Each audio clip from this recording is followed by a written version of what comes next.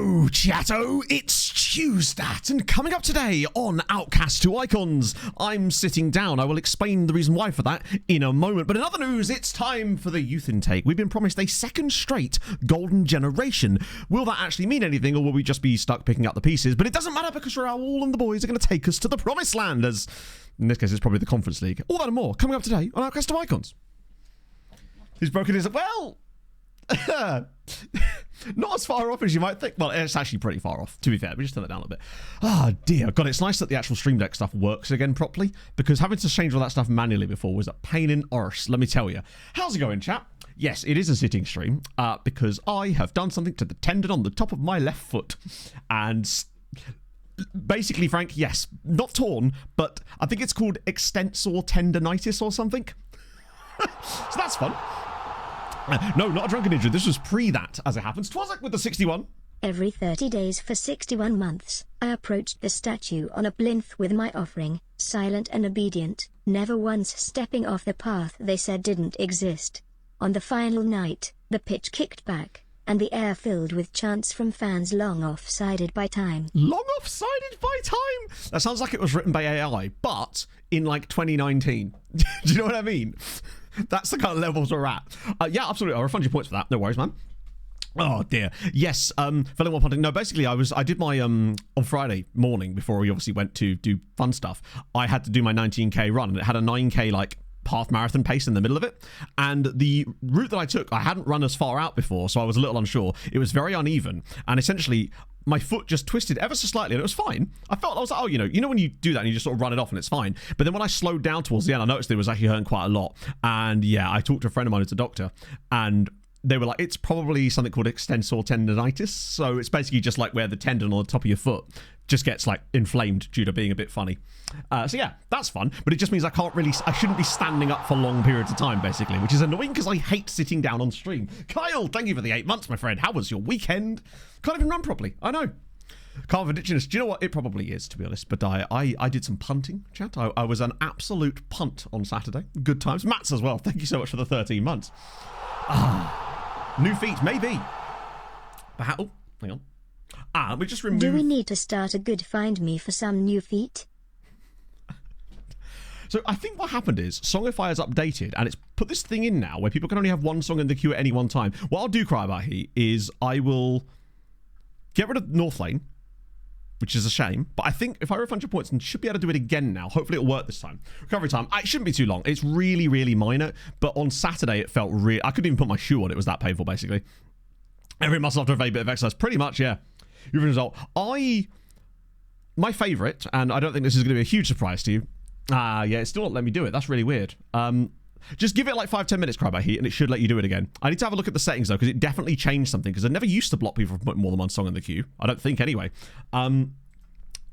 So, yeah, for me, I was all aboard the Estonia train, because it was everything I liked about Eurovision. It was silly, the staging was fun, I loved the fact that his tie was extremely long. It had everything for me, and I hadn't even really properly listened to the lyrics until this morning, and you're putting them in chat, and then I realised I liked it even more. Malta was banging as well. I was feeling a little bit ill during the Malta set, but Broken Wiggle. Yes, the dancing too. Yeah, exactly. The video, thank you for the 34. What did I know? What did I know of love's austere and lonely offices? I could not possibly tell you. Sweden was good too. I actually liked Austria. Like when it came on initially, I was like, I couldn't work out if I liked it or disliked it immensely, but over time I went, actually, you know what, I do like this. It had a Eurovision vibe. I liked Luxembourg as well. We didn't mind that. What was the other one I really liked too? Pog really quite likes Finland. Wanderer, thank you very much for the 100 bits. Hello Matto and Chatto. I had an absolute torrid Thursday, going to Charlton and seeing a heartbreaking loss for Wickham. Then finding out on the way back that Australia didn't make it through to the final. I was fuming. At Marylebone I was stuck on a hot, chock-a-block train for half an hour, and I went home and stared into the abyss for the night. And now finding out you not even hearing the Aussie song breaks my heart, as you would bloody love it. Didn't watch the final. What's that? Chat. I have an dog to show you. A bit of a theme. I've broken my wrist and signed off work for 6 weeks. 6 Had weeks? surgery on Sunday after a tackle on AstroTurf on Friday meant I fell and sent 135 kilograms through my left wrist. Bugger me, James. Sorry, you didn't mention it was 6 weeks. Then again, I suppose the surgery, should have been an indicator, really. That is adorable. We saw a corgi in town yesterday, which was fun. Yeah, that's not nice. With Eurovision and ballads, I find I tend to dislike most of the time, unless they're like elite level songs with incredible chorus that's like anthemic. I just find not anthems, like ballads to me are really hit and miss. Like, unless they're basically coming out and singing Husavik from Fire Saga, then it's always going to be a bit on the fence for me, basically. And I feel like I wasn't too keen on Switzerland for that exact reason. And also, I didn't think the UK song was bad enough to get 0 points from the televote. Like, I didn't think it was amazing, honestly. I think people were hyping it up a little bit too much, but I didn't think it was that bad. I actually thought it was kind of just a very mid song, basically, which is kind of unusual for us, because usually we're very bad. Sabrina, look. We had them down as, like, Lithuanian Nirvana, because I think it's just the way they looked. I didn't think Iceland was that bad, either. I thought Iceland's song was actually, like, middle of the pack level. Like, I don't know why it got 0 votes. It was certainly not as bad as some of the other ones, for sure. Oh, it's nothing recent here. They've been doing it for a while, but... And then randomly stopped one year and then went back to it again. I guess so. Can we just enter Sam Ryder again? That's all we have to do. Yeah. I think you kind of need to go bad, but, like, so bad it's funny, or just, like, actually good. Imola was, I mean, once Max got through, it was kind of always going to be a tough one, wasn't it, really? 10th of the jury, I think I put them as 11th.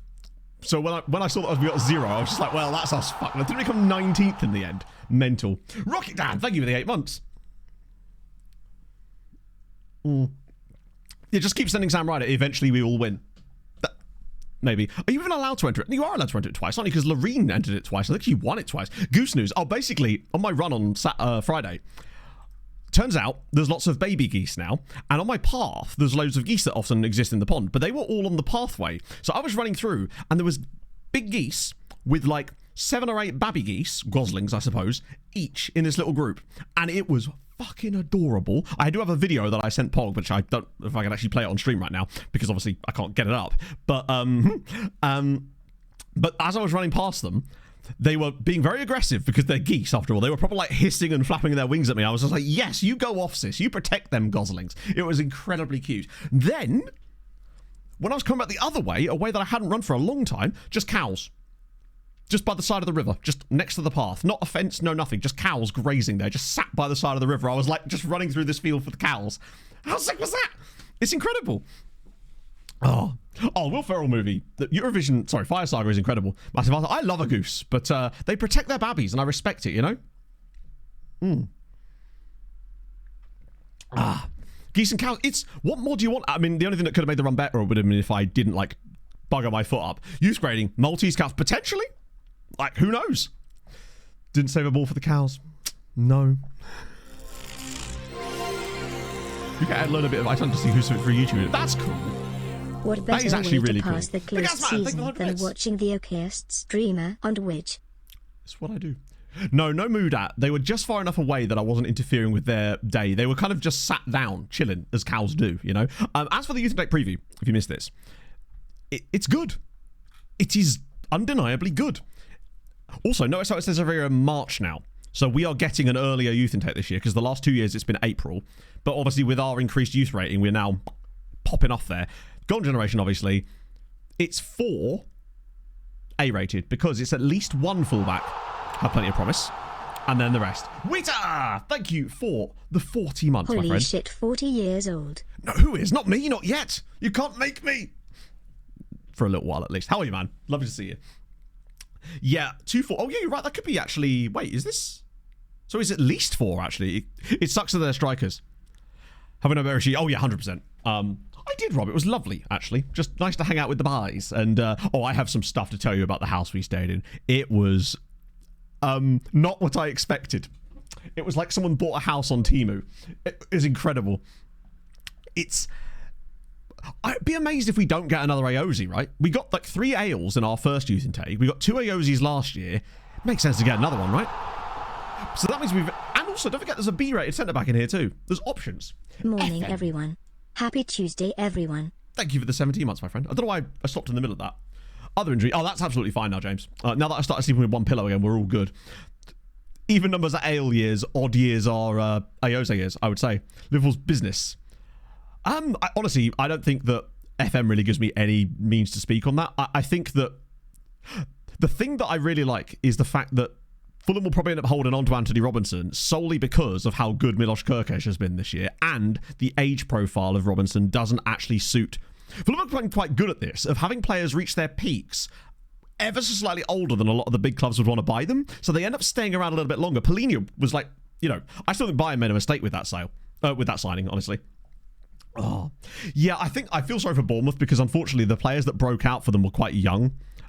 And that's where it gets decimated. That's why I worry about Josh King next season, because I'm telling you, he is going to be unbelievable next year. If he gets game time, he came on for like 25 minutes against Brentford on Sunday, and he looked better than Emil Smith-Rowe's played all season. He's that good. He gives the same kind of energy off as Miles Lewis-Skelly does. Not in terms of the quality of the way that he plays or anything like that, because they're obviously different positions, but the attitude on the pitch, the complete fearlessness of just, I'm meant to be here, this is where I'm meant to do kind of thing, where it just doesn't matter, and I love that about him. And I think that's the kind of mentality that you really need to break out in the Premier League at such an early age. Robert, I did actually watch the FA Cup final, but we didn't get back to the house until like 6 o'clock, so we only saw like the last half an hour plus the 10 minutes of added time or whatever it was. I was very glad Palace won. Now that Fulham I didn't care about who was coming 8th or anything like that because we'd already binned that off. I was very happy that Palace won. It was just nice to see something happen that was a little bit different, It'd be very good for them to get someone like that. I didn't see that was or wasn't anything, but I honestly don't care. Because, yeah. And my mum is also very happy because my mum is a Palace fan. Man City won. Yeah, probably. I didn't see it. And it's one of these things where I'm just like, oh no. Anyway. I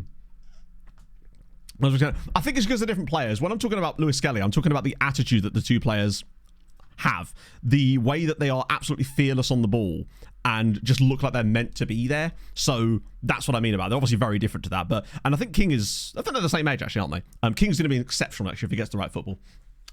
He's covered 7th, they're going to cover... Yeah, but you did at least beat Liverpool yesterday. Like, it's still doable, right? It seems like you're in a much better position than we are these days. Oh, what's this? Oh, no. Anyway. Such a shame. Don't you hate it when that happens? Allow me to be a hypocrite for once. For once. I'm a hypocrite every stream. What am I talking about? There were some great games on Sunday. It was weird. Sunday's matches felt like a Saturday, which meant yesterday felt like a Sunday. It was really, really strange to me. But... oh, God, I'm waiting for Daz to turn up today as well so I can mildly gloat, right? Let Brighton win. I know they let Fulham win as well. It's crazy that. Liverpool have been quite good for that lately. Like, randomly having these absolute basketball matches against teams like around the Brighton-Fulham level and just not coming out on the right side of it. I mean, they've won the league anyway, so what do they care, I suppose, right? Almeria didn't have the best time. Speaking of, actually... I have to show you something that happened in the Copa del Rey, because obviously we had 9 days off stream while I tried to get us to the next bit. I did actually end up selling Perez. However, you remember we had a deal agreed for Moreno. He turned down the contract. So he has not gone to Racing Santander yet. Very important, yet. Scunny Boys got promoted. Oh, you'd love to see it. It'd be nice to see them back up again. Which league is that too? Is that National League now? Email about to remember. It feels like it, yeah. Yes, sorry, Nismo. Yeah, so basically, let me just quickly show chat something. I'll get it on the screen. They'll know exactly what I'm referring to. Don't worry. It was a certain game that happened in the first leg of the Copa del Rey. In fact, I might just put it on the screen. This is the first leg, by the way. So yeah, the reason that the uploads basically dried up, there's several reasons. One is general malaise in my brain and not wanting to make content that I didn't think was good enough and then struggling to find things that I wanted to make. But that was more to do with last year, and that's why it started to dry up. And just losing all confidence in my content to an extent. And then over the last sort of 6 months or so, with the house move and the environment's changing, it's really not been good for my brain.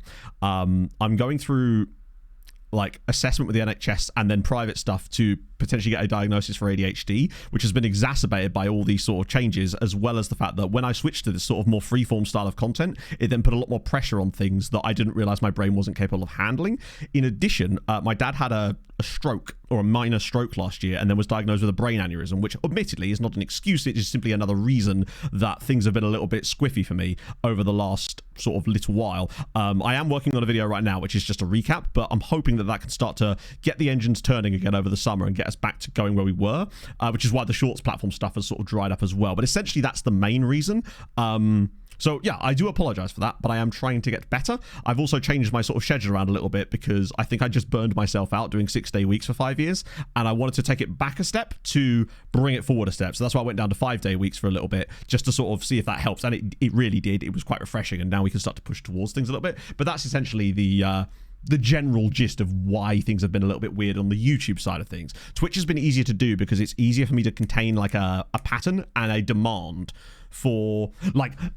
One of the things that is quite prevalent in ADHD is that you can work very well under pressure, and when you're obligated for things at the last second, you're able to do things without a problem. It's when there's freeform. So with streams, I know where I'm expected to be at every time, so it's never an issue for my brain. It's actually very easy. But in every other sense, it makes things a lot more difficult. That's why I was able to do consistent uploads with daily uploads on YouTube for such a long time, because it was like a daily expectation. What's this? It was worth it. It was totally worth it. But that is essentially the gist. They are improving, Nismo. Worry not. I'm heading in the right direction. I feel a lot better. I'm more healthy, both of mind and of body as well at the moment, which is really helping. And I got a new shirt yesterday, so that's nice. Where's the next one come out? Oh yeah, do it for the no, do it on the newest one when I put it out. Do it for the engagement. Just be like, where's the next YouTube video coming out? Respect. Is this Sleep Theory? Oh, North Lane. Couldn't really hear it properly. But yeah, that's essentially the gist of it. Can't go too far ahead of myself. Yeah, that's like... It's one of the things where I know we've talked about this on stream a fair amount, but I've sort of tried to not talk about it as much lately because, again, I feel like an imposter talking about it before I've been officially diagnosed, if that makes sense. I know that once you pass through to the screening and assessment, it's like 90% of the time anyway, but, you know, that's essentially the gist with it, basically. Juddy Matumbo. Also, Rayana Nori just casually rocking up here. Hell of a game.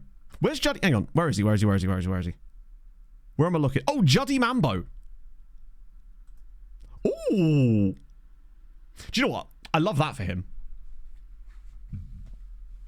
YouTube format over the Twitch format. It depends. I actually disagree immensely. I actually think it's one of the games that works really well in the Twitch format because you don't have to constantly be paying attention to the screen at any time. You can have it as background thing, which I think is why it works so well for streams. Ah, dear. Yeah, 6'4" for a fullback is incredible. Wait, following up on the dog?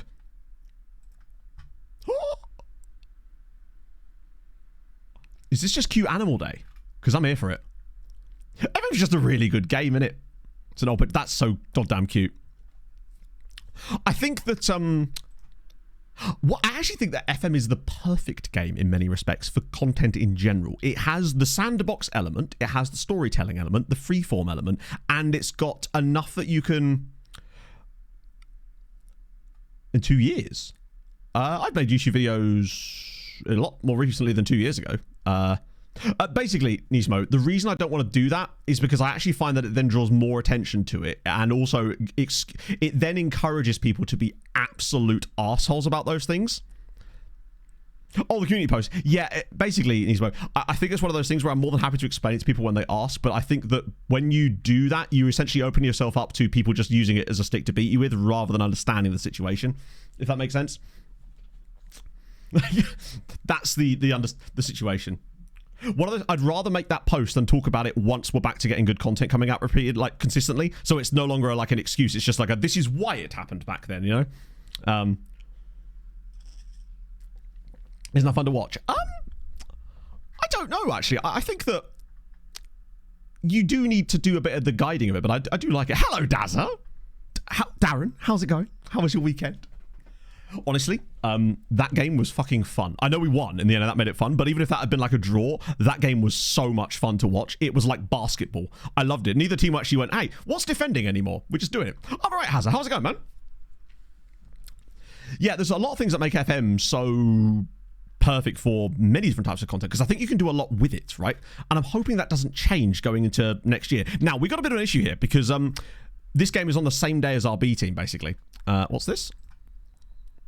Oh, yeah, I saw the Leicester breach thing. I have no idea what that's actually about, or I'm assuming PSR stuff. Watching F1? Yes.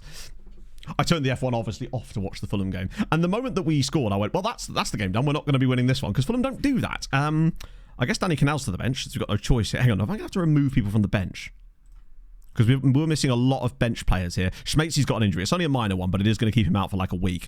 And obviously, because this game's on the same day as our B team, we're going to be missing quite a lot of those guys from the bench today. So we're just going to have to dump in kind of whoever at this stage. Why is it making Danny Canal... oh, because I put him in early, didn't I? That'll have to do, and I guess him as well. Plan before youth come is just keep banging away at results.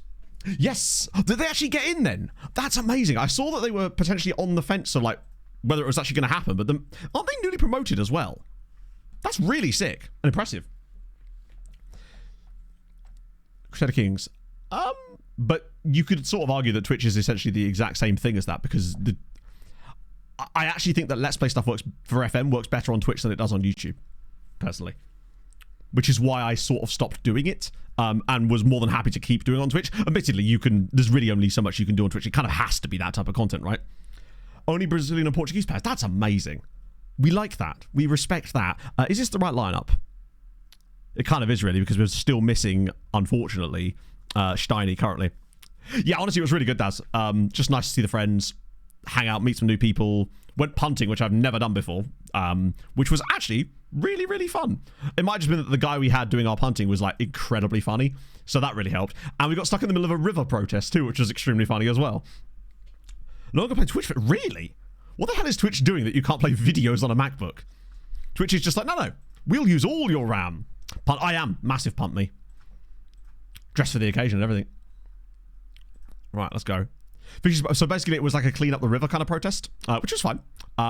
Except they kind of blocked the entire river, which was, I guess, the kind of the point, but also like, I don't know. I'm totally on board with that. So I guess it kind of did the point, right? I had a good one. It was nice. Obviously watched Eurovision too, which was pretty sick.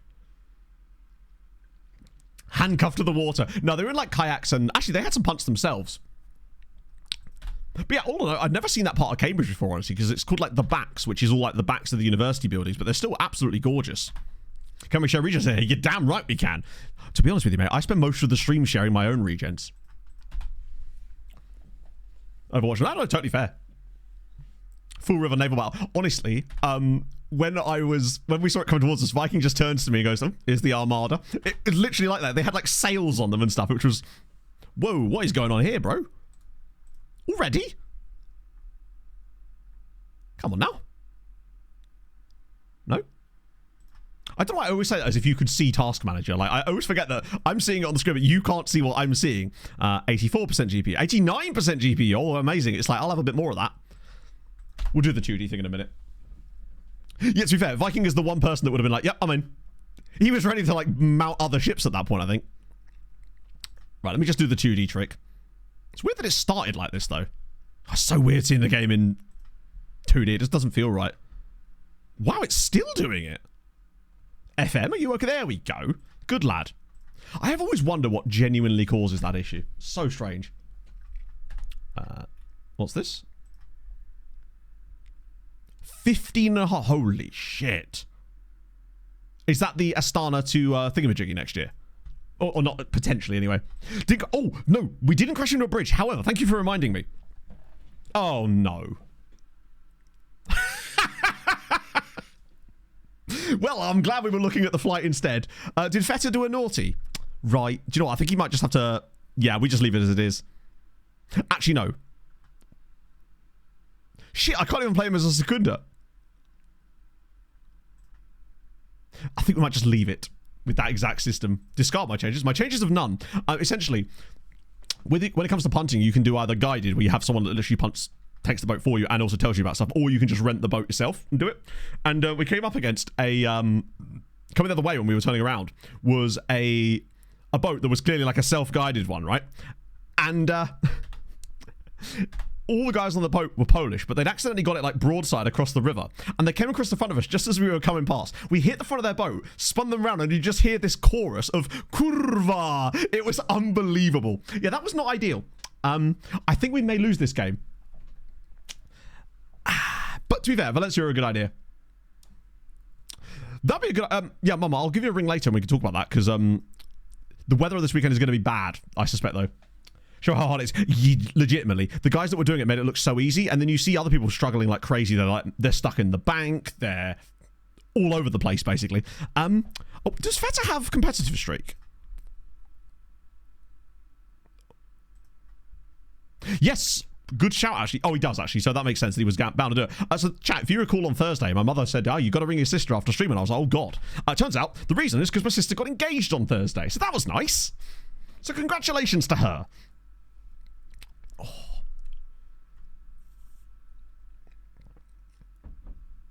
Now, I feel like with FM, a red card is a red card, because at the end of the day, you're still going to be playing with 10 men. So, but there are some red cards that I'll get, and it means I won't change my system in any way, because it's usually the one player that's like the spare guy, so to speak. She engaged in a naval battle. Exactly, yeah.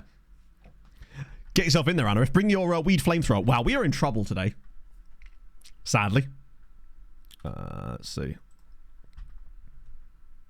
Holy shit. 18?! Yeah, he's insane. Oh, God, imagine he was our number 10. The scenes if he was our number 10. Good God.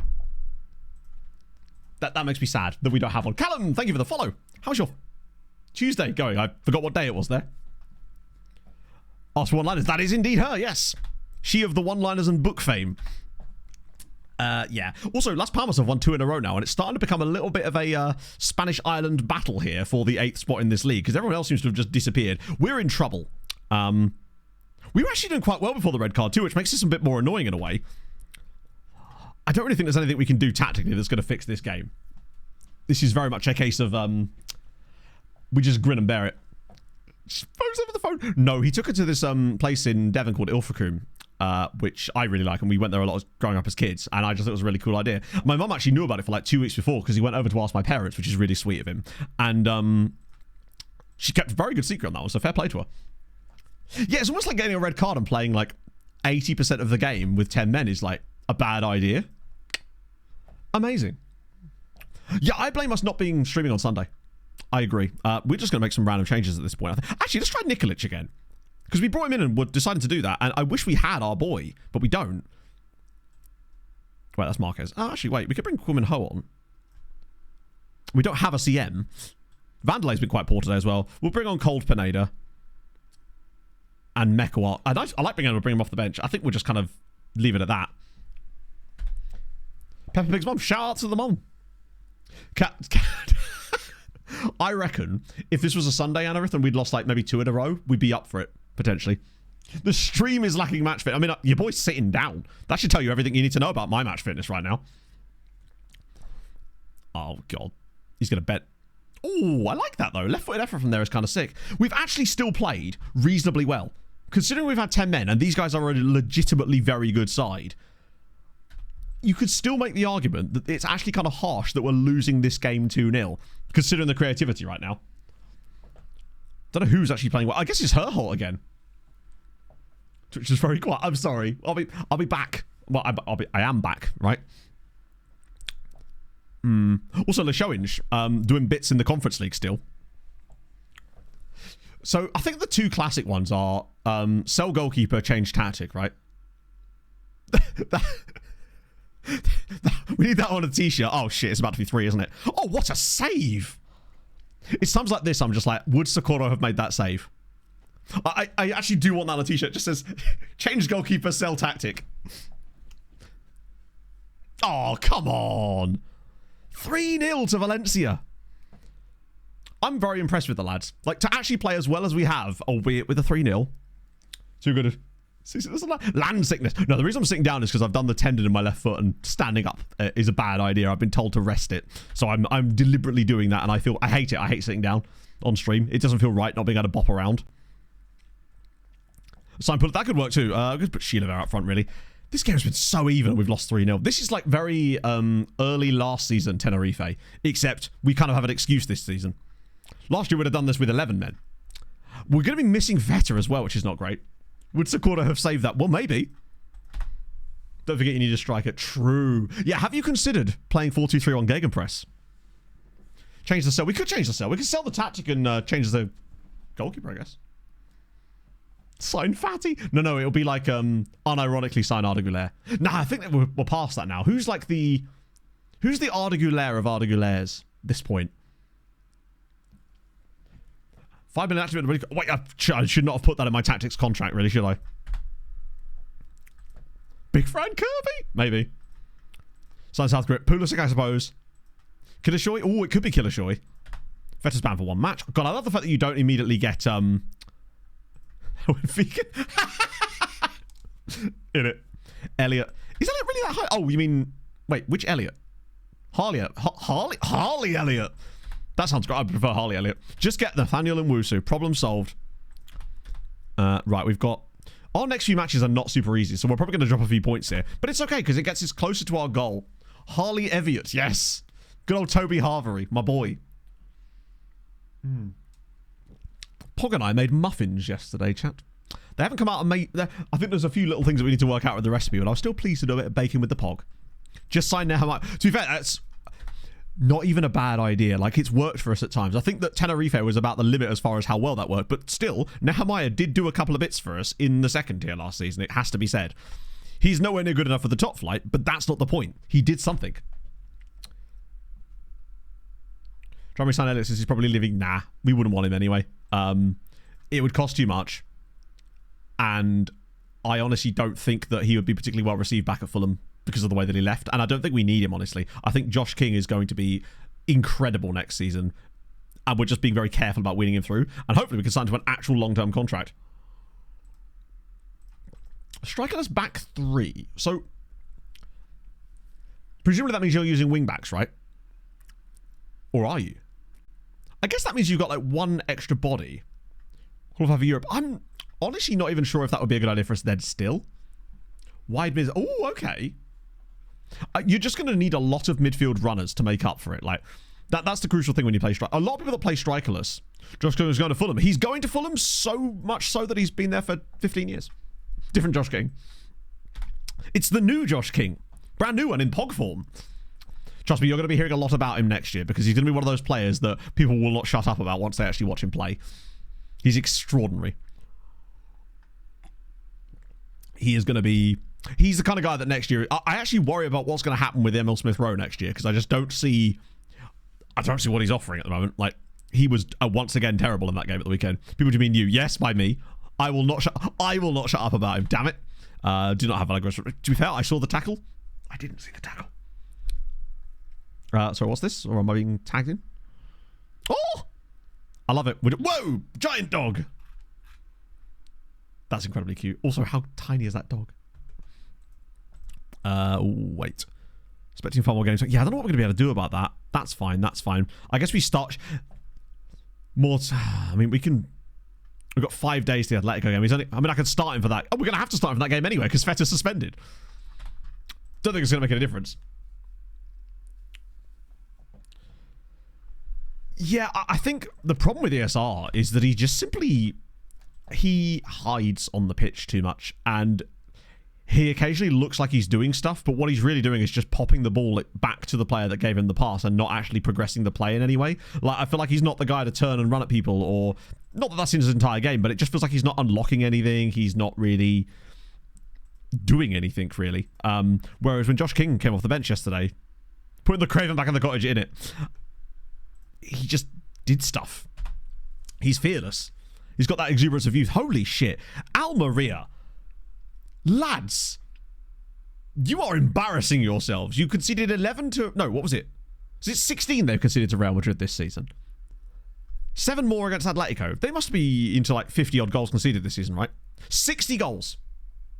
60 goals conceded in 24 games. By this stretch, they're going to be pretty close to 100. Also, shout out to Real Madrid with 82 goals already, which is mental, by the way. Arsenal says, yeah, I don't know. it's talks about King on his bingo. We need an updated bingo card in general. Oh, by the way, actually, we got a lot of MLS clubs come through our reports, right? And this guy came through. He's 23, but I just thought it'd be worth showing you guys. Logan McCrecky. He's actually not bad for like a really solid. Only 1 US cap as well. But obviously, because MLS, he's worth an absolute fortune from Tacoma, Washington. But I just wanted to show him to you. From Sacramento, naturally, yeah. Not bad. There's some good players in here, maybe. Oh no, he wasn't the reason I wanted to show you a player. I've just remembered the reason I wanted to show you a player. You are gonna love this. Hadrian is gonna love this. Minji, this guy here, Minji. What do you reckon his proper nationality is? Rowdy, thank you for the 7 months. Hope you're well. Adam, you've nailed it. He is from Myanmar. Fucking Myanmar. It's amazing. You don't see a good Myanmarese. I mean, admittedly, he's American, but he's the kind of guy that probably will end up declaring from Myanmar. That's amazing. And he was actually born there too. He isn't just one of these randos that pretends that he's from Myanmar. No, he was born in Morbi. I don't know how to say that. Point is, that's sick. America is probably one of my favorite nations in the game for getting obscure nationality regens, because they just seem to have a wild... So I actually might just add second nationality to this page, because I feel like we're missing out on absolute monsters of just crazy nationalityness without having it on here. Second nationality. Paraguay, Myanmar, Uruguay, Portugal, Honduras, Moldova. So many sick ones in there. Burmese. You do see them, but not like potentially even good. Like, this is the thing. He's 5-star PA at the moment, obviously. I think that from a physical standpoint, he's pretty awful, but he does have some like weirdly good standout attributes to the point where obviously I'm scouting him, because how could we not scout him, right? It's sick. Vasily Adzic. Okay, let's have a look, because he's probably going to be close to the end of his career. Logan McCrecky is, we were just showing him actually, he's like, he's a very solid, but very expensive, because LAFC, he's worth like 17 million quid. He's only got 1 US cap, which is really strange. He's like a central midfielder. Yeah, we'll send you home because we can. Vasily, no, spelled it wrong. Hang on, let's get this right.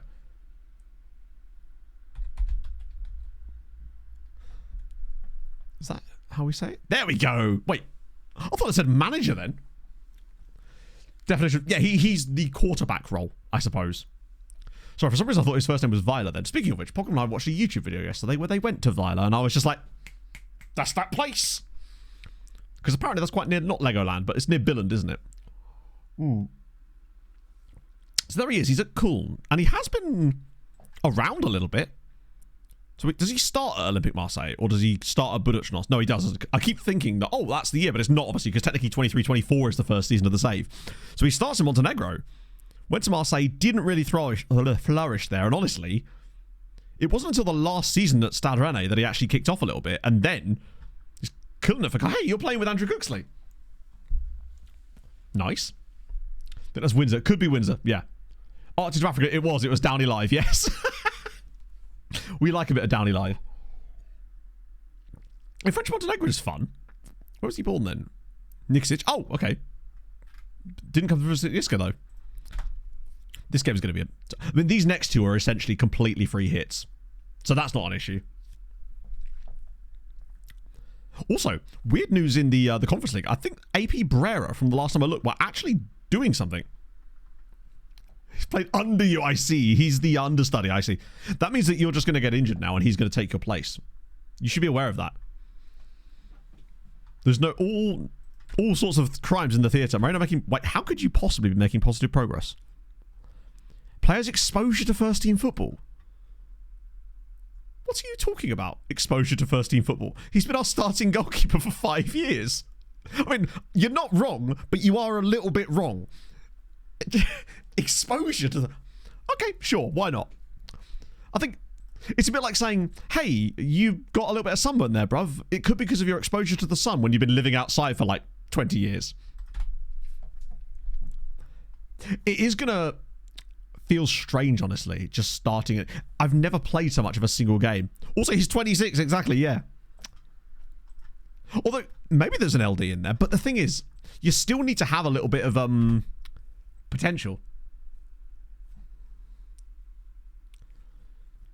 I do like players that just seem to have, like, I wonder if it's because of the nationalities and stuff. Because it links in with, like, some of the transfer preferences. And you just get random players that get plucked away. I remember one of my saves a few years ago, like quite a few years ago. I think it might have been Bolton. A load of the players that we had at the club. No. Actually, I think it was Bologna, actually. A load of the guys that we had randomly ended up retiring, essentially, to Korea, which I thought was strange. And I'd never seen that before, really. Weirdest nationality combos. Yeah, there isn't really a way of doing that other than, like, looking up obscure nationalities and then seeing if that nationality has any other nationality combos.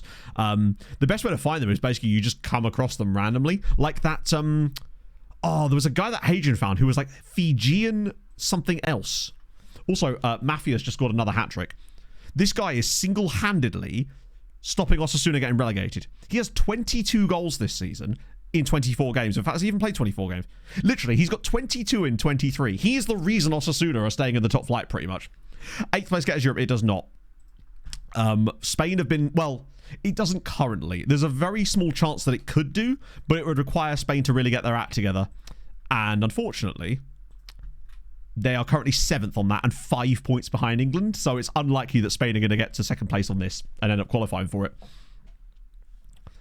North Korea, South Korea. I mean, I suspect it's blocked. Spain have been kind of unfortunate for the last couple of years because what's happened is they've had some really bad teams qualify for Europe. So last year they had Cadiz and Las Palmas in Europe, who are both absolute bobbins. You might notice Cadiz are not present at all here because they got relegated while playing in the Conference League. It's not gone well for them. But as a result, it affects Spain's yearly coefficient, so it will take a little while. In a couple of years, I suspect we will see an 8th place one, but by then I think we might be in a position where we might not need it. Fiji and Liechtenstein, that might have been you then, actually, potentially. Denmark have had a cracking season, and I suspect the reason for that is because Weiler have done bits. I don't think they've had anything amazing go on in the Conference League, unless FC Copenhagen have been doing something. Shout out to Real Madrid, unfortunately, did end up qualifying for the knockouts. They did win their last 2 games, but they hadn't won any of their first 6 until they come up against Fenerbahce and Crvena Zvezda, sadly. Porto didn't get through at all. Neither did Valencia. This is the thing. Valencia not even getting out of the group stage. Northern, wow, look at that, minus 17. In the Conference League, we're in the round of 16 now. Let me just have a look here. So we've got Silkeborg through, which is amazing.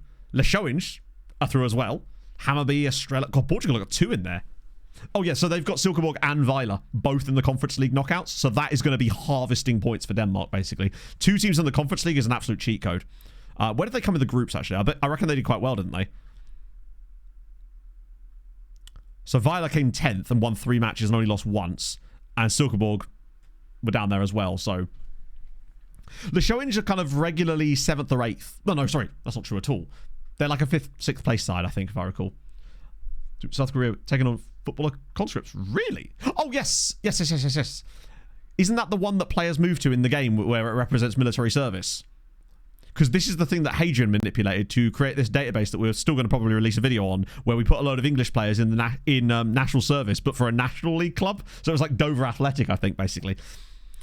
So Lechoinge, since our 3rd, have come 7th, 5th, 6th. So they've stabilised, honestly, since our departure. Like, the new manager has done better than I have in his little sort of existence there. As for the Europa League, what's cracking there? They've also got Midtjylland and FC Copenhagen in the... Yeah, this is why Denmark are doing so well. They have 4 teams in the round of 16s in the Conference League and the Europa League. That's a lot of points if they can go quite deep. Any other surprises in there, actually? Shakhtar doing all right in there. RZ obviously doing bits too. So expect to see Denmark continue doing okay, because 4 teams in the knockouts there is pretty impressive. And Eritrea and Mexico is incredible. I'm just hoping, honestly, that at some point, given how good our youth rating is, and the likelihood of you getting a player with the same nationality as your manager is reasonably high. You tend to get one, I would say, every other youth intake, probably. Because Roy is Anguillan, there is a chance that we get an absolutely monstrous Anguillan player, which would be very nice. Oh, by the way, the B team continue to win. They are still 2nd in the league, but they are level on points with Rayo Vallecano. The problem is they've lost a head-to-head battle, I think, or currently don't have it. But look how tight the top 3 is there. But remember, Vallecano were like way ahead of our B team at one point, so they've been pulling them back quite a lot, which means I feel like we're on the right track to finally just overtake them. You do get good Sri Lankans. I can't remember what, another 5-0 for Real Madrid. That is insane. Plus 69 goal difference after 25 games. there is a non-zero chance that they get to a plus 100 goal difference, which I don't think I've ever seen in like a major league for an AI created team. Nice. Of course, yes. Is that Norwegian dude moving for loads of money? Oh no, Norwich. Not. He's a Norwegian. It's not quite the same. Right, let me do this lookup as well because we've got a little. Oh, we get to cash in our Almeria token next Monday. That's going to be fire. Right, let's have a look at the Drax. I presume you mean Cardiff Drax. Wait, does that come up? It does. Oh, of course, yeah, because it's a short name, isn't it? They are actually JD Cymru Premier. Not getting relegated currently. By the way, can we just admire the absolute shit show that is the Welsh top flight here and how incredibly the New Saints have fallen off in this save, which doesn't often happen, I find. Genuinely quite surprised by that. New league-based version for the CID. Yeah, so basically with the National League thing, you can do it, basically. Hadrian made a database where Dover Athletic became the national service team of the English players, and then he forced them all into it. New professional status. Oh, maybe. Yes, they did. Yes, they did. Look at this. After that win there, they just fell off. Avon Lido, and the fun thing about this, right, is all this from Avon Lido came from the fact that they won the Welsh Cup that time and qualified for Europe. And they've been able to build all of this off the back of that, basically. Going from where they were to winning 3 Welsh League titles, which is the only 3 they've ever won in their history. And I just think that's kind of sick in a way, even though we hated them for a little bit. The fact they were able to parlay that cup win, which was this one here, in 2025. Wait, it was that one, right? Or was it this one? Either way, that's awesome. Found in the league's page. Oh, yeah. Do you know what? I've never seen that designation before either. Which makes you think that the clubs just don't respect their founders, apparently. There we go. Money driver. I guess, but I don't know if FM's very good at monitoring things like that. Ooh, we're into South American team reports now, by the way, chat. So there's a very strong chance that we're probably going to come across some absolute wonder boys today. What is the secret of your power? Let me just check TNS's financial situation. Ah, shit. I know you have to put like dots in it, don't you, to get it to show up properly. Oh no, it just doesn't show up at all. Let's have a look at their landmarks. So yeah, he left in 2029. And then the new guy, Lewis Jones, took over, but it doesn't seem that they've particularly got any... They're actually financially insecure. I mean, it's crazy how successful they were. And the thing is, right, they were like, you know, up there, had the odd season where they kind of dropped in and out a little bit, but then randomly went from 1st to 8th. And this is the Welsh League, where there's only 12 teams. Like, dropping to 8th is like coming 15th in the Premier League. It'd be like if Liverpool literally came 15th next season. Mental. It's nice to see a bit of a shake-up there, though. Right. Also, good news. GUC, for next season, is going to count as homegrown. I think that only applies for Europe. Because obviously he doesn't count as homegrown anyway. But I think we've got a lot of players that are really important to us that will qualify as homegrown for next year, were we to get into Europe. I don't think we will, but it means that we'll be perfectly placed for when we do. Con, thank you for the 2 Twitch babbies. You bloody love to see it. That's this week, isn't it? The toilet bowl. The battle of the bottom. Right, we're going to have to put Shilaver in here. I might be able to sort the bench out again, though, because we should have... Oh, no, we don't. Wow. Okay. That's annoying. The bench is still going to be a bit light here, it would seem, because we've still got all these guys that... The B team guys are still not available here, because they're actually playing on the same day as us again. Annoying. El Crapico. I like that. Gabriel, thank you very much for the follow. Come on, even more confusing. More confusing, you say? Enlighten me. Have to win the Europa League. Yeah, I mean, I actually don't know how... It's hard to make predictions, right, on the Man United Spurs thing. My logic says it's probably going to be United somehow. But I'm also just like, I've watched them. And it's the stoppable force meets the movable object, basically, isn't it? It's really difficult to call, but I just feel like they are probably the one that will... Because Spurs have beaten them like 4 times in a row, which is exactly why I think that they won't do it a 5th time, because it's Spurs. And I personally, of the two, would like to see Spurs win it, because I think that would just be extremely funny because of the whole I always win a trophy in my 2nd season. That would never be more perfect than that. I think if there's one player that could drag a team to a trophy by himself, in a game like that is someone like Bruno Fernandes, honestly. Yeah, Belgium have kind of just gone, now we can't do this anymore, lads. We're going to take ourselves seriously now. Smakesy back on the bench. Yeah, so if we don't acknowledge Spurs, they might not do Quantum Spurs this. Raul is still technically B team, so because the game is on a Sunday, if our game is on the same day as a B team game, the B team game obviously takes priority, hilariously. And so they're unavailable for us right now. So a couple of our games lately have been Sunday, so the B team guys have had to come off the bench in order to play in that game, basically. Which I think is still fine. We're not desperate for them to play A team games constantly. I want to make sure we don't burn them out like we did with Steiny in a way. It's actually mad the number of games that Steiny has played. Like 183 senior league appearances by the time he was 22 is insane. I'm surprised he can walk at this point. Yeah, we probably already acknowledged them at this point, haven't we?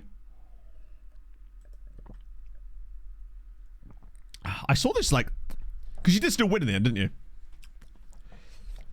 I mean, I probably will end up watching it. I know that's crazy for me to say, but I might end up watching the game. You know, I might be persuaded. Almost in the same way that, like, it's like there's a lot of these. I think one of the things that's actually kind of helping us is some of these narrow systems we do play quite well against, especially when we're at home. Do I want to make any changes? I don't think I do, honestly. Not that we have a huge amount of options, honestly. I don't think Sheila is going to fulfill the promise, sadly. On the plus side, though, we are going to be getting £8 million. Do you know what it kind of has, Rob? It made me go, damn, okay. Although, weirdly, that gave me more of a fire to watch football that isn't English. But what I would say is, technically, this isn't English football. It's European football. It just happens to be 2 English sides, you know? I'm taking the loophole. Okay, right. Okay, that's nice to see, except for Karapchea. His name is going to be so perfect to set up when he inevitably does awfully. It's only the Europa League. This is true, but it does have the word Europe in it, potentially. Wait, is it on Wednesday? See, this is the thing. I would have assumed it was Thursday because Europa League, right? So this is my first lesson of the day, actually making sure to watch the game on the correct day. The more you know. People can ask me on Thursday and I'll actually be able to tell you, Sheila Vare, it's going to come. That is not a penalty. Are we actually being serious here? This is going to go to VAR and be overturned. There's no way they're giving a penalty for that. Okay. I would like to retract my previous statement. That is mental. How on earth has that been given as a foul? I didn't even see it. Is this Vanderlei from the spot? Inside 2 minutes. Yeah, I mean, that is a shit penalty, bud. Honestly, justice, in a way. I always find it weird, but that's how they've done it, hasn't it? It's been the same for a while. That is fun. Watch him score straight from the... Go on, lad. Go on, Gil. Tenerife 1, Atletico 0. He was like, no. You can't be saving my penalty. That's amazing. He misses the penalty and then scores a header from the corner directly from the penalty save. Maybe he did it on purpose. He was like, no, I can't do this. Why didn't he just head the penalty? They clip that.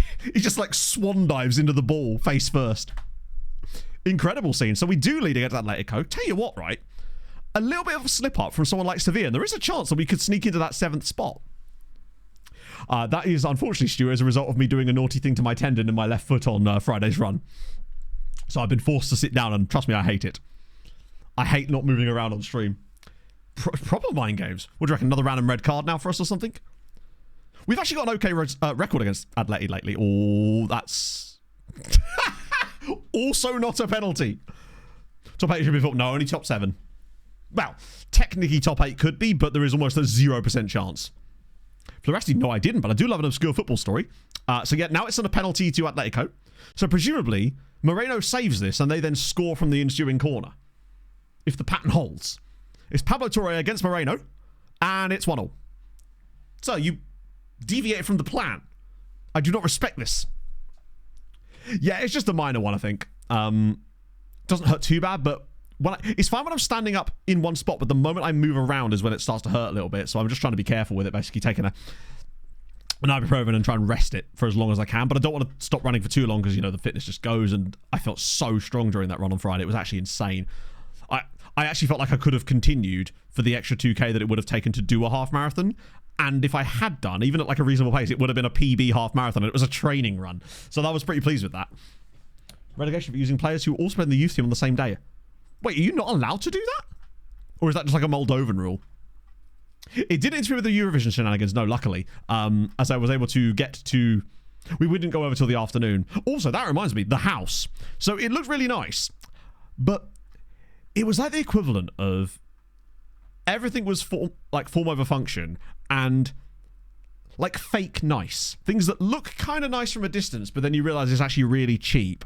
And it was basically like a house entirely furnished by Temu and made also on Temu.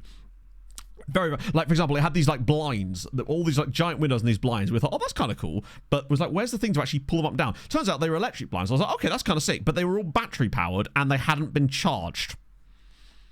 We were like, oh yeah, we're gonna have a barbecue. Nope, they hadn't bothered to clean the barbecue. It was a fucking mess, so that was good too. Couldn't use the barbecue. Exactly, my mate described it as a facsimile of a house, but also it was like those McMansions that are very, very poor, very, very low quality materials, all that sort of stuff, basically. What else was there? Weirdly, none of the bedrooms had lamps in them. It was all like overhead big lighting. I didn't even have a bedside table in the room Pog and I were staying, which was just really strange oversights, you know? Oh, they just left them in the squad. Yeah, that's silly. They should have pressed that button that removes the players for them. Straight to it was, yeah, very, very strange. Oh, that's a really nice touch from George. Ah, oh, wow, that's a really poor effort, actually. But yeah, very, very strange. I'm trying to think of more things about it. Everything just felt really cheap, basically. Also, there was this random shower room downstairs behind the kitchen that was moldy, horrible. It looked like a murder room. You know, the sort of room where you would murder a person and then use the shower to wash the blood down the drain. It was like that type of room. We were a little bit horrified by that. Vandalay heads over the crossbar. That and the door wouldn't lock. So we had to like... They had this stupid lock on it that was like remote in some way. So that was a bit weird. Where did you put your hot cup of cocoa? Exactly. Really, really strange. The dishwasher didn't work. Didn't do any killing. No. And wasn't killed either. Like, you'd think it'd be one or the other, right? Right. Marcus has been poor again, sadly. Well, I mean, you got to do your murdering somewhere. We just sort of were like... Then, bear in mind, the host had specifically asked us what we were going to do with the house, right? Because it's a large group of people, so you can understand their reticency on that one. So we informed them about the whole wanted to have a barbecue thing, etc., etc., etc., right? So then... When it came to checkout, having got there and realised the barbecue was in no fit state to use, it looked like it hadn't been cleaned for about a year. Like, we're talking not just like, oh, we just had a little... No, it was absolutely rank. So my mate, who booked the house, put in the review, like, we gave it a 4-star review out of 5 because it wasn't great, and we actually thought the 4 was a bit generous. Then he got this message from the host being like, well, you could have told me. It's like, brother, we told you before we went to the fucking house we were going to use the barbecue. If you didn't clean it before we got there, that's on you. Like, mental. Then we also found out that the hosts themselves had stayed in other people's properties and had been given almost universally bad reviews about their own stays at other people's properties too. Like, Pog somehow found... And weirdly, a lot of places in, like, Kampala, these people are just like, yeah, they showed up, they brought guests that weren't supposed to be there, they did all this kind of stuff, and just like, wow, okay. Let's do that. So that was fun. Yeah, a bit of a melt. We also found out that, like, there was another one which was someone left a 3-star review and had some really legitimate complaints, a lot of which we noticed when we were there too, and the host had replied publicly on Airbnb threatening to report this person's account for malicious lies. It's like, it's not lies, mate. There were dirty glasses all over the place, the forks weren't clean, all that sort of shit, just basic stuff. It's like, you do pay a cleaning fee for these kind of things. Melt. Melt. It's just another, like, random British idiom. It just means, like, idiot, basically, or person... Not idiot, sorry. They are an idiot, but they're more...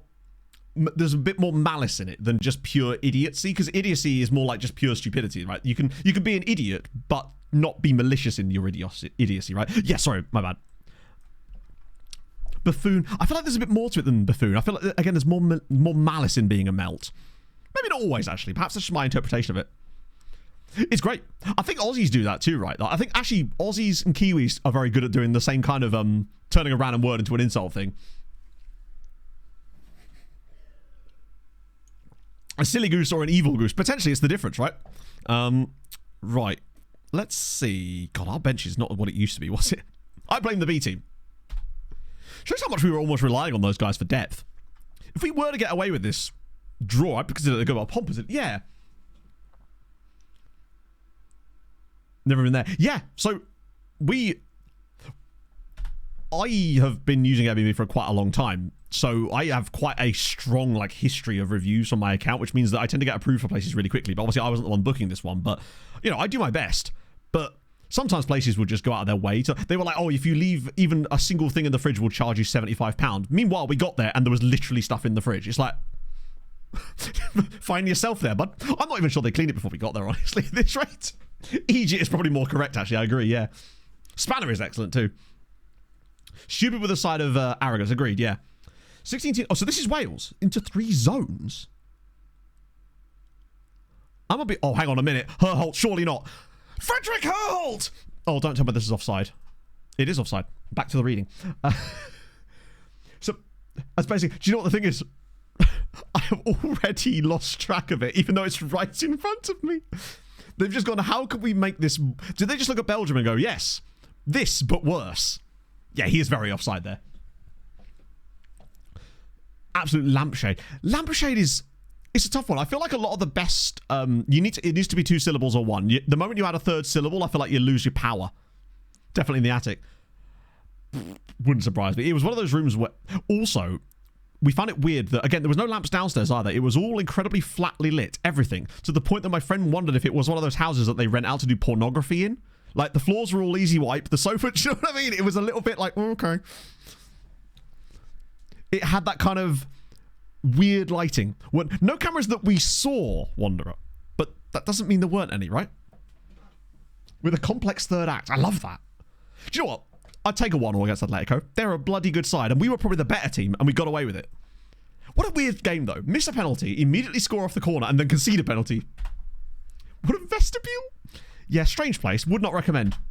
Mirror in the ceiling. No, there wasn't a lot of mirrors in general, honestly. Although there was this one random room called staff only that every time you walked past it, on the outside, it set off a light inside that was like motion activated. Again, really fucking weird. That and the fire alarm was just broken and missing on the door. Cockwomble. You're right, actually. I feel like sometimes they go too far the other way where people try to be too clever with the word and it actually makes it less funny. Yeah, I was going to say, if you see a guy that looks a little bit like me on there, just, you know, give it a like. Like and subscribe, chat. Making my porn debut accidentally. It wouldn't be very interesting. It'd just be me sat there drinking gin. Like, so this is the camera and the reflection. Ah, you see? Where was it? It was in a place called 6 Mile Bottom. No, I'm just joking. No, that should have been a giveaway. When is the next video? Literally. It's 183 games actually now. Brushless. I've never heard the phrase brushless nibbler, but that's tremendous. Would have ever won? Yeah, maybe. When's the next video coming? Oh dear. Yeah, very strange place. Oh, there's some random... Yeah, no, there is actually a place called 6 Mile Bottom. There's some very strange... There's another place outside Cambridge called Stow-cum-Key. And cum is spelled exactly how you think it is. It's... British place names. Amazing. It's just because they've been around for so long. Barcelona scout report? Come. No. Oh, here we go. Wanted... Oh, damn it, man. Please, no. Oh, my God. I think we may not be getting this guy somehow. I don't think we're going to get Albin Johansson, which is a shame because he's probably one of the best, like, 17-year-old players I've seen in a long time. It does make sense in Latin. Bald knob. Down towards Salisbury, there's a set of towns that are... There's one called Netherwallop, but there's another one as well. I think it's Greater Wallop, but they just get groups into the Wallops, which is tremendous as well. Yeah, Penistone, Twat, there's so many of those. Right, what reason Neil's Apollo set is on the Middle Wallop, that's what I was thinking as well. Westwood Ho as well. Westwood, there is a reason why it's called that and I forget what it is. Scott Park. Yeah, I will keep him on the list, but I think he's the kind of player that we're just not going to be able to sign, which is such a shame because look at that. Clitheroe, yes. Right. It's 100 players here. Now remember, there's going to be a load of random dudes from Spain and the lower leagues in this set of reports, which will be great. Roman Tommel's still there. He just doesn't think it got any better. Who do you want to buy? Basically, every single club you can imagine who has like any interest in Champions League football. Arsenal, PSG, all those guys, basically. I think there's a reason why. And we've seen him, right? But it's a shame that we didn't get a chance to sign him before they inevitably go and steal him from us. George is back. Wait, really? Soggy biscuits. Well, naturally. That Arnado guy from Napoli, you say? Interesting. It would be incredibly funny if we signed him back. Do you know what? Actually, I am going to put him on the shortlist again, just to keep an eye on his development. Not so much his development. Wait. He's transfer listed for £20 million. They paid us 30. Do you reckon it would be... How funny would it be if in the summer they drop his transfer asking price even more and we just sign him back for like 10 million quid after selling it for 30 million? Because Arnado is genuinely excellent. Still only 24. That would be incredible. This is why Napoli can't be trusted in this save. He's only played 4 games for them this season. They spent £30 million on him and he's played 4 games. Insanity. I want to just see if it's even a possibility. The wages are probably a little bit high, but they're not out of the realms of it. And if they were to drop that asking price a little bit more, I'd be tempted. Over 23s. Yeah, pretty much.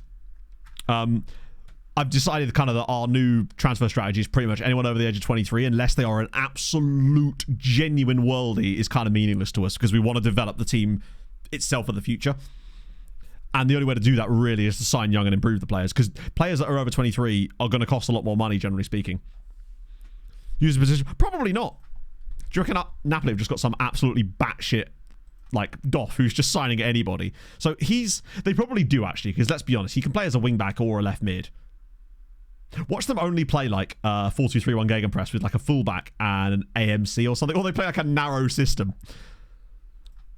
What shape does Napoli play? So he can't get in ahead of... Oh, amazing. I love that they've got a Tanzanian guy, firstly. So he's not getting ahead of him because he's elite. And he's not getting ahead of Kvaratskhelia either, who I didn't realise was actually still at Napoli in this save. A 35-year-old Kvaratskhelia. What were they even thinking? They've also got Ranieri in the midfield there, which is kind of cool. Just a classic little bit of Ethan. Yeah, wow, he's quite good as well. And that's the thing. He's even played well when he's played. They're just not interested in him. I will recover him. Worry not. Right, let's get rid of most of these dudes that have fallen off from the scouting reports. That Vic Katic dude cannot possibly keep coming around again. Oh, Zurich, that's it. Oh, wow. Looks like we made the right choice, actually. I'm wondering if he might be a bit like a Feta kind of guy who's maxed out. 2 blocks from here. Oh, bear in mind, Napoli are doing good because Napoli are the richest club in the world in this save. Legitimately. Karma Racing, thank you very much for the follow. Hope you're well. That being said, they are still guffing up the league this season, but they have won back-to-back titles and have more money than any other club in the game. Just to give you an idea if you missed this, Napoli's transfer history is insane. Ignore the transfers out because they have been making some. Look at their transfers in and the amounts they've been spending over the last like 5 years. 340 million, 207 million, 226 million, 425 million, 160 million, and so on and so forth. They got a tycoon takeover in 2029, this guy Nick Taylor, and they've been spending like $500 million a season, basically. And naturally, they've won 2 Scudettos, but somehow aren't doing it this season. It's actually criminal that they're not winning the league this year. Despite the fact that they've only conceded... Wow, look at that. Milan have only conceded... Wait, the 2 Milan clubs combined have only conceded 28 goals. That is mental. But yeah, last year they won the league by 12 points and only conceded 20 times. Only lost once in 38 games. But it's not working for them out this year for whatever reason. It's fine, though. They'll probably just sign a load of more people somehow. Right, we'll get rid of these guys. Ooh. Then what we'll do is have a little Gandhi. Actually, see if there's anyone crazy expensive, like the guy at Swansea. And Malakov. Okay, he's only 16, and I still want to know more about that guy, because he's crazy good. It's kind of... I hope this guy's called James Franco. He's not going to be, is he? He's going to be called, like, James Franco or something. Javier? Juan Gabriel Franco. Ooh, pace, though. Minimum 14 pace. Acceleration's a little bit leaving to be desired, but I definitely know more about him. Right, in that case, let me just send around again anyone who we don't know about. So God, Salah Al Shazli is holding his value as well. Or holding... Ooh. Salah, my friend. We do like an El Shazli around these parts. There's a few of the Spanish guys are actually looking all right.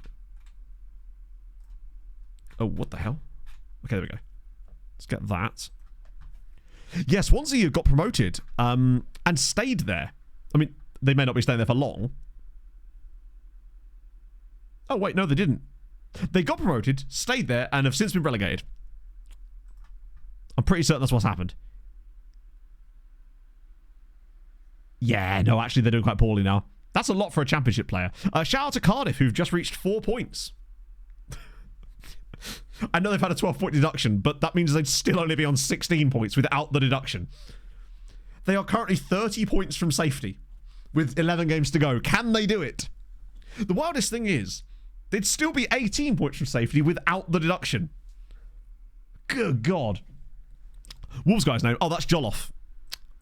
He was the guy that we found at Union Saint-Gilloise, or was it Plateau? We found him ages ago, but we couldn't sign him because we couldn't quite, like, get the money together, and we've been tracking his career ever since. There was a reason why... I remember. He was called the Ivorian Declan Rice by the Next Gen list, so we called him Jolloff, because obviously, yeah, that's why. I'm pretty certain that's the reason we call him Jolloff, because the game called him the Next Declan Rice, or the Ivorian Rice. God, Will Lancashire's got 24 goals as well. Shout out, though, to Luton Town, who are actually... like 7 points clear of the relegation zone with a points deduction too. Portsmouth are going to the Premier League, aren't they? It seems very unlikely that they're not at this stage. QPR are coming back up again. It's weird seeing Bournemouth in League One and not even like dominating it either. Forest Green not having a great time of it either. Welling, it's a shame Welling are going back down again. I actually quite liked them. Huddersfield are definitely getting relegated, aren't they? Outside of the Football League. Scunthorpe, top of League 2. Things you'll have to see. But this is remarkable to see. I don't think I've seen Huddersfield fall off that bad. By the way, speaking of falling off bad, avert your eyes, Wanderer. Wickham are now 13 points from safety in the National League and are looking pretty much nailed on to be 6th tier in this save next season. That's mental. Last year they survived by the skin of their teeth. But this year they've, if I recall correctly, they've absolutely shat the bed. Shit. They were literally 8th in the league after 15 games.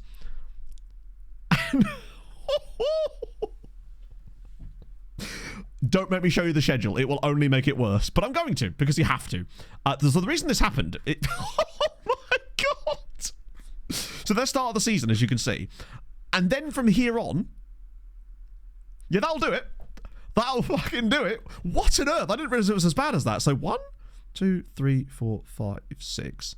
7, 8, 9, 10, 11, 12, 13, 14, 15, 16, 17, 18, 19, 20. They've won 1 of their last 20 league matches and taken 4 points from 20 games. If they didn't have that start of the season, they would be rock bottom. Good God. Also, Aldershot Town, hang your heads in shame, lads. They do lose by 1 goal. That's why their goal difference isn't even, like, stupidly awful. The funny thing is, if Aldershot had won that, they'd be much closer to the playoffs. That's insane. 4 points out of 60 is ludicrous. Also, what a great name. Nico Pierce-Wright. They don't score a lot, no. How many goals have they scored? 30 times. They've got less than a goal a game. Where are they on the XG table? Good question. I mean, they're exactly where they're supposed to be, but... should have a few more points than they do. Shout out to Scarborough Athletic, by the way, who are 14th in the table whilst being the worst team in the league. That's pretty impressive. Speaking of XG, are Doncaster even worse? Oh, Jesus Christ. Yeah, I see that. Our B team. We'll come back to these transfers in a minute. I looked at the XG team for our B team. Oh, speaking of which, we're now top. The B team have finally officially gone top of the Spanish 4th tier. This is where we do it, lads. However, wait till you see the XG league for the 4th tier. Keep an eye on Rayo Vallecano's 57 points. Yeah. They're overperforming by 21 points.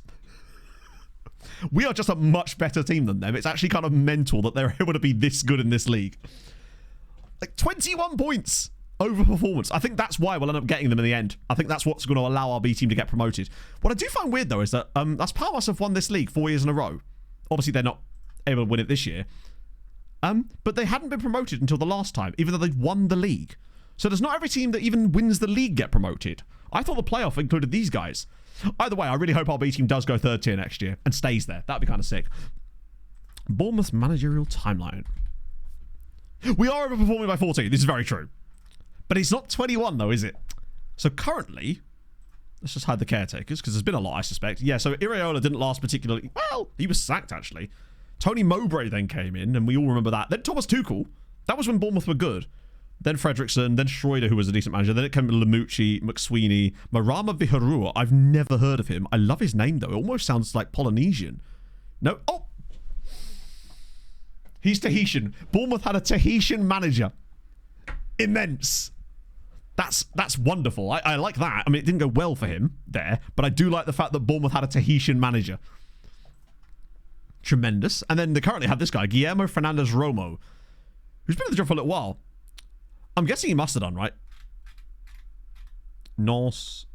Well, actually, yeah. Monaco, Nancy, Norse, Nice, Lorient. He kind of had a little bit of a tour of French football, to be fair. Then did a bit of like reserve stuff for Nice and Grenoble. Then Lorient, Le Havre. Wow, he didn't stay for very long, does he? Then just ran away to Bournemouth. So get relegated. No, Las Palmas have been top flight the whole time, which is what makes it weirder for me. Maybe I should have a look at the rules of that league just in case. Last thing we want is our B team to win the league and us be like, why aren't they getting promoted? Might make sense for us. Let's just check the rules. No, it says first place is promoted to the Primera Federación. So it's weird that Las Palmas didn't... They won the league 4 years in a row. And last year they did get promoted, but the 3 other years they didn't for some reason, well, despite Las Palmas being top flight.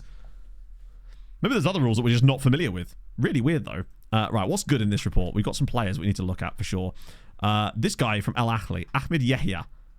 Oh. He's a bit fun, isn't he? I like him. Bit expensive, and Egypt doesn't count as EU. It's one of the few African nations that it's hard for us to sign players from. So it might be one to keep an eye on more than actually go out and actually sign. But I like when the game describes players as wide centre-backs, because usually it means they're fast, although in this case he doesn't appear to be. I suspect that's likely what it is, Paul. Yeah, the game was just being a bit weird because the league wasn't switched on potentially. Yeah, because last season was the first year it was actually switched on, and that year they did get promoted, so I think you're probably right. It just wasn't doing its job very well. It's most likely FM was just a bit funny. Yeah, if he was counted as EU, he could get fast. Unlikely to get fast. Let's be honest, he's unlikely to gain a lot of speed, particularly as a centre-back, and the biggest issue is his non-EU. Sorry, yeah, he would count as a foreign player. We only have 3 slots in our squad for them, and I don't think I'd want to use them on him. I want to scout him. I'll, keep an eye on him, but it's a massive drawback. Ooh, right. These are the kind of... Wait a second. Rodrigo Saez. He just ain't quick enough. Well, the thing is, his weakest points as a centre-back were actually the one thing we could improve really easily, which is marking and positioning. I think jumping reaches 14 is absolutely fine. I was more worried about... I mean, his speed doesn't actually matter that much as a centre-back, in fairness. Star of the North in the first championship. Oh, really? That's cool. I had no idea he was Tahitian. I mean, in fairness, I'm not going to pretend I'm super familiar with his game. Mamo Cabrera.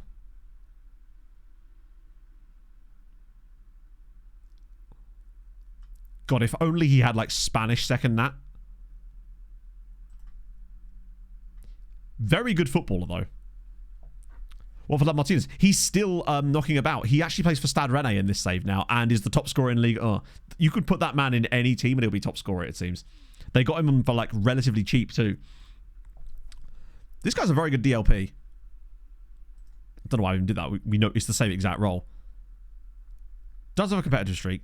He's certainly the kind of player, though, that we could 100% pick up in the summer if we've got a space available and just want another guy that can do that job. He is very much good for that role. I do like that. What about Estrada, goalkeeper? Yeah, worth flipping. It's tough to flip, though, because of the non-EU thing.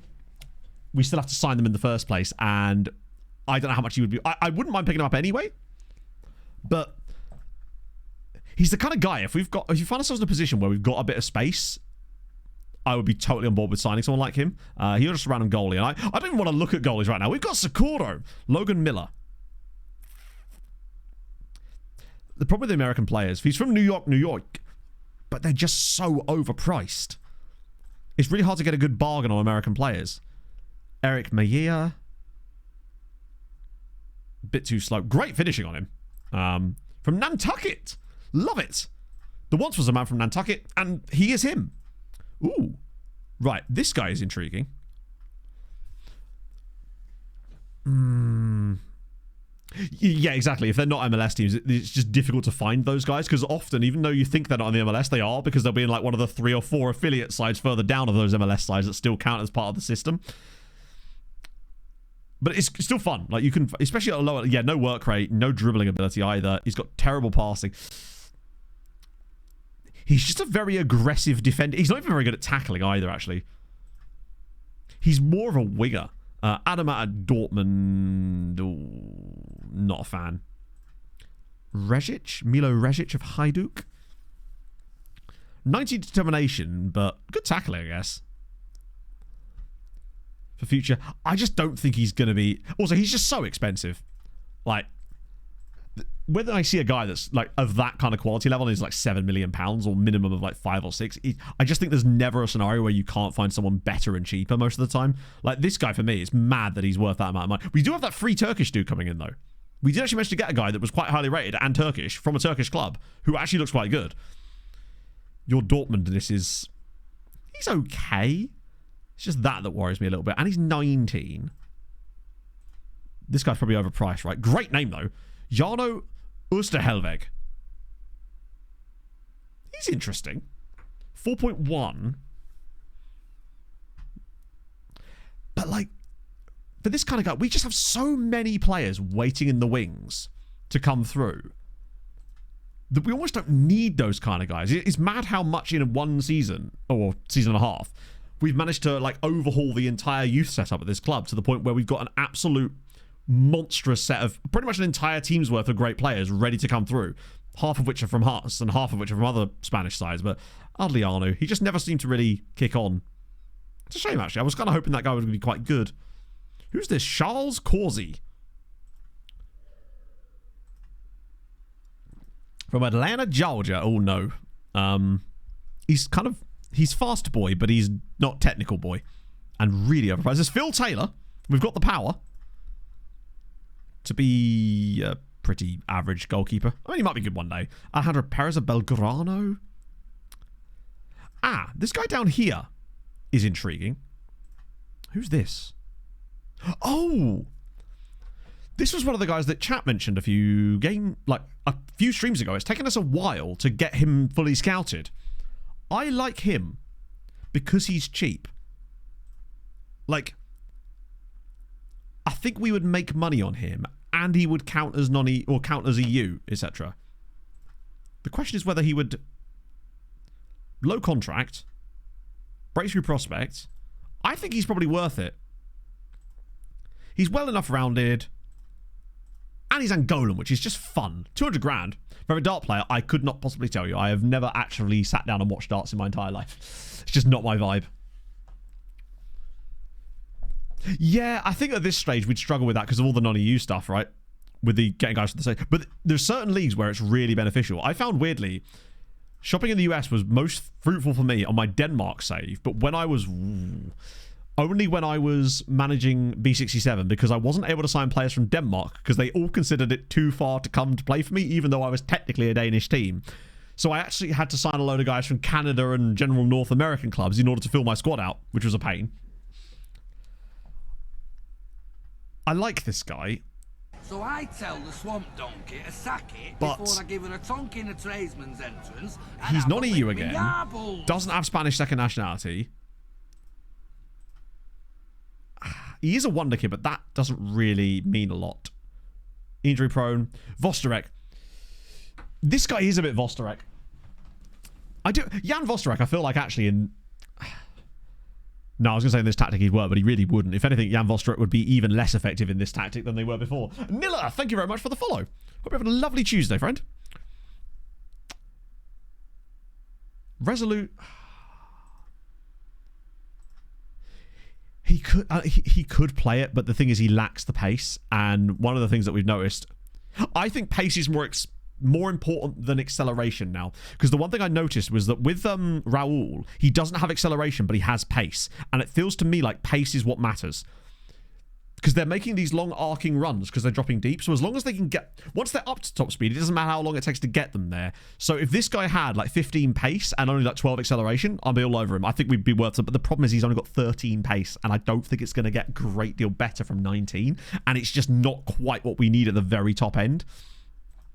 And the only two other positions you could play both also require extreme pace. And you probably do need the acceleration for the wide rolls. Phone checked if you found Reynoso. No need. If we found Reynoso, we would literally be able to play him as a number 10. He would be perfect for it. Wouldn't require a lot of retraining either. And the thing is, his passing is not the issue for me. It's the pace. Passing, I don't really care about how good the passing is on my Shadow Striker. It's more of like a want than a need. If I find a guy that's got everything I want other than his passing as a Shadow Striker, I'm more than happy to, like... Though I think that is one of the things that might help Raul. Because if I recall correctly, Raul does have good passing, does he not? And I wonder if that's the reason he's doing quite well. I think Raul could be the guy. But we need to sort of be careful while we get him in. He's got international caps, hasn't he? What I'm going to do, actually, is just give him a contract that will allow him to play. And that will hopefully be enough to get the deal we want. Yeah. Because it's only like, it's a grand extra, right? It doesn't matter too much. I will just accept the loan back because that's fine. If we want to get that deal over the line. Let's just have a little look at Raul. Just see what he looks like, because I keep forgetting. Yeah, Steiny before that lead instruction change was massive, but I think Raul does have... Right, okay. I think passing does matter for the Shadow Striker, but not in terms of his own scoring ability. Also, his acceleration's gone up to 11, which is intriguing. But it's noteworthy that he does have 14 passing and 15 vision, so he links the play up exceptionally well. And I wonder if Dosso has okay passing and vision too. He doesn't. That is intriguing. Because Dosso has 2.34 XA from 21 starts. Let me just do it through this instead. So, well, is that XA or expected? Yeah. Raul has an expected assists of 0.13. Dosso, actually, it's the same, intriguingly. But that might be... Also, that's Raul's numbers in... Oh, that's the wrong league. Let me just check his... Yeah, this is the one we want. Except we can't see that data. That's really irritating. We can't see his data for his top flight performances. Only his only his fourth tier performances. It's the downside of that. I still think that there's something quite important there. Then I go, has he actually provided any assists? He has 3 goals, no assists. Either way, it certainly can't hurt that he has insane passing and vision. Particularly if the rest of him rounds out really nicely around him. It's certainly not going to make him a worse player. If anything, it might just help us bring other players into the game. But I feel like it's not an area of his game that I would be wanting him to expressly work on. Because he doesn't need to. He's pretty much already got elite for that position. How are you still making progress? He has 16... Tell you what, Mekawa has 16 pace now. He has actually done quite well on that. Has he actually grown in... Yeah, his pace... It's only gone up by 1 apparently, but I don't believe that. I'm pretty certain it was 14, wasn't it? Yes. His acceleration has remained largely the same, but he has managed to get his pace up to a decent point. New signing from... which one's that? Tries to kill a ball, so it'll be... Yeah, he actually... The fact that he already has that is pretty damn useful. Sheila Ver's going to kick off. I don't really know what I can do about this other than... leave the club. I mean... Up for a loan. Okay, that might allow us to assuage him a little bit, but when am I going to do the loan? 190 days. Oh, I'll tell you what. We might actually be able to keep Chilavert, but it will probably require us to sign someone else in the summer anyway if Chilavert's going to insist on going out on loan. Chilavert is non-EU, yes. But, or is he? Yeah, I think he is. So actually, that might be a one we could potentially move on from, although I did really like him. If nothing else, we'd make a good profit on him, which we'd be able to reinvest back into, bloody hell, into some more youngsters. So I think it would work out for both ways. Pretty certain he's not EU, unless he has Spanish second nationality. I think it was Danny Canal that didn't count as EU because he has Spanish. Let's just check. That being said, he probably would get it quite quickly. So he only needs to be here for less than... Yeah, he'd still have to be here for another year, to be fair, to qualify for that. How has his development been? Now that he's been here for a little while... Honestly... I wonder if we've got another Lewis Fisher situation on our hands here, where Chilavert actually... The only thing that we've seen a genuine improvement on since he's joined us is bravery, and that is not an attribute that I have any direct control over. That's just one of those random ones that sometimes goes up. Like, that's... Of game time. It's not purely down to game time, though. Like, you should still see some development of the player. Then again, he isn't actually on a training schedule, in fairness. So that's probably more on me.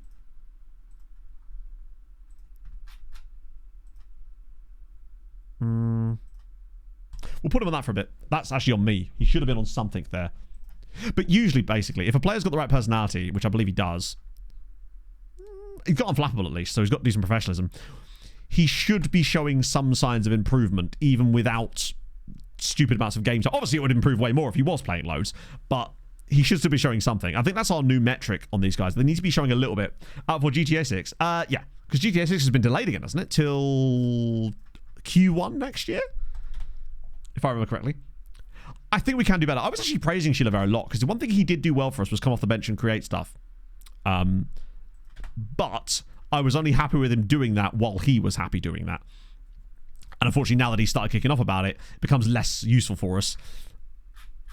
Okay, the B team's back, baby. Let's do a quick pick.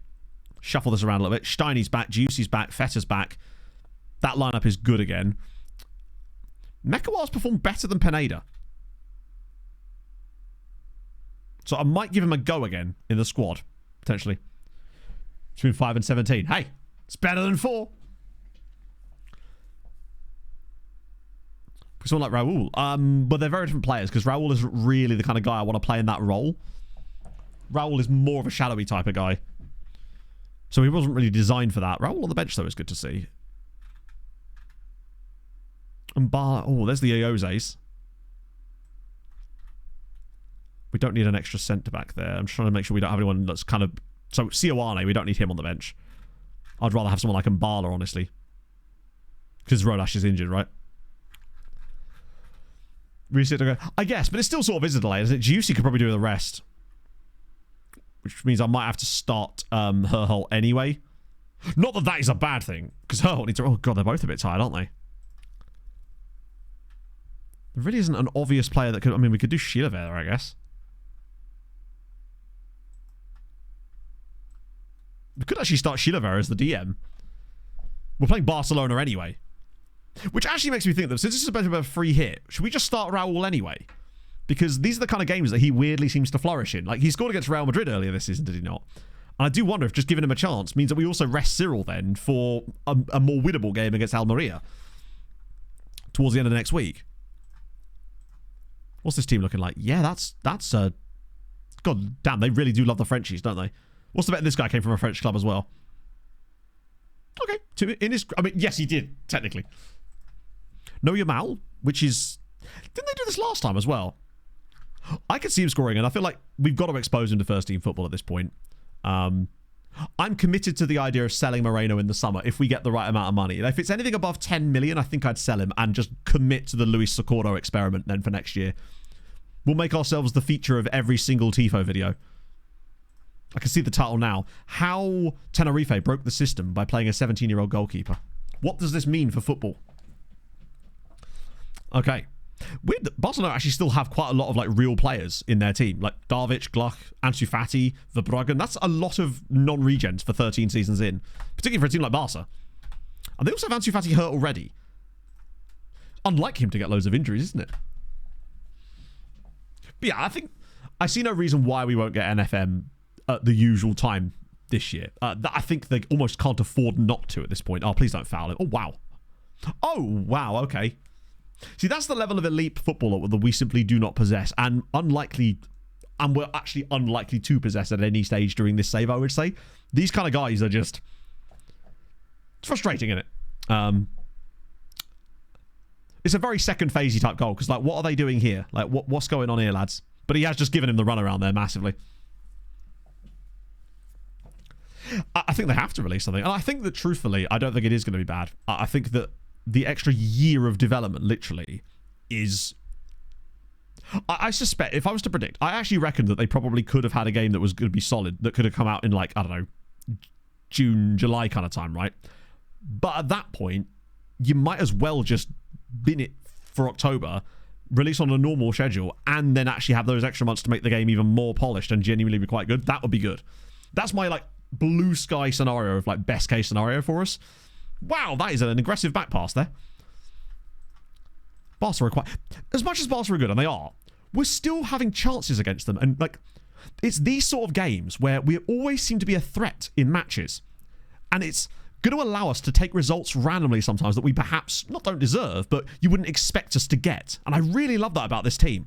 It's worked out quite a few times for us this season. Oh, that's the pass. Yes. Nice. Picking it in behind. He's through. Wow, look at that from Raul. I love the way he dropped short there. What can he do with the ball, though? Whips it across. It's going to be a penalty, is it? Steinmetz off the crossbar. No. Good effort, though, Steiny. I do like how he's got more scoring. SI Sport Manager 2026. So, I don't know about Raul becoming that kind of good, but maybe. Forget about... Yeah, people will forget about it pretty fast if it's absolutely goated, honestly.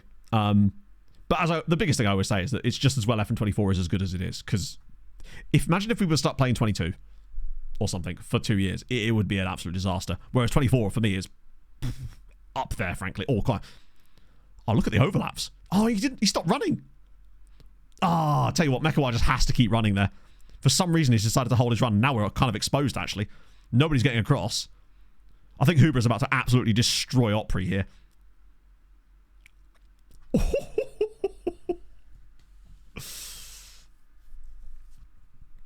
Vesta's going to go for goal, right? We just do not seem to be able to score free kicks anymore. We do get a couple of them in the fourth tier, though. We've actually got 2 different players, including Raul. Better point for October. I agree, honestly. Yeah, it wouldn't be particularly feature-rich had they done so, I suspect. It would have been a case of, like, getting the bare minimum out. And, you know, I think maybe they thought, actually, you know what, people are owed more than the bare minimum of this kind of thing. I think it's better for everybody. We can eat a year if we get... Because if we get an absolutely banger of a game, then, as you say, it will just be completely forgotten and we'll all have a great time playing it.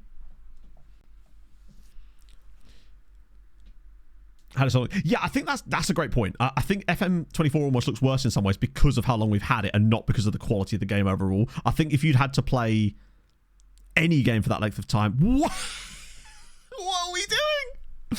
Moreno is bailing us out here. Vanderlei has become a little bit of a liability lately.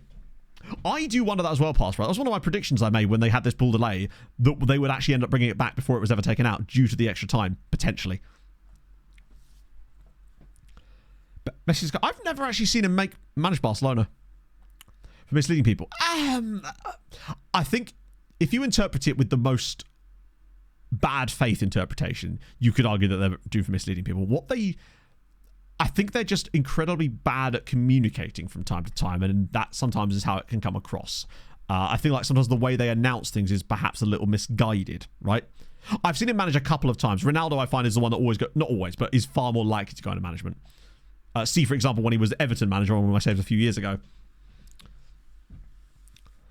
Features would you add? It's tough because I don't know what we're adding to, right? Because we don't know what's going to be put into it in the first place. So it's tough to know what to add because we just simply don't know what's going to be in it. I would just... Honestly, I just want the experience of FM24, but better. And obviously it's going to be graphically better because it has no choice to be, right? Oh, please. Tell you what, that Home guy, he has got insane... He must have a wild dribbling ability. It would suck. I suspect that it was one of those things where they were expecting to take it out from 25, put it back in 26.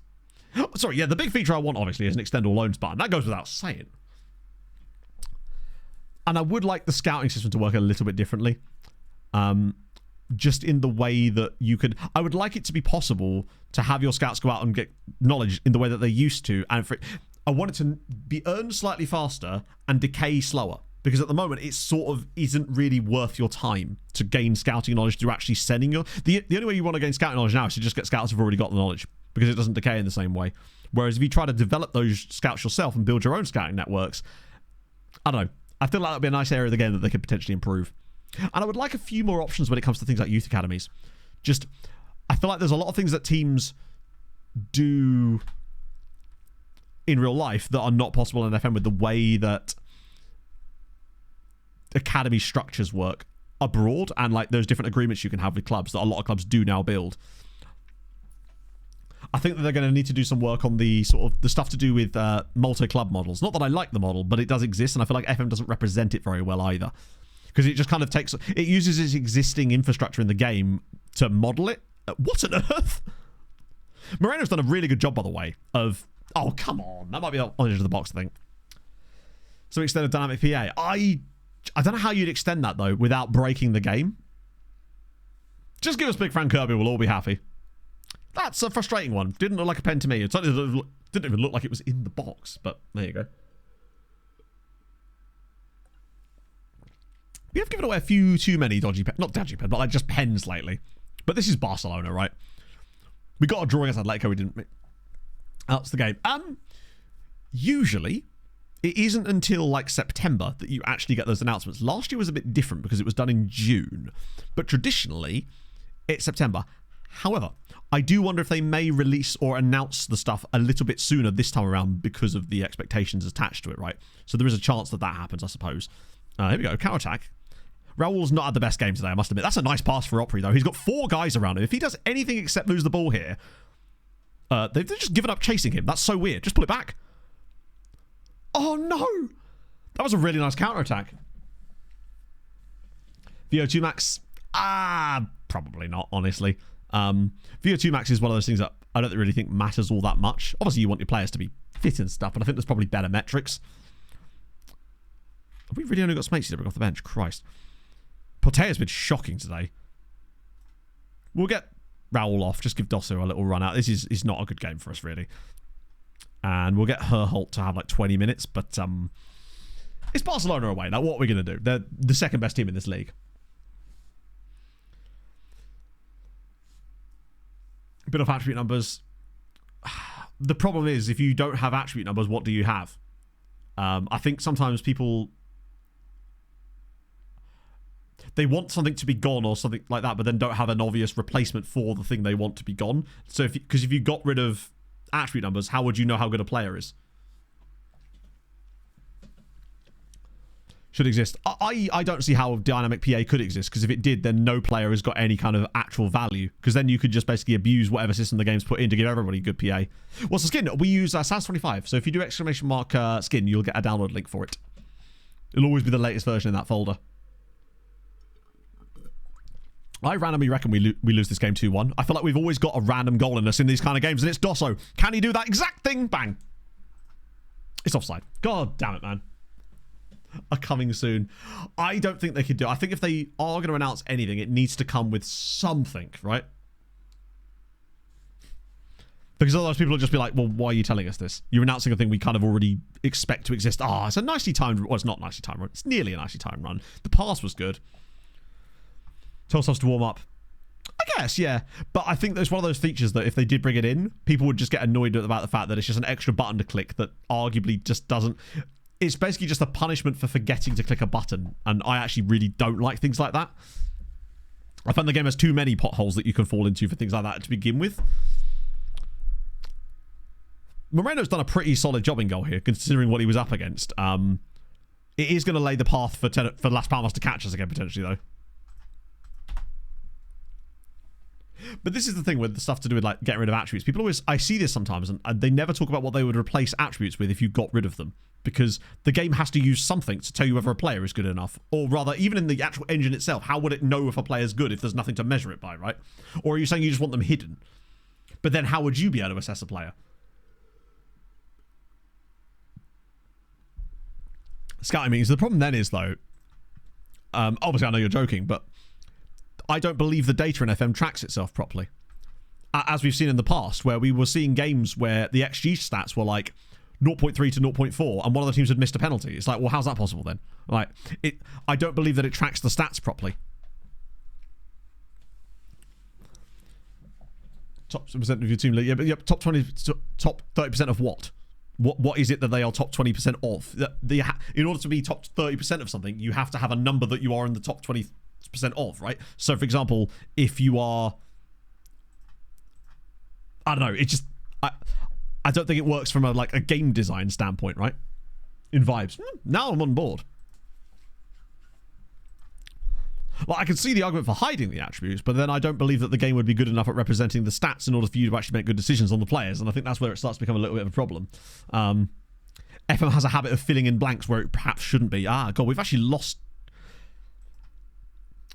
Our goal difference has taken a bit of a beating in the last few games, hasn't it? And yet Sevilla are still right there for us, potentially. Judge players through the data hub numbers, but that's the thing. I don't trust the data hub numbers, as we've already seen evidence that it doesn't track the stats properly. So I feel like if they could promise that those stats were being tracked correctly across the board and they gave you access to more stats, I think it could work. But until they do so, I would not want to try it. Because the moment... It feels like it was, well... You'd have to have a lot of leagues switched on to even give it a chance at tracking the stats properly, because you've seen what it's like when it tracks stats in leagues that... For example, the way that it tracks goalkeeper stats in leagues that aren't switched on is insane. To the point where I think it was Lincoln City, because I had a patron region that was at Lincoln City. It implied that Lincoln City had played 70 league games one year because it just had no idea how to track stats properly, which was wild.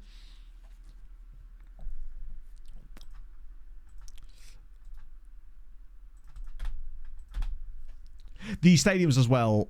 I don't believe the stadiums have changed in any noticeable fashion for over a decade as far as the 3D match engine goes. I agree, Zeb. I think that the attribute range needs to change. I realise that obviously if they made it between 1 and 200 instead of 1 and 20, essentially they're all still proportionally the same. However, what you could do then is have... It would essentially be the same as generating decimal attributes, but then they mattered a lot more. It would just allow for a bit more wiggle room within it, right? Because I think, as you say, once you reach a certain point of low-level football, they're all basically the same. Look nicer. I wonder why. I think the pendulum swingeth both directions, right? It's either too hard or too easy, and then SI are kind of famous for overcorrecting on features, I find. A feature will become too powerful, and then it gets nerfed to the point where it's absolutely unusable. See, for me, mentoring, personally. Oh, shit. A concussion. Laddie, be careful. That's actually really not good. Although, it does give us the opportunity for a bit of a Jose Martinez. Dream Oh, shit. That's a fun one. See you later, man. Thank you for coming by. On stream. Did they really? Wow. Was this when they added burger vans? Because that was a joke for a little while, but that was quite a while ago now, I think. The whole burger van debacle. Our next two games are at home against the two bottom sides.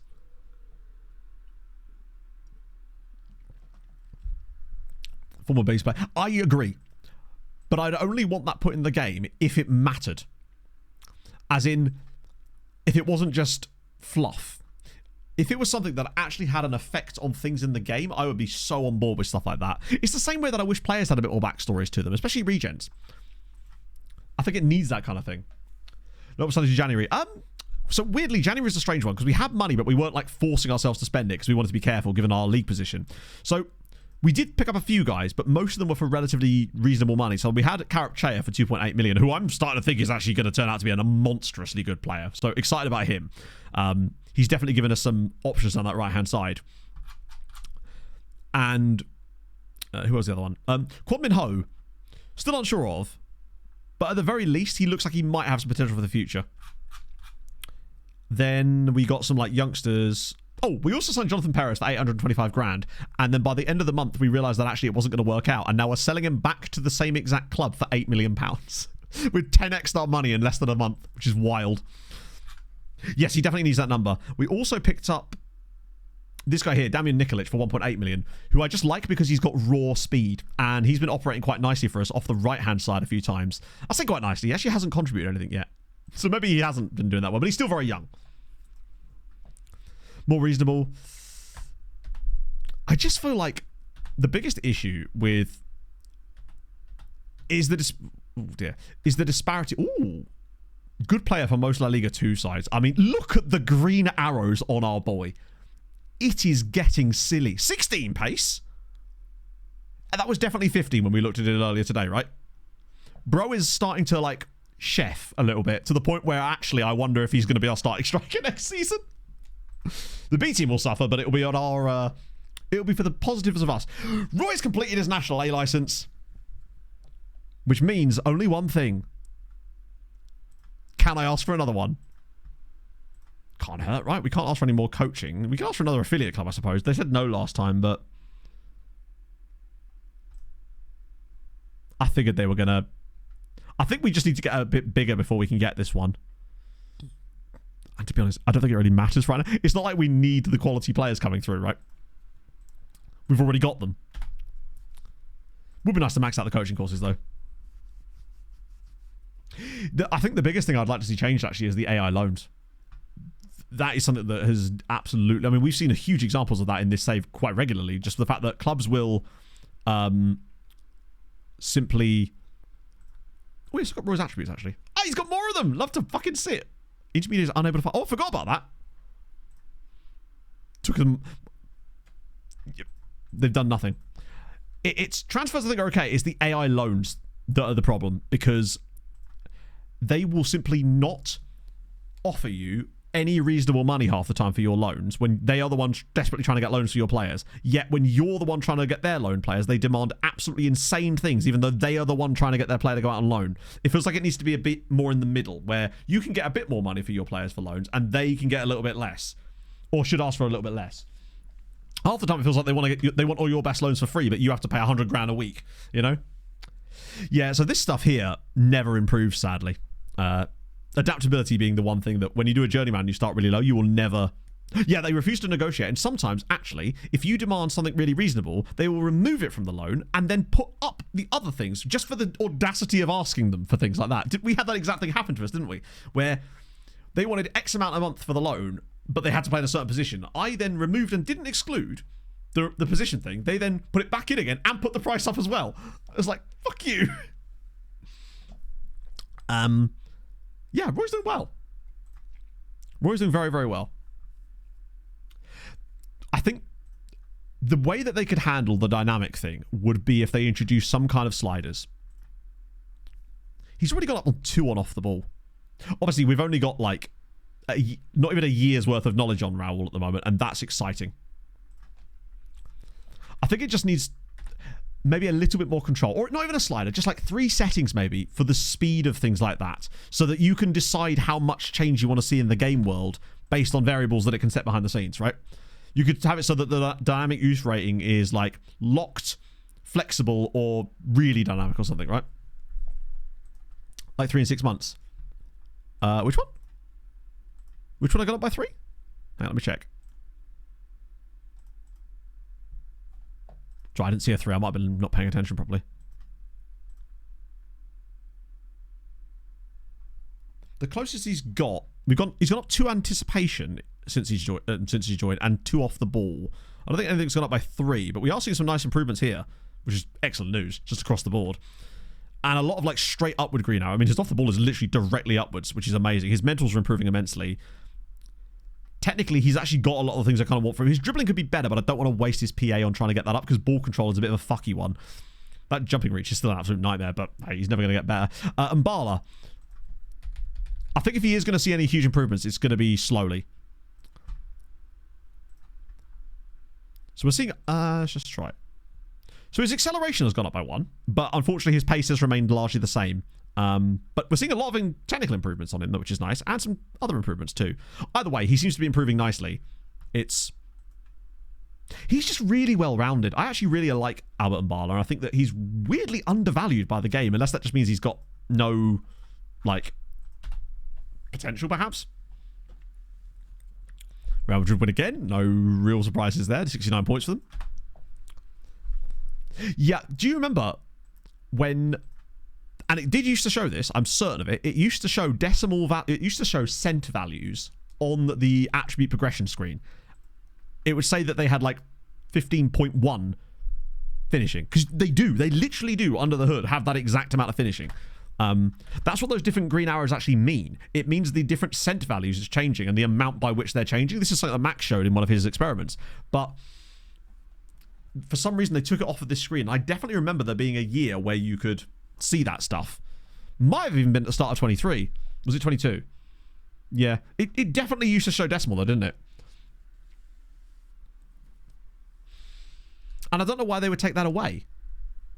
I guess you could argue actually that the reason they took it away is to create more vagueness in the attributes, like we were discussing earlier, perhaps, and perhaps you wouldn't be able to see those minor increases in the player's ability, and it's better to just know when they've like made marked improvements. So I think actually in a way I don't hate it, but from my brain likes numbers to be exact and likes to know exact. But that's just the way that my brain works. I want to know exactly why things are doing what they're doing, but that's also partly so I can figure out the best way to then manipulate those things, right? I don't know if it's that one, or I think it's just I like things to be precise, and I'm a sucker for an explanation. I hate when people just say things like, do this and that, and it's like, well, yeah, but why? You know? Again, I think there should be more customization and toggles, because that is literally just a case of showing a thing or not showing a thing. It shouldn't take a lot to show, but I suspect... Ooh, that's not great. A 2-2 draw against Rayo Vallecano. Who scored for us? Raul, obviously. And Mohamed Traore with a 91st minute equaliser. The point is that we are officially still top of the fourth tier, and currently, if we can just win out from now on, it's in our hands. If we can just get the best of these last 8 games of the season, we can get the B team promoted to the 3rd division, which would be exciting. Socorro also has 12 clean sheets this year, and that's some downward signs. Look at that value, though. We're seeing some green arrows, but he does need to... I think he just needs to be playing at a higher level. I think the reason that Socorro needs to be our starting goalkeeper next year is so he can develop. And if it doesn't work out and he just maybe isn't as good as we think he could be, then we can just rethink that, right? As you say, it's... The code base that it's being built on, it may not allow... things that we might consider to be a really easy feature to switch on might actually not be that easy at all. And I think it's hard for us that don't know how the game is exactly coded to really even comment on that. Man City having a really shit season, by the way. They're 9th in the league and have got 41 points with only 9 games to go. And Leicester have got 2 games in hand on them as well. Shout out to Bristol City for staying up currently, which is impressive. He's found it. What's he found? I've actually forgotten what he was looking for. 2019. What did they update at that point, right? Oh, yeah, the AI teams really struggle with like advanced league rules, which is just very ironic. Top scorer in the Premier League, by the way, is a Leicester City player, Curtis Farr Evans. Hey, is he a homegrown Leicester City? Oh, that's sick. Homegrown Leicester City dude, top scorer in the Prem. He's got double digits in the last 6 years in a row in the Premier League. It's the new Jamie Vardy. Where's he from?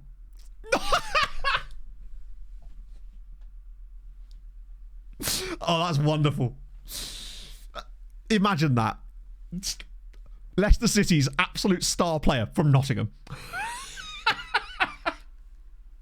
Oh, that's literally what stops him from being like their legend, isn't it? He's got 24 England caps, yet he's still at Leicester City. Remarkable scenes.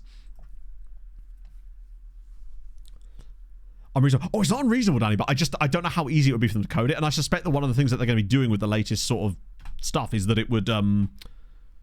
with the change to the Unity engine, it might give them an opportunity to recode and like unravel some of the spaghetti, right?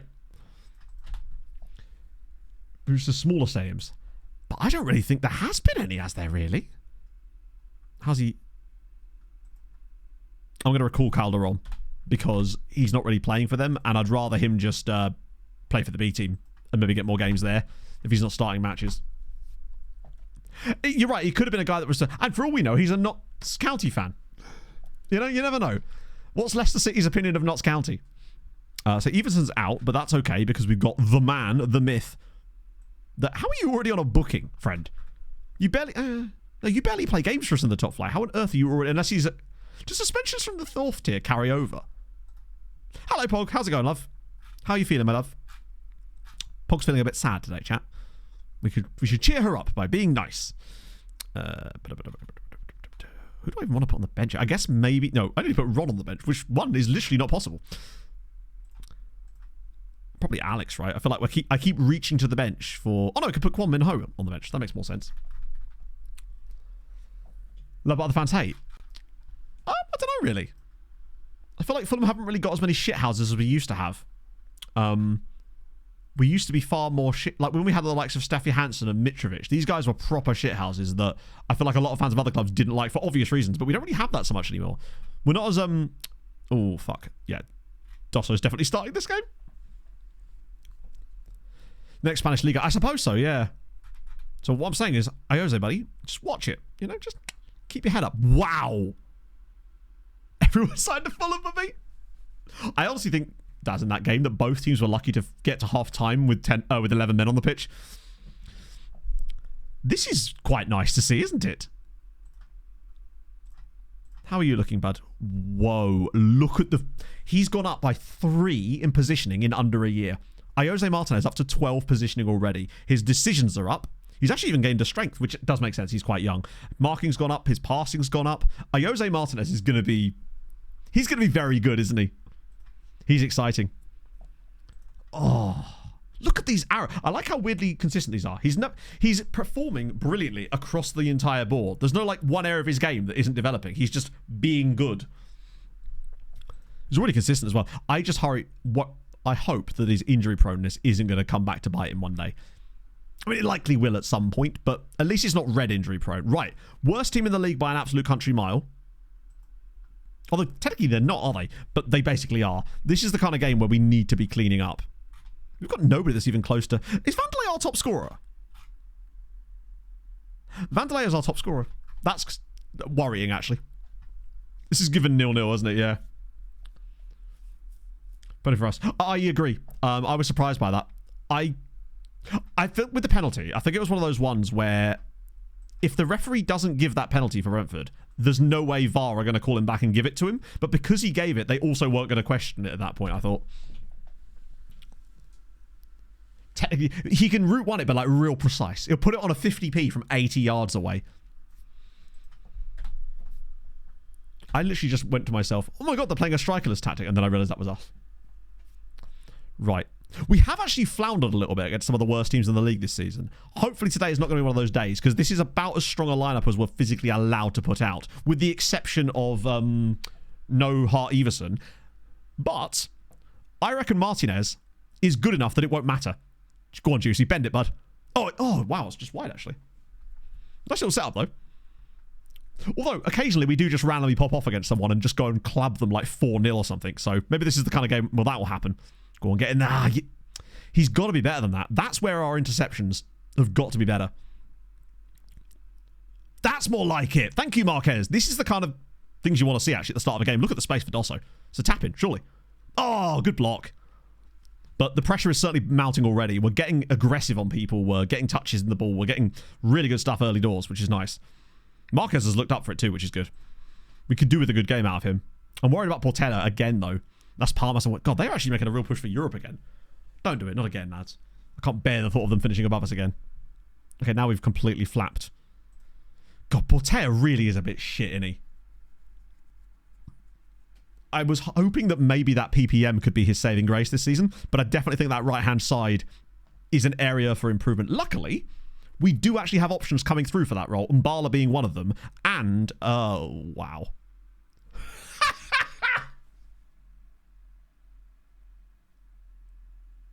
Well, they are bottom of the league, I guess.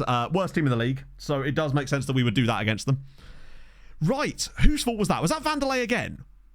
He does have a proper clanger in him from time to time. Oh, no, it was Juice. Vandelay, I would like to formally apologise. Moreno nearly saves that as well. What is he playing at? I think he's technically the best passer of the ball on the pitch as well. As is always the way, it does feel like our best passing players are the ones that... What a ball! Holy shit! Imagine an instant equaliser. Wait. Oh, nearly. Go on, big header needed. Nearly. That's more like... he's fouled him. Unfortunate. Please don't lose at home to a team in the relegation zone. That would be a bit of a miserly way to finish off this season. No, I reckon we still win this 4-1. I feel like it's the kind of game where we're just going to keep on crushing through them. Because they just keep giving us the ball in really odd positions. Like here, for example. And I think we can just constantly counterattack them and slide balls like this in behind. Oh, and again, we'll just keep winning it back. Bang! Big head. Oh, slipped it through. It's Giussi to make up for his mistake. No, we've got another chance here. Just whip it across. Mekawa. Poteo! For goodness sake. That's technically correct. They are not in the relegation zone anymore. Just as Las Palmas grab another goal.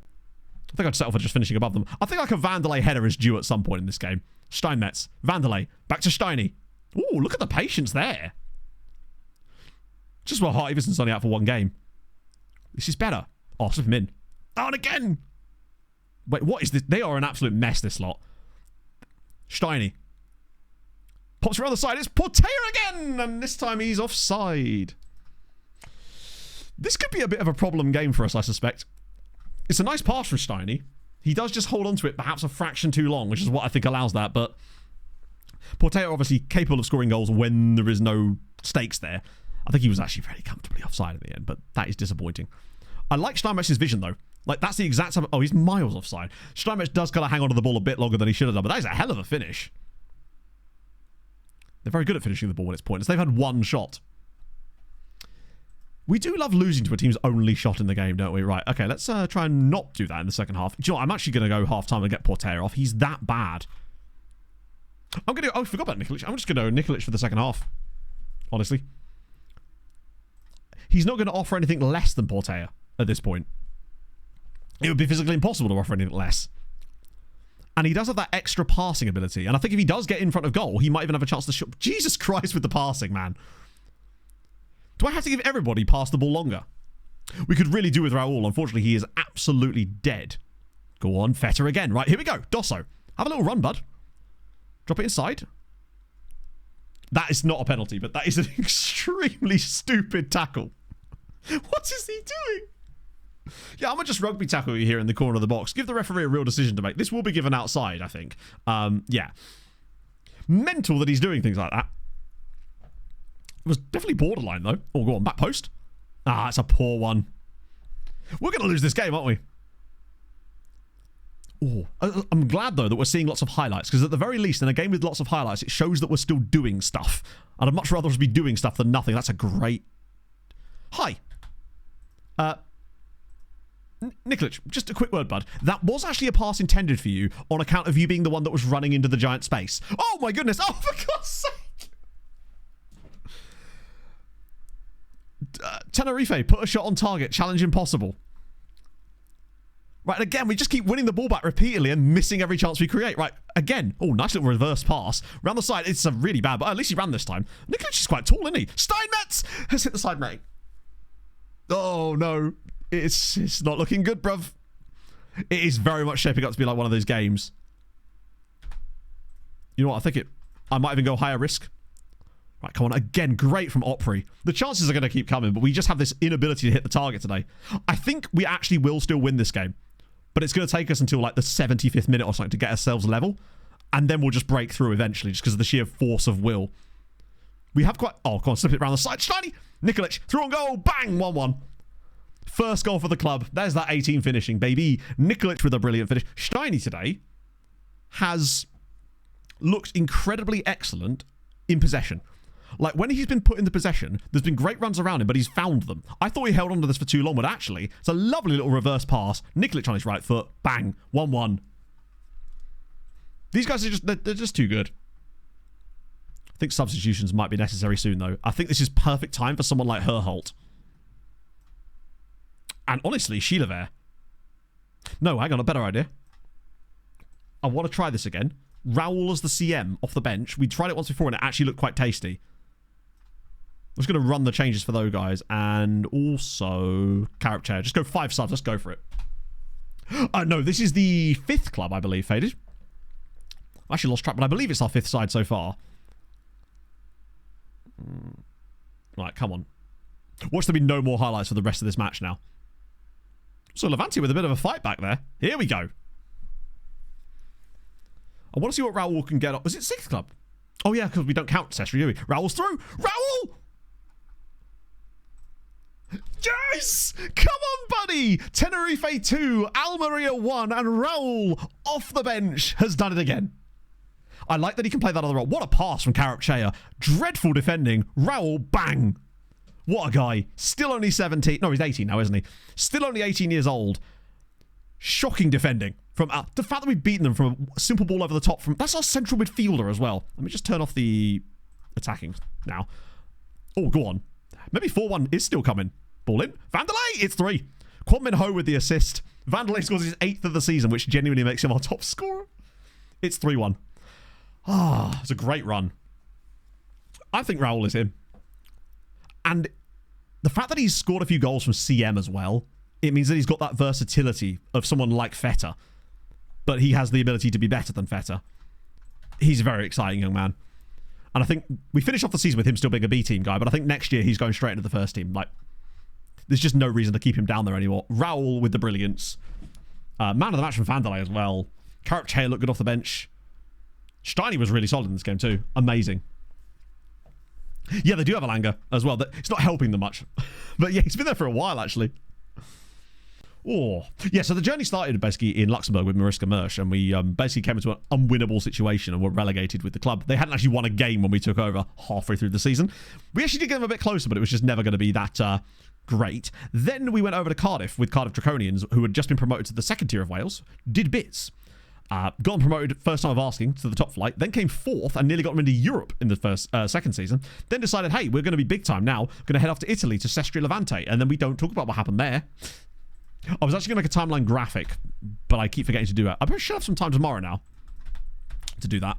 Then things didn't work out in Italy, but then we went to Belgium and experienced the worst XG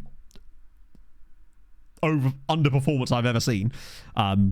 Should have won the league, basically, and came like 10th. Following season, though, we lost it on Games 1, which was fun. Then we did absolutely dominate the league in Sohang, and then went over to Portugal for a little bit. Got Lechoins promoted to the top flight again after some insane second half of the season. Then got them into Europe in the first season of the top flight. Then, whilst struggling in Europe the following season, things went a little bit wrong. We decided to leave, and then found ourselves here. Yeah, then we had a little break after Cardiff, and nothing else of note happened. Who's doing the best? Who's the top scorer out on loan? That's actually an insane amount of goals. Fair play. It's always annoying when you see like players like these guys that probably don't have the like longevity potential. Then again, this guy's been insane. 9 assists and 3 goals for Jose Carvalho. Not being funny, right? But he could be the future of the left side of the team. Oh yeah, the reason we're managing Las Palmas is because originally we'd identified that we really wanted to manage... Sorry, not managing Las Palmas. The reason we're managing Tenerife, we decided that we really wanted to manage Las Palmas. They met a lot of the criteria for what we wanted to do as a club to go for the ultimate goal of the save with. Look at that upper green arrow there. Love to see it. And basically we applied for the job thinking, hey, we're going to get this, no problem. And then we just didn't, as they gave it to Willie and Jose. So I then decided to make it my mission to seek revenge on Las Palmas. So we waited for like 9 months for the manager of Tenerife to be sacked, which he eventually was. Stole his job, and now we've been seeking revenge ever since then, basically. Literally, our first game in the top flight was against them when we humped them 5-0, which was very satisfying, gotta say. Let me just check in here, because we've had a lot of South American players, which means this report is going to be weirdly not that full, actually. Although there is a couple of dudes in here that look a bit spicy, like Thomas Bottero. I mean, he's annoyingly a goalkeeper, so there's that. We've almost accidentally made a loan farm. Show the shirts. Oh, to give you an idea of our pettiness level, it definitely says on the... What does it sound like? I can never remember. I actually can't remember what it says now. They did kind of beat us, yeah. It was. I've never celebrated. Only Wemps go to Las Palmas. That's what it says, yes. So naturally, we... It's correct, though. Like, why would you want to go to Las Palmas when Tenerife exists? Right. Let me have a look at these players again. So we've got Thomas Botti of Estudiantes. Oh, the physicals, though. Alright, so in it, you really got to be like slow with it, but my god, you're going to have such a fun time reading through this report. Oh my god. Well, if it doesn't work out with Socorro, like, I'd be so on board with signing players like this if we weren't bringing Socorro through. Old English people, hey. I don't hear any people speaking Old English here. Oh no. We're a behemoth of beowulfic proportions. He's fun. Oh, he's very intriguing. 20 years old. Solid as a rock. Definitely want to keep an eye on him. I like him. Team report teams. I actually do, as it happens. It's in the Discord. It's pinned, basically. But it's an XLSX file, basically. I managed to sort of manually export things and built a list of all the teams that I had team reports on. It was the only way I could do it. But there is a file that you can download that has them all in it. Unfortunately, you can't do anything with that file beyond look at it, because FM's weird like that. But it does exist in the Discord, in the stream chat, I believe. I'm pretty certain it's one of the pinned messages. Oh no, Danny Canal's injured. Oh, wow. He really just did not have any seeding, did he? I would be kind of tempted to sell Danny this summer, if possible. Because Because if we get even £5 million for him, it's a brilliant money. Because think of how many wonderful Ivorians we can buy with £5 million. We could get the next Giussi, or the next... Who was that guy we had that we really liked? The left back, Diarra. He was great. 40 points, though, is very solid for us right about now. Like, where are we XG-wise? Are we kind of bang on? If anything, we're still underperforming ever so slightly, so there's probably still even a higher ceiling than where we are right now, which is very encouraging. If you do exclamation mark Discord, you should get a download link. Oh, sorry, a link to it. Updated spreadsheet. I believe it's the updated spreadsheet. Hang on, the update. Well, hang on. It depends which spreadsheet you mean, because the spreadsheet for like the teams in OTI, if that's what you mean, is exclamation mark OTI teams, I think, or it's exclamation mark spreadsheet. I forget which one is which. Always.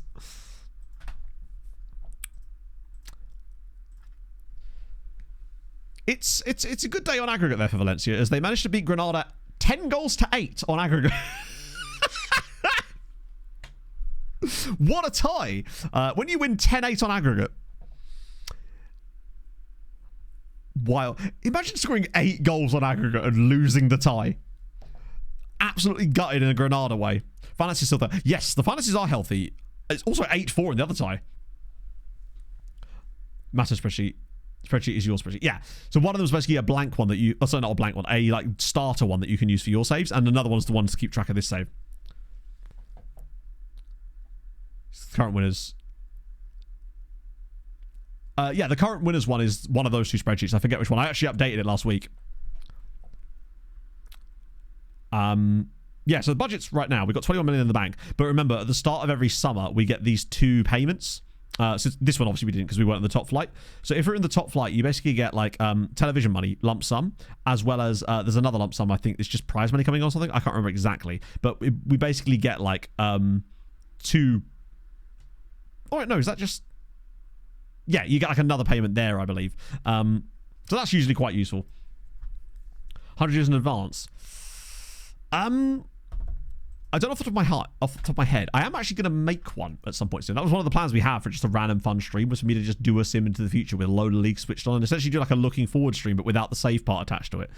Just because it's fun. But do one where, because a lot of people when they sim to the future, they turn off so much stuff that it kind of loses its spark and the game kind of gets quite samey because it's having to just fill in gaps that, you know. Whereas I wanted to do one where I had, I think, loads of shit turned on still for the entire time. For the top league worth 0. Yeah, it's... Well, luckily, we're in the kind of league where that kind of thing is actually useful for us because it does calculate it properly because it's Spain. But if you're in another league, as you say, you just get nothing. Like when we were in Malta and the TV deal come through and it was slowly going up, to be fair, with Malta, but it was nowhere near keeping track with where Malta's league actually was in that save. 2 or 3 countries. Yeah, I wanted to do one with like 20 countries turned on to really have some fun. Also, Tommel's just out. I just saw that Tommel's out for 7 months. What do you reckon? Hip injury? No, that's even too long for a hip injury, right? Oh my god. There you go. Tommel, cruciate ligament injury in training on my birthday as well. In game. Out for 7 to 10 months. I mean, that's pretty much dunzos for him now. That's kind of sick. I think what Hadrian did with the TV money system in Malta was absolutely goated. Go on holiday. Yes. It will take a lot of time for sure. But I do want to do that actually. I think it'd be fun because then I can give you guys the database as well as part of that. So, luckily... Nope, not luckily. He is still out. I forgot it was an injury, not a suspension. It was a concussion, wasn't it? That's a shame, actually. This was an opportunity for Ayoze to play a bit more. But alas... Do you know, it might actually have to be the other Ayoze. The lesser spotted of the 2 Ayozes is going to play today. They won't even know the difference. We've just replaced one Ayoze with another one. On Taiwo, not that I know of. I might also start Karapcher again. He's got 4 assists and he's only started 6 games. Whereas Bilal has got 1 all season. Which is a little bit concerning. He's actually been really quite bad this year, has Bilal. I'm not sure why he's fallen off so hard from a defensive standpoint. Oh, that was all of those guys. Right, okay, cool. I think the bench is full now, isn't it? Is there anyone else I really need to have on there? Probably not. You're right, that's Pog's birthday. My apologies. Let's see. Yeah, that'd be okay. Anyone really... Opry's not been amazing. I still think that the one thing that could really catapult this tactic is if we maybe do switch the role on the left back. I'm not convinced that that's ever going to... Because we signed a guy who was perfect for this, and I just don't think the inverted wingback system is really working that well in this tactic. I think that's the sort of thing that could potentially take us up. Or it might be that it's actually not... We are getting the most out of it. It's just that it's never going to be a role that's going to earn a lot of plaudits, potentially.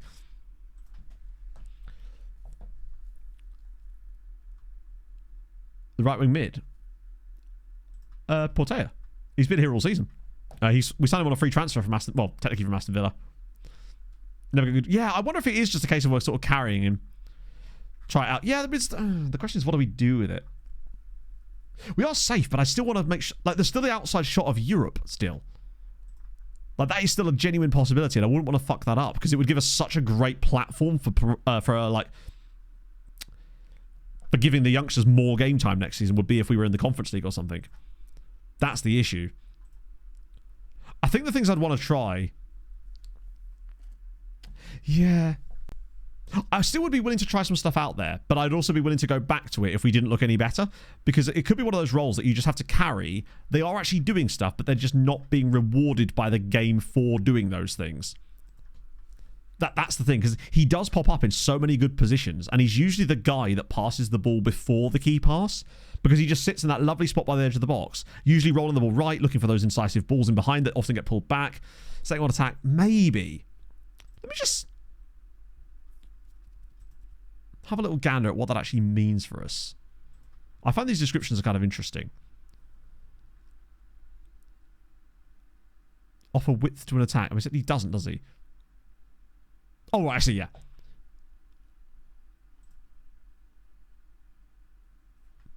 Drifting aside from the flank or more central.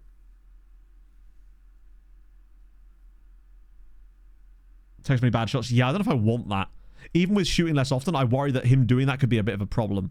And I actually like where he sits. I quite like the way that he ends up occupying this spot here a lot of the time in attacks, and it's great because it basically gives us that extra midfield option. The one downside is I think it does cost us from a defensive standpoint because he often ends up he gets caught out quite a lot on counter attacks. Also, why is Iose? Oh, it's his sharpness. I thought it was his happiness for a second there. I wonder if wide centre back might actually be fun to try there because we've been wanting to try that for a while. And I think it'd be easier for us to find good centre-backs that can... Because that would actually maybe even give us a use for... You know those guys that the game always considers to be centre-backs when they're clearly not. They're clearly just full-backs. We might actually be able to finally start doing something with those guys and giving them something to do. We could sort of create a guy that's going to do some of that sort of stuff. Or we just go balls to the wall and just double wing-back it so we're getting more effect on both sides. But I worried that it would get in the way of the winger a little bit. Oh, speaking of, it's Pablo Marquez. Would you... Wait, what? No, it's given. That's Carapchea's 5th assist this season. Bear in mind, Bilal only has 1 assist, and Carapchea's only started 7 games, and he's got 5 assists. I think that extra crossing ability that he's got is massively important. Hella kick clash as well. Thinking, I think Sheffield United will win it. I would think that I would find it more interesting if Sunderland won it, because it would just be the same kind of ups and downs, but I think that Sheffield United will probably end up winning it. I don't really want to see the Premier League and Championship turn into a thing where there's basically 17 Premier League sides and like 3 guest teams each season, because that's what it's starting to become a little bit. God, this would get us very close to Sevilla. Like, if we win both of these, it suddenly puts us right... Like, Sevilla are dropping off at the moment. And if we could stay in there, there's still a chance that we could sneak into 7th spot and get Conference League. It's definitely on the cards. Go on, Veta. Just sprint past your man here. Like, Celta Vigo are literally the worst team in the league right now, are they not? Oh, go on, Veta. Back on his right foot. Bang! Beautiful. 7th goal of the season for Veta. 2-0 up in 30 minutes. We're winning the games that we need to be winning, and we're getting a few little random surprise points. On support. Ah, to be fair, you're right. We've got him on defend right now, don't we? So I wonder if there's a... I wonder if there is a middle ground that we could go with. So the idea of having on support, perhaps. Fuck it, we're 2-0 up in this game. Let's just see what it looks like on support for the rest of this match. That way we won't forget to turn it off. Still played depending on the system around it. Okay. Last 2 years. I guess. But actually, I mean, I think Luton Coventry was a fairly evenly matched one, was it not? Yeah, like this year we felt very comfortable in where we are. But this is why I didn't want to panic either tactically or with signings. I didn't want to spend loads of money on signings that I didn't think was actually going to improve us by a huge amount. Oh, look at this. It's beautiful. It's so beautiful. It is unbelievable football from the lads. 3-0 Dosso. Because the team has just been slowly moulding around. Like the guys that we brought in that were young and had potential are improving and continue to make the team better without us having to sign anybody. And we are just peppering in guys that maybe do make us a little bit better, as well as bringing in some youngsters that can continue that conveyor belt. That is a lovely little ball from Feta. I was surprised that he didn't just shoot there. 3-0 up already. Let's keep an eye on Opry. So he's on an 8.6 now. I mean, these guys are very, very bad. Not just observe his rating, but I want to see what he looks like on the ball as well. Because again, it could be a case where he's going to get punished, but he might still be more effective for us as the game wears on. Just want to see what he's like on the ball. I mean, if we got a 4th goal by half time, I'd actually be tempted to throw Raul on at half time, give him a full second half, another 45 minutes of football. Jesus Christ, look at the way they're giving the ball away.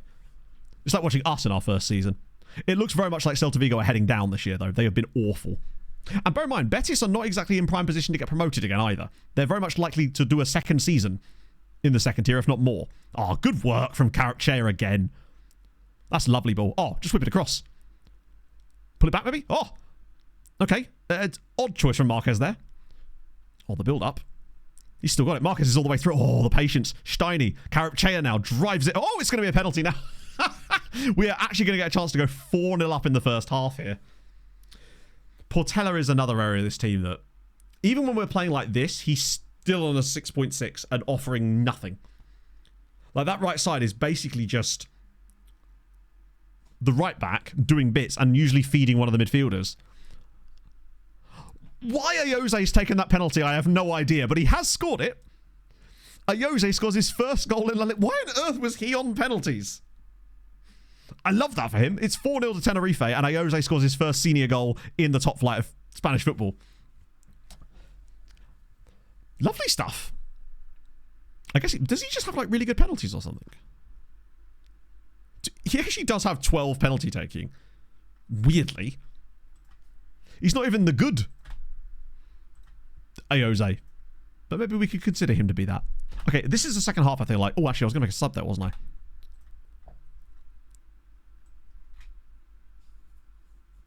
We're going to do Mbala. And we're going to do Raul. No loads of subs, just these two, because I don't want to affect the team too much, because I want to see what Opry does in like a good, strong environment. He seems like he's occupying a more annoying position now, yeah. It's dropped rating there. That could have happened anyway, but I just don't know if support is the one. Could have even brought on Sven. I might actually give Sven half an hour, honestly. He's the pen taker, exactly, yeah. A Raul second half, see what he's got for us. He's the kind of player that I just feel like is always going to pop up with something. Oh, that is a really nice goal that's offside. Lovely.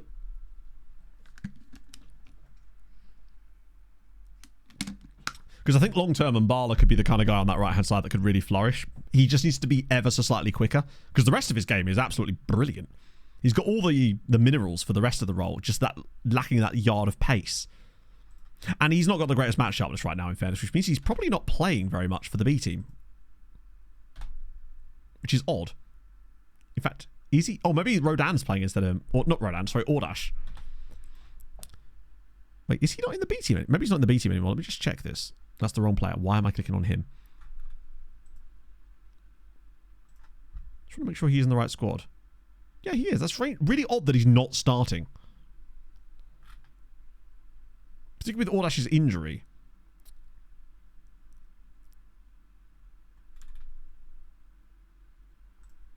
I can't really bring Sven on, actually. Just realised I substituted both players in those roles. Feta will come off, though, for Sheila there. And I'm going to leave Opry in for now and do the usual. Get her off. Or on, rather. I mean, if we end up winning the game 4-0 because of these changes, then so be it, right? I'm not convinced that was... Oh, hang on. Mbala for the assist, perhaps. Oh, it's a weirdly stupid header.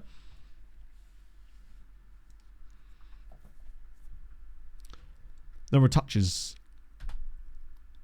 What, just so you could watch how a player played in a game? You just like, it shows you every time they touch the ball. That'd be quite a good idea, actually.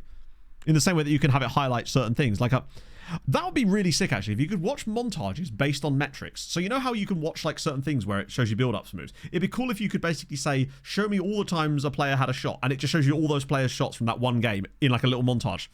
That would be a very nice tool for tactic analysis. I would genuinely piss myself with excitement if something like that came into the game. Carapchea, man of the match. Raul actually had a poor second half. He didn't really seem to suit the style of play for whatever reason, but yeah. I reckon next game we try wide centre-back. Because I just want to see what that looks like, and it would be very... Plus, it would prove even more...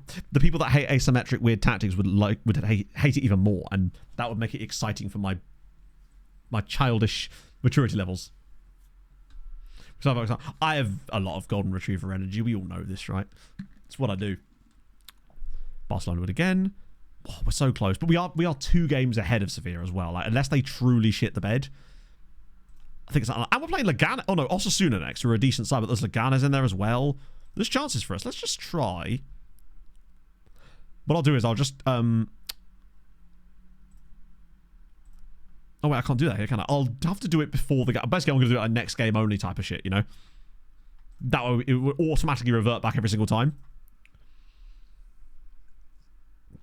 Oh, look at that. That's fine. I aim to please. Or in this case, to not please. Column G-Cock. Just a great pair of names, honestly. From Great Malvern. Things you'd love to see. Well, that's the thing. Savik, that's essentially what we'd be doing. I wouldn't mind giving that a go as well, but I think, like, as always with my tactical suites, one at a time. That way we get an idea of what it looks like in practice for a little bit before we make more changes to it. Because we've got... 9-day rest, actually, is perfect. That'll give us time... do I sort it now? It's annoying that you can't do next match only from here. Is there anything special about this? It's just shoot less often on the roll. It's nothing major. Let's just try this then. I'll switch it back if it doesn't work. So I want Opry. Oh, I realise you have to do that, don't you? Get Vandalay back in there. And now I want wide centre-back. Attack. And then I'll have him shoot less often, obviously. He dribbles more already, which is good. He already stays wider because he's a wide centre-back.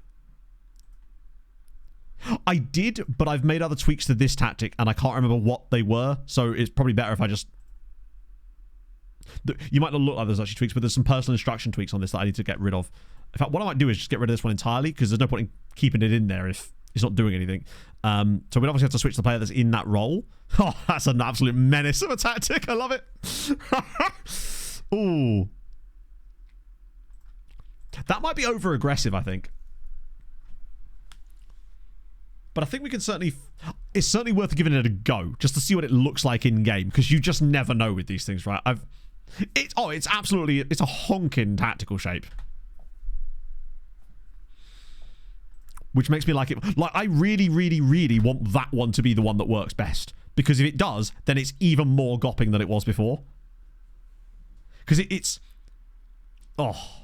It's like that time when someone said, hey, Matt, could you play a 4-4-2? And I made that absolute piece of shit tactic, which I still want to try out at some point. I'm going to leave him off of marking anyone for now, just because I want to see how it affects him in game.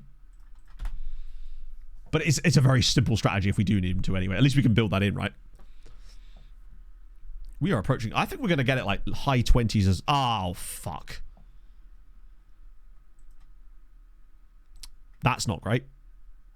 The B team just lost a game and have now surrendered the top spot and potentially could surrender even more spots because Getafe are the ones who've gone top. Who were in the show? I reckon that it's going to be a Stars Panthers final, and I think Dallas win. I think Dallas can deal with Edmonton eventually. Oh, it could be with a new tactic. Good point.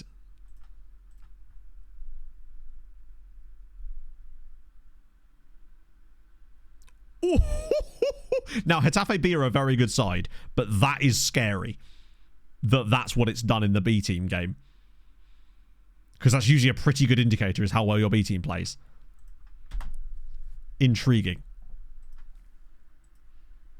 Yeah, I just think that the Panthers have got something special, but I think they'll be 2 beat up when they come up against Dallas, who are an absolute freight train of a team. So I think that Panthers will just manage to get past Carolina eventually, even though Carolina are a very, very good side. It's something weird about the Panthers. They've just got it right now. Crosses on the right. Well, you'd think so. But then if you've got the defenders to deal with the crosses, then weirdly it might actually work out for you, but I'm not sure on that one myself. We'll give it a go against Osasuna, watch how it plays in game, and I'm more than happy to immediately switch it back and try something else for the next game if it doesn't. And obviously, we can just switch back to the original approach if we work out that actually we're not looking any better without it. It might just be a case of what we had is actually the best we were going to get, even if that role has to be somewhat, not carried, just not fairly marked, I suppose, right? It's a bit like in The Big Short, where the ratings agencies aren't fairly pricing the stocks. That's us. The game is not fairly pricing Opry, damn it. Plus, you never know. Maybe we'll get the most perfect centre-back player will come through the academy this year. I think it said there was going to be a guy in there, right? Yeah, we are going to have to then play a third centre-back, which does mean there's potentially a chance for forward with a libero in a 2. It's bold, I'll give you that. This is going to allow Martinez to play, though, because we're not really going to be able to play Opry in that role, so it's going to have to be someone like Vanderlei Martinez or Grove Iverson. Really? More pleasing progress from our man. It keeps saying that, but are we actually seeing progress out of him? Not really. His jumping reach weirdly has gone up by 1, as is his long shots, but nothing else. It does seem like they do. And so that's why I think it's important to not go, this player's role... Because the thing is, he's not putting in bad performances. He's just usually only... It feels like most games, he's between a 6.5 and a 6.9. There's nothing in between that. Most of the time, it's between 6.6 and 6.8. He never does anything too good, never does anything too bad. It's not really rewarding the things he does well or punishing anything he does badly. He's just sort of there, which is actually fine. If he was getting regularly like 6.2s, then you want to worry, because that's more to do with the player and the role potentially. But when they're just there, it makes me think there may be an opportunity for us to improve the tactic, but it might also just be that we have to accept that that's how it's going to be. You don't want to overcorrect on things too much. He's sort of just a guy that is there. Occasionally he'll have a game where he gets a 7.1 because he'll bag an assist or something. Or let's actually have a look at his ratings history. Or as close as we can to it anyway. So last few games. We just use La Liga solely here. 7.1, 7. 6.5, 6.8, 6.3, 7, 6.6. 6.8. So the only one that he's had a genuinely bad game is this 6.3 here. But then when he plays well, it's only like a 7 or a 7.1. And that's usually because of a clean sheet. 7.1, 6.2, 7. Had a round of 7.3 there. He's just sort of fine. Which is why his average rating is around about the 7.7 mark. Racing Club, God, there's going to be some absolute monsters in these reports, and I feel like we're not going to be able to afford any of them. We've got to watch out for Osasuna, though, because obviously they have that ridiculous striker that is almost certainly going to tear us apart here, since he's apparently managed to tear apart literally every other team in the league at any stage. He is truly insane. And it's probably the only reason that they're not in a massive relegation battle right now. Wickham have sacked their manager. Which can only mean one thing. It's still going poorly for the Wickham Wanderer boys. I wonder if they've won another game yet. Yeah, Napoli are not winning that league, are they? Newcastle's still top of the Prem as well. City have really got no closer either. Leicester have fallen off still. Maybe a halfback. Who's the halfback? I don't want to change... Basically, I don't want to change 3 different parts of this tactic when we're trying to figure out one singular role. Because if I have to make a halfback, who's playing halfback? I'm happy with the 2 DM roles in front of them, and I don't really want to change them in order to try and make something else work. Because then you end up sort of in this situation where you're domino affecting the rest of your tactic to try and make one thing break. It's a bit like... it's a bit like dominoes, isn't it, really? I don't want it to domino in the wrong direction. It's got 2 more! Holy Christ. Dwinky Hills all got... Yeah, pretty much. Although they do get the benefits of clean sheets. So if you get a clean sheet, you're a whole back 5, essentially. If you have a goalie. Which, if you have a goalie, and your goalie will get a bump from it. We can go ahead of Sevilla, which is tough. Do you know what? Our next few matches... I'm worried about playing this in the next game because I really want to win these matches now because we've actually got a nice winnable run. It's like the game just went, you know what, lad? You're going to have no choice now. Enjoy playing that role. I wonder if Cole Pineda could play the role. Because he's tall, but he's also fast. I don't know if he has any familiarity with centre-back, but if he does, he's the kind of guy that could be a very good wide centre-back because he's 6'1" and has got decent jumping reach, and he's lightning. Mets takeover rumours not to be believed. God, no. Hello, Fry. How's it going, man? Behind the wing and play that. What, you mean? Like there?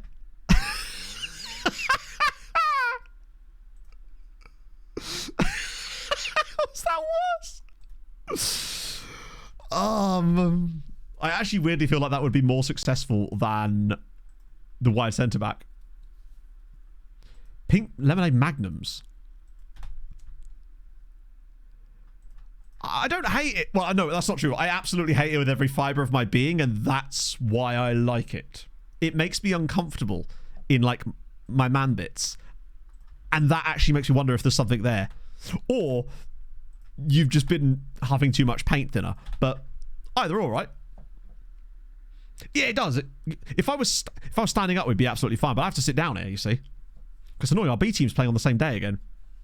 It does, James.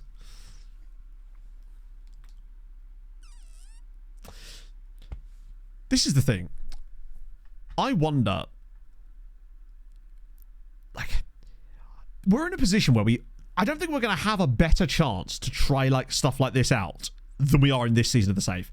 Because yes, there's the outside shot that we qualify for the Conference League, but I still think it's probably unlikely, even though we're on a good run of games here, we have to then play all those big guys again, and it will probably see us drop back down again. And, you know, we're just not quite there yet, I don't think. This is probably an opportunity to test that we're probably never going to get where there's no pressure. Like, the pressure's off for us right now. A chance to try, because if we stumble onto gold, it might be what propels us into Europe in the first place anyway. The dross off the team report method. So the way that you do it, it depends what you mean by dross, but one of the ways I do it is I go into here and I look at squad sizes. So any teams without squads, obviously these are, I'm leaving these ones for now because they did have players in their squads, so they can again. But you can go into here and then you can just remove any that don't have players in the squads because then you're kind of wasting your time. But if they did at some point, they probably will again. So we'll see. Youth Day. It should be late March. Progress lately. Love to see it. Thank you, friend. I'm feeling... Do you know what? I think it's just the new shirt. I'm feeling good lately. From a physical standpoint, I feel good, and that's nice.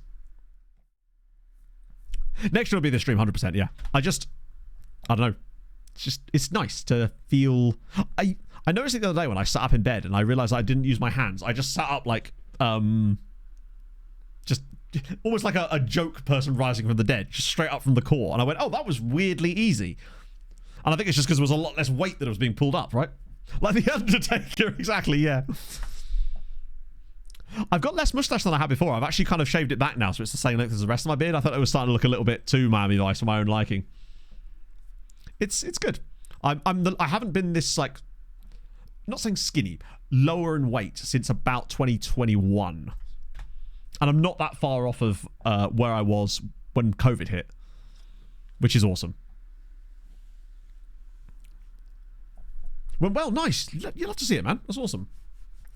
There's also Pog and I are potentially cooking up some potentially good news in the background too, but I won't talk about that now because it's one of those things you don't want to jinx. Oh, yeah, no. I think that was a bad idea. We just lost 4-0 to Salamanca. They're a good side as well. But it's an indicator in it. Like, they're creating nothing and they're conceding a shitload. And look at the ratings on that left-hand side. Mini Pog on the way? No.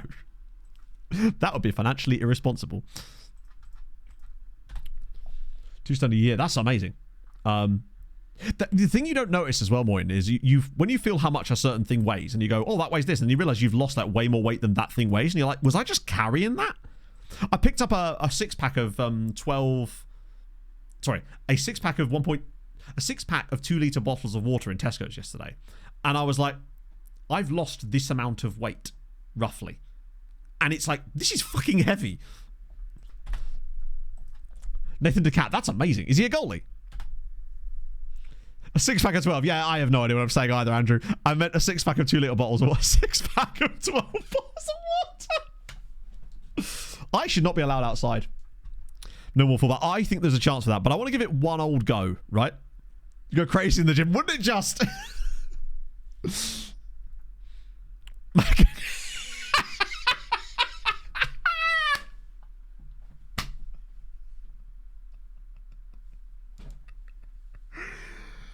Ah, amazing.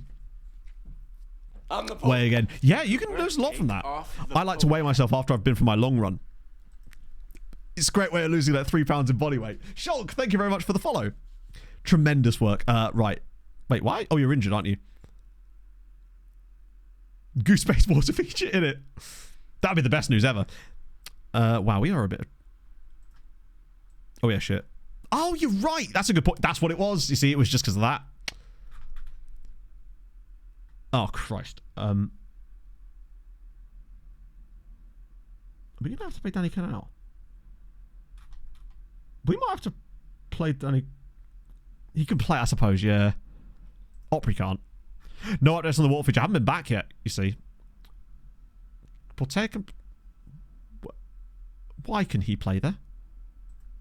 I haven't said anything to... Chat, I promise I haven't. I just said that we were cooking up potentially some good news, but we're not... We're going to discuss it because we're not going to jinx it. That's all I said.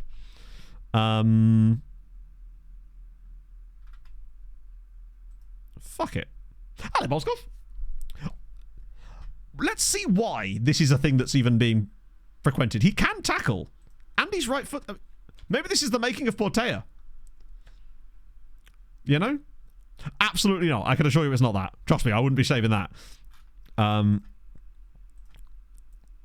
Right, you're not... Oh my god, this bench is going to be taking an absolute battering. No, baby. There you go. There you go. You heard it from the Pog's mouth, right there. Alex is a bit of a dick, but we've got no choice. Right. 6 fucking 12 bottles of water. Yeah, to be honest, it sounds like I'm the one that's sleep deprived on it. It's like I've already had one.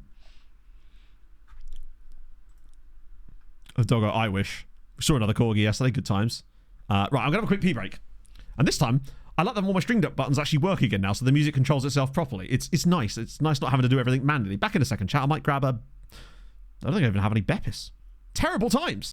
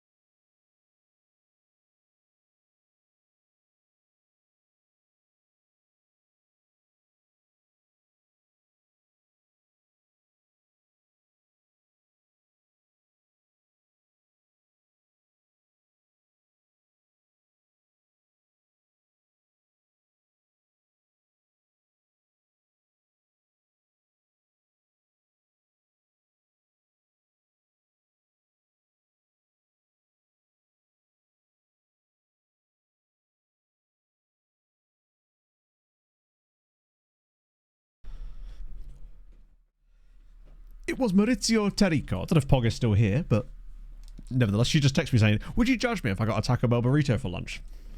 Would we, chat? Would we? Ah, dear. Also, piss update. I did what you said. Measured before and after. 1.4 pounds difference. That was a 1.4 pound piss right there. You'll have to see it. I was like, whoa, okay. Also, my clothes weigh loads. Like, my clothes weigh like 3 pounds, apparently. 1.4 pounds. Crazy times. Also, I've got Dr. Pepper. You'll have to see it. Oh, the way. So no judging. Also, Pog. Look, Pog. I'm wearing the shirt I bought yesterday. And the outfit. Should I negative? Of course I didn't get negative. No, the reason I knew how much I weighed more was because when I weighed myself this morning, it was a certain amount. So obviously I just did that with my clothes on. I was holding my phone and my headphones. Right. Let's crack on. How much does the mustache weigh? That's adding like a stone. Cuban taxi driver. Wow, that's so specific. And yet I'm absolutely... That 100% brilliant. Oh, I'm just trying new stuff out, you know? We were in the shop yesterday and I saw this and I was like, is that really going to suit me? But I think it actually kind of does and I was quite happy. Yeah, I was going to say, man's weighing himself due to pissing. He cannot judge. Cigar. I haven't had a cigar since Viking's wedding. No. Raj, I knew you weren't. I said when people say stuff like that and it's creative, I love it. It's like the whole Moroccan bathroom tile shirt I have, or what was it? It was the Moroccan bathroom or the bottom of a pool. This is from Peacocks of all places. Not a place that I don't think I've ever bought clothes in Peacocks, but there's one in town. And Pog and I step by there sometimes because we park at this car park nearby when we go into town for like coffee and shit. And Pog always likes to go in and just mooch around. And I saw the shirt and I was like, damn, okay, maybe. Manuel, nice. Right, let's go. See if this is the answer to our questions. And this was actually £16, which I actually thought was reasonable when you consider that even in Primark, this would have cost probably about the same, and it probably would have been worse quality. A hat. Yeah, I could do a hat. I'll just put my I'll put my KFC hat on. How about that? What kind of hat would I need? Like a fedora. It is giving John Leguizamo in Chef vibes as well. Which I'm not opposed to. It is a beer garden shirt, correct. I've done a bit too much beer gardenery this week. Well, not this week. Actually, yeah, I was in one last week. It was a week ago today that I was a hero and I saved that dog from the river. Or sorry, threw that dog on the river, if you ask you. All right, I've got to do that shit again. Don't feel nice in my hands. What, like the wooden... A hot climate fedora. This is like, it's a linen blend as well, this. So that's why it's quite nice on a day like today where the weather is... Oh, it's really nice outside now. Lovely. Right, one sec, chat. This is not happening for me here. Let's just get this sorted. The paper ones. Yeah, I find paper bags to be quite annoying in general because they just rip really easily. Eurovision party. It was great fun, Jack. It was really nice to hang out with the... There's one particularly, like... if you summed up me in a picture, it's me sat on this, like, rattan chair outside but looking into this place with my legs crossed in a really poncy way holding a glass of gin like this. It is the most me photo you've ever seen. And what is my goalkeeper doing? Oh, slide him in. Here we go. Go on. And a second time. Slide him in again. It's Feta. Great first touch. Bang. 1-0. Come on. Wait, what? That's sorely onside. Yeah, thank you. Delightful. Feta with his 8th of the season. Favourite song? My favourite was Estonia. But I actually didn't mind the one that won Austria. I liked Estonia the most, though. It was so perfect. The tie, the dancing, all of it was exceptional. Big fan. Let me see if I can find that picture. I can't remember where it was from. After I was I think it might have been in WhatsApp, actually. Potentially. Sweden was solid as well. Let me see. That's my... Don't mind me, just scrolling through my WhatsApp group while this happens. Maybe I missed it, actually.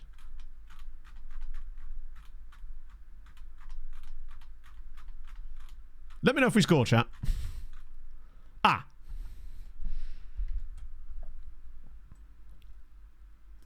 Sorted. Now, if I can just get it to load. Are we about to score? Nope, we've conceded. Great. Do you know what? Let's just pretend that that didn't happen and instead just witness me. Those shorts look extremely tight as well. That's all you need. He thought I didn't see him taking the picture. Oh yeah, I was jawing up. We've only had one shot and it was a good chance, but Portea's not been that bad. It's worth noting, by the way, that our wait a minute. It's 2-1. I mean, fair enough, something. And I was watching Eurovision. The room had a certain homosexual energy to it. I'm the guy that took the picture. What a weird goal. Nodded down and then Everson bats us for 2. Do you know what? So far... Oh, Juicy's hurt himself. Portea's actually played quite well, as has Marquez. Oh, Campus in Eurovision. Latvian wood nymphs. I was unimpressed by them. I've got to be honest. Yeah, I am actually going to watch the Europa League final tomorrow. Chat have convinced me. That way when chat asked me on Thursday, what did I think of the Europa League final, I might actually have an answer for you, potentially. Well, to be fair, we did originally sign Portea with the impression that he would play as our right back, because I thought maybe Bilal was going to fall off, and then he just didn't. So I almost wonder if perhaps I was being overly harsh on Portea by expecting him to flourish as that right-sided winger, when in actuality it maybe wasn't his, like, perfect role anyway. Thursday. Yeah, there'll be a shoot on Thursday. 100%. Did I say Sunday? I meant Thursday. Right, let's go grab another one. Portea sitting inside. I wonder if it's just because of that slightly increased starting position. Oh, Herholt now through on goal. It's gone a bit deep, but that's fine. He can pull it back. There's options in the box, or he's going to get a penalty or something. Okay, Brave, what are you doing? Carrot Oh, surely not. Oh, no! What a chance! He wasn't that bad right side, but he did often have he had too many really bad games. That's the problem, I think. He was bad. He dropped a lot of genuine clangor of a performance type of games, and we can't carry players like that for too long. Dosso is very good at that. Dosso works really hard. I think he actually has quite a high work rate, doesn't he? 17. And I think it really shows. It's one of those things where you don't always appreciate what he's doing. Look at these little triangles we're playing now. We are actually popping the ball around at an alarmingly competent rate. Look at this. Pops around the side. Carrot to Nikolic. Oh, one more pass. One more pass. No, Steiny. One more pass. 2 more passes. Nikolic. Oh! It's 3-1. Tell you what. It is sensationale. The build-up, the little one touch here, one touch there. Admittedly, we lost the ball here, so we'll ignore that part, right? But Steiny winning this back, getting it to look at this from Nikolic as well. Brilliant. Then just drives it 2-2. Oh. It wasn't pretty in the end, but it was nice. Oh, wait. I mean, we're 3-1 up away at Osasuna now. So basically... Wait, hang on. Did I not set that to invert? Oh, yeah, he's inverted. He is inverted. For a second, I thought I haven't inverted him. But yeah, so we're trying him out with a different player slightly further up the pitch to try and get them more out of that role. And honestly, it's not really working so far in terms of the performance of that one role. Carrot drop it across. It's 4. What on earth? Now, I don't know if... For me, that role is not even performing any better, but we're now 4-1 up in the first half, so we're playing brilliantly. Like, if nothing else, we're playing spectacularly well regardless of that. I wonder if it's allowing us to pick the ball up in different positions still, and that now we're still carrying it, but now in an even more efficient way. Yeah, but Osasuna are better than each of the 2 teams we've just played against. And we are genuinely annihilating them right now, and it could be about to get even worse. Herholt, run the side for Dosso again. That could have easily been 5. Oh. We had a very good end to last season as well, but we kind of carried that into this year, basically, because it just took a little while.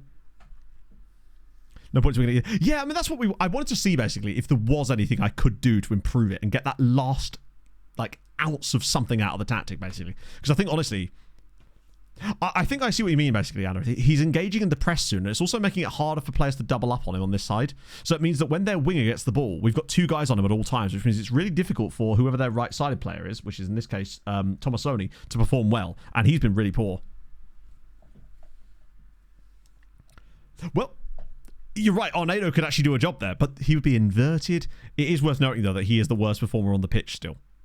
But he's running some distance. And we're playing phenomenally well here. I mean, it could be one of these things that it actually just unlocks even more quality in the other players. Like, it's allowing them to play even better, and he's just having to accept that he's not the reason for it. Well, he is, but he's not going to be rewarded for it. He'll get like a little bump when he makes interceptions, I suppose. Yeah, you're in Timber's still playing there, which is kind of fun. Our bench is a bit light, though, isn't it? Right, let's see again. I mean, this is a brilliant run of games that we've played well in.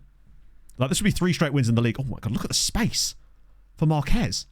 The amount of space there... Oh, go on, square it. Oh, you've got to be squaring that, bud. Come on now. That is a tap-in for Dosso. If he just drops that across. I kind of wish the defender had got ever so slightly closer to him so he wouldn't have shot, but such is life.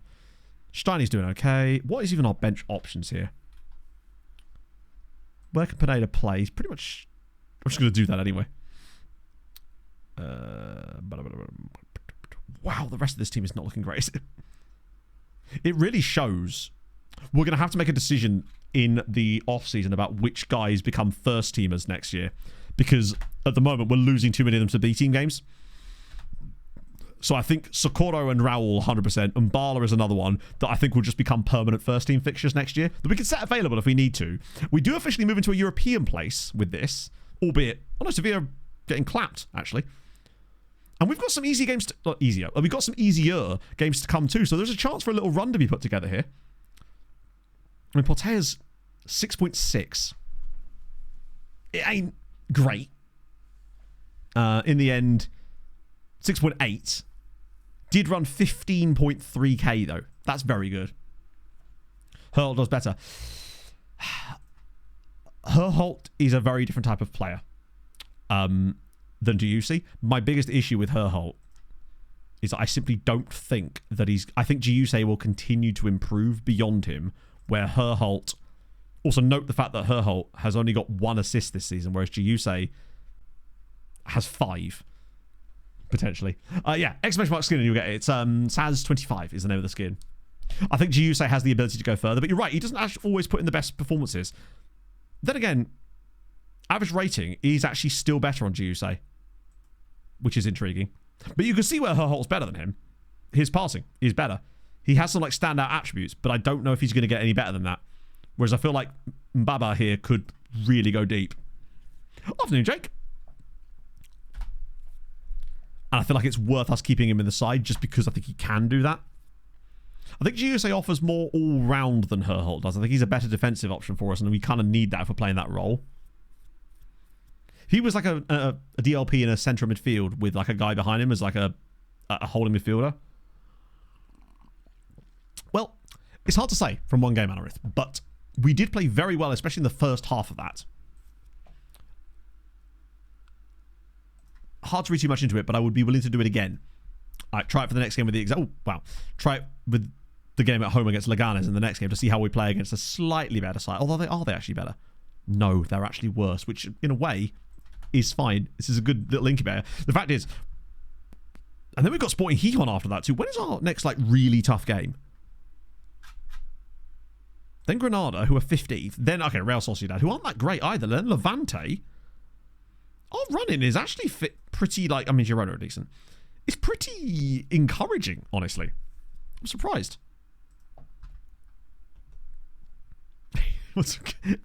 Like, as I do that, wouldn't I? That's how I talk. Speaking of AE, it's Eyüpspor, who are 14th in the top flight right now. Wait, did they win the league? Oh, they came second 1 year. Jeez. I actually thought they'd won the league, but no, they came second place, though, which is very impressive. Now they're a little bit less impressive on account of the fact that they are miles off of it. Wow, shout out to Samsung doing bits. Pendikspor, 4th in the league. Whoa. Talk about yo-yo. What's that? There's only 1 year in like 5 years where they didn't get relegated or promoted. They know what to do. Is anyone crazy missing here? Besiktas aren't doing particularly well. Wow, Fenerbahce have absolutely dominated Turkish football. I suppose. But it's weird seeing... I feel like I don't see them as far up as this. They just came 4th not that long ago either. Got Azeri manager as well. so far, I mean, that's 3. Is that 3 in a row? Yeah, 3 wins in a row. We had that little spell there, but we're winning the games that we need to be winning and playing well in them too.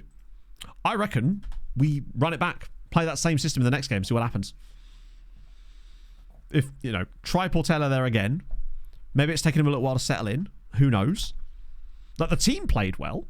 The role was fine. Did I have him set to shoot less often still? I didn't, actually. That might be an area to focus on. Is there anything else I can really do? Not really. Although I think taking him off of shoot less often, that might help, honestly, because it's going to stop him from... For all I know, he didn't even have any shots last game, but it will just stop us from having attacks breaking down. Club's finances keeping up. The club's finances are fine. We've got 20 million in the bank, and we're going to be due an absolute buttload of money there. We get 20 million there and 16 million there. So in the summer, we're going to be due around about 40 million. Do you reckon it... Oh...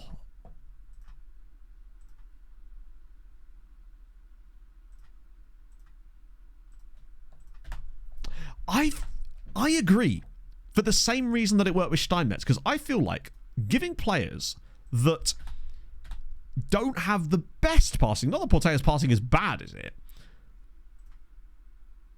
10, which is fine. It is really very average. It's quite literally. But giving them longer passing means that they are going to give the ball away more. However, when they give it away, they're not going to be throwing it away in your final third to an incredibly dangerous counter-attack. That's what I think has worked really well with Steinmetz this season, and I wonder if employing it in the same position could work. Particularly as a lot of the time that direct pass should, in theory, be a ball down the channel to the winger or to an on-running shadow striker. Because he's often actually going to find himself occupying a lot of the same positions when in possession as Steinmetz does, and I wonder if we essentially end up with one on either side type of job. That's good news. The moment he gets rid of the shoots from distance trait, I think we could be cooking. Like 6 assists in 7 starts in the league is... I feel a bit bad for Bilal, honestly. But, like, he's not really offered much. Like, it's hard to want to change stuff after a 4-1 victory against a reasonable side. And away from home, too. Oh, Lagana's a manager, which actually might be bad for us. Rosario Central. There's got to be some more incredible players in that report as well. In addition, we should be getting our youth report, rather, around about the time of the Sporting Gijón game. Take less risks. The problem with take less risks is one thing at a time, I would say. I think we probably just want to, because then we won't. When does you intake? I don't know exactly. Last year it was April 2nd. We know it's going to be March this year because the game has already told us that. But I don't know exactly where we slot in because obviously we've got 20 youth recruitment now, so we'll be in the top group. We get to pick, not first, obviously, but we'll get the best possible pick of those. Although we'll be one of the lowest. I think we're the lowest rep side with the highest youth recruitment. So we'll get the worst picks of the best picks, I suppose. But honestly, wow, Real Madrid lost. Imagine not winning the league despite the insane amount of goals. And Sandro Tonali gets 2 more. They've got 96 goals in 29 matches. They're averaging over 3 goals a game. Just insane. Yeah, I mean, look what it gave us last year, to be fair. So that does make you wonder, though, what on earth the teams above us got last year's youth intake. If we got players of that quality, what on earth did Barca and Real get? Best of the worst. No, not at all. Worst of the best. Like, we should get some absolutely monstrous... I would be amazed if we don't get at least 1 5-star player this year, if not 2. Given that the intake... Wow. This is a good indicator as well. So Gorka Bilbao, 17 years old, called up for the Spain under-18 squad. Amazing. Puello as well. Jesus. I forgot about him out on loan. He's another one. He might actually be the future CM of this team. Jose Maria Puello, I don't think he's quite got the stuff for the frontline role, but he could very much be the guy that's playing behind Raul, kind of like where Feta is playing right now. This is the kind of player that could do that for us. He's extremely good on the ball. Don't like that trait, although, to be fair, he does have kind of the attributes for it. Holy Christ. Then we've got Nikolic there. Pineda for the under-21s for France. Him even being involved in the French under-21s is crazy. God, he's really good, isn't he? I thought he was taller than that, though, weirdly. Does have 10 jumping, which I guess. I mean, that as well. Luis Socorro at 16 being called up to the Spain under-21s is mental. Jose Martinez in the Spain under-19s as well. At 16. I forgot he was still 16. I don't know why I thought he was 17. He's not even close to being 17. He's closer to being 16 still. Well, he still is 16. Until he's 16, he's 17. Solar as well. None of the guys out on loan. Jesus, Anyway, wait, Sim Post. Wait. Hang on. He definitely wasn't as good as that before, was he? He's got under 21 counts, which we expected. He actually looks slightly more usable, right? Yeah, he did. It might just be because the report is wrong because he's being out on loan and stuff like that. But either way, I'm pretty happy with that. Achapong, he's not looking so great there. And then obviously the rest of them. That's good news, though. Yeah, so as for the youth intake, I expect it to be late March. Don't know exactly when. Yeah, I mean, to be fair, it's easy to get into the Estonian. I figured he was going to be a future Estonian national team player because if you're even slightly all right and you're Estonian, you're going to get in there. But still. 31st. Imagine we get our youth intake on the next gen day. Well, we could easily find out. We just look at when Real Madrid's youth intake was last year, and it's going to be behind them, but not by much. 30th. I'd say there's every chance it's the 31st. Like you say. Not always a Monday. No, it's not. It's set within like a certain range, and then depending on how many teams are switched on, they will get them in order of youth recruitment. Then as a tiebreaker, it will be I actually forgot this man was still here. We need to get rid of his contract. Holy shit. But then the tiebreaker is the reputation. And obviously we don't have the tiebreaker on pretty much any team, I don't believe. Yeah, being missing 5 players for that is not ideal. However, remember, those guys could be youth players from those games. So I don't think it... Plus, we might be able to appeal for a postponement, potentially. Still not ideal, though. Honestly, do we just go with the same lineup? I do want to put Jose Martinez back on the bench instead of Karanka. There's really no need to have him there. And Raul on the bench again. Because there's just players in here that we don't really need right now. Alex is probably another one, honestly. I feel like Opry on the bench and Mbala as well. So, climb them up. Just getting them there. Particularly if we find ourselves in a comfortable position, it would give us an opportunity again. Right, take 2. Oh, Patea's wanted now by Porto. Have they just gone Porto? And he's come up while they were typing in and gone, yeah. Or Mbala. I still want to give Nikolic the run. I do like him there. It's that pace he's got. And he has got 2 goals despite only starting 1 game. But as a sub, for sure. Wait, yeah, they're on the bench. So one of them could definitely come on. Well, in this case, Mbala. Oh, hang on, 13th. Wait, my bad. In that case, Danny Canal. Sorry, I didn't see that. My bad. There we go. So I thought I'd put him on the bench, but it had obviously done that number 13 thing. It's great, isn't it? It just looks like an italicized A. Okay, let's see if this works 2 games in a row. Also, if it did give us the opportunity to flip him to Porto for like £20 million, tremendous. Unless he now starts to absolutely chef for the rest of the season, in which case that would be sad. Good God, look at their morale. Except for one dude. Alexa Jurasovic. And in fairness, he's only played... This is his first game of the season for them.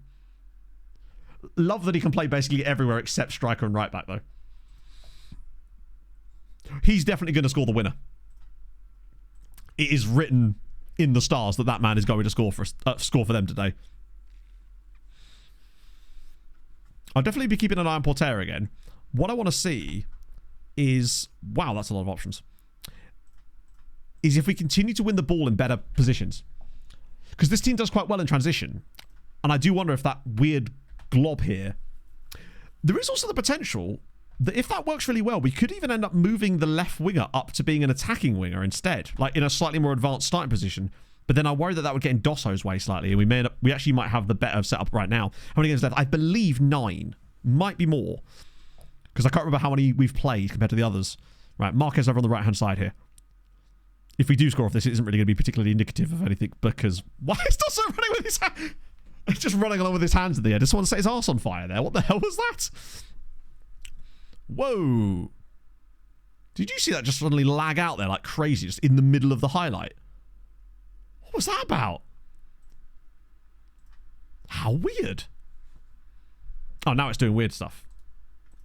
I've never seen it actually start doing that during the highlight. It was very Team America, yeah. Bro running around like a marionette. Right, okay, we'll have to reset this in a second, I think. Yeah, we'll just push Dosso up even... How dare you even suggest such a thing? A striker in my house? The streamer would never. There we go.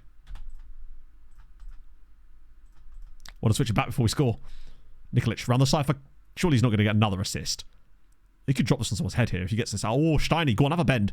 Oh, bang. Beautiful cross from Thomas Steinmetz. What a ball. That was like, do you know those Steven Gerrard crosses? Those ones that are like, Henderson did it quite a lot too. Those crosses that almost feel like they're long-range passes where they dig them out from around about here and they just always seem to land perfectly. That was such like one of those types of crosses from Steinmetz. Particularly first time as well. Look at the swaz on that. Hopefully, Bear. That's the plan. I think I kind of have to, honestly. We'll just have to see where the finances are like when that comes along. Bend it like Steiner was about to be. Oh, delightful. But we lead, which is crucial. And Portea's on a 6.8. And there you go. Bang. Higher starting position. Makes the interception earlier. Feta now driving forward. He's all the way through. Feta's all the way through. How has he not passed that to somebody there? Oh, 57. Yeah, I don't know if I would. I might just get like a 41 because they'll be cheaper, hopefully. Or unless they won't be because of the desire for people to have them. We're starting pretty strong here. Oh, wow. That was a brave effort. Creativity is certainly looking good, though. Chances are coming. Starbucks has like 3 crossing. Yes, it's 10. Actually, do you know what? 10 crossing is not bad. I actually think that his passing was having an effect there. Because sometimes the game will consider those passes instead of crosses. Sevilla winning as well, though. Which is not ideal, but it would keep us in front of them. We've got no hope of catching anybody else. Yeah, Portia's on a 7. He's intercepting the play. Like, he's actually making forward attacking runs a little bit anyway. And those interceptions are, I think, what's doing it. Because he's just allowing us to win the ball back earlier. Right, Steiny to turn. Oh, I wonder if the increased passing range as well is having an impact. So he's no longer losing the ball in dangerous areas as much. Now, we aren't going to have time to finish the season today. That's like 9 more matches in the next 40 minutes would just simply not be possible. Oh, that's surely offside, right? No? Oh my God, we're playing some very good football. Where does the pass become across? I don't know. That doesn't seem... I mean, it does sort of seem like a thing we would discuss. Yeah, we'll finish off the stream on Thursday because that means on Sunday's stream we get to do transfer stream. That's a lovely pass from Nikolic. And Feta again. Nikolic looks appropriate. Oh yeah, but gets the youth recruitment, of course. Yeah. This is... Look at the possession as well. Portea's still on a 7. I know it's Leganes, but there seems to be more creativity before. There seems to be more creativity and attacking output in this team than there was before. More consistently as well. Feta. Back inside for Portea. Oh, drops it to Giuse. If he can get it out of his feet. Oh my God. It's 3. And it's his first goal of the season for Giuse. And look who got the assist. It was Portea. 3-0 to Tenerife. We've been 4-0 up at half time. And I think like 3 of our last 5 games as well now. This is starting to click at an alarming rate. It's a lovely little... The way he rolls his body out there just to get that past the keeper. The keeper can't see anything. There's like 7 dudes in the way. It's like being behind everybody at a concert. Oh my God, off the kickoff. Oh, look at this. Feta's just like, no, I'm having another one, lads. Slide him in. Marquez now. Drop it back across. Dosso, it's 4. What on earth? It's... The gap between those 2 goals has to have been like 20 seconds. Tenerife 4. This is literally direct from the kickoff. They pass it once from the kickoff. 2 passes later, Feta gets it round the side to Marquez, takes them on, drops it across, and Dosso slots it in. There cannot have been more than 30 seconds between the 2 goals. That's mental. 42nd minute and 43rd minute, because obviously, but 4-0 up at half-time again. Marquez has... Bloody hell. It seems to have made Marquez better as well. I noticed, our left side sometimes goes a bit fucky and missing in general. It feels like Marquez has also got better. And I wonder if that's because he's got a guy closer to him, so it's taking the pressure off him defensively. Slightly. This is mental. Love to see it, though. Portea with a 7.4 in the first half. Tremendous. It's really cooking. But this is why I love the position we were in here. Because if it went wrong, it's like, oh no, we've ended up finishing 9th or 10th, right? But now, I want to see how it tracks with our B team as well. That's always a good indicator still, because these could just be, we're just a lot better and have massive morale bonuses over these guys. So we may have won the game anyway, no matter what we did. But it's the way we're winning these games. Like, the pure domination. We've scored 4 goals. This is our 3rd consecutive game in scoring 4 goals. For like an average, just inside the top half type of team. Oh, I love that. Come on, get a touch in here. I think we've maybe overplayed it a little bit. They're also well set up over here, because Marquez is actually... Is that Marquez there? Yeah, it is. Okay, he's been caught out there. Oh, no, the keeper's got it. We feel more defensively stable on this side as well.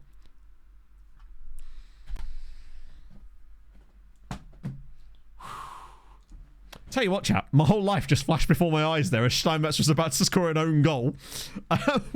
Bloody hell. What are we doing there? Just as well Moreno... Also, notice how Moreno just casually picks that up off the line. That would be a hell of a way to concede a goal. Yeah, he was about to pass it long straight into the goal. Right, Shiny's a bit more tired. And do you know what? I think it might be about time he got off. Do you know what? Actually, I'm going to do the thing I've done a few times where Martinez comes on to play ball in midfielder. Nikolic, we can get Mbala on.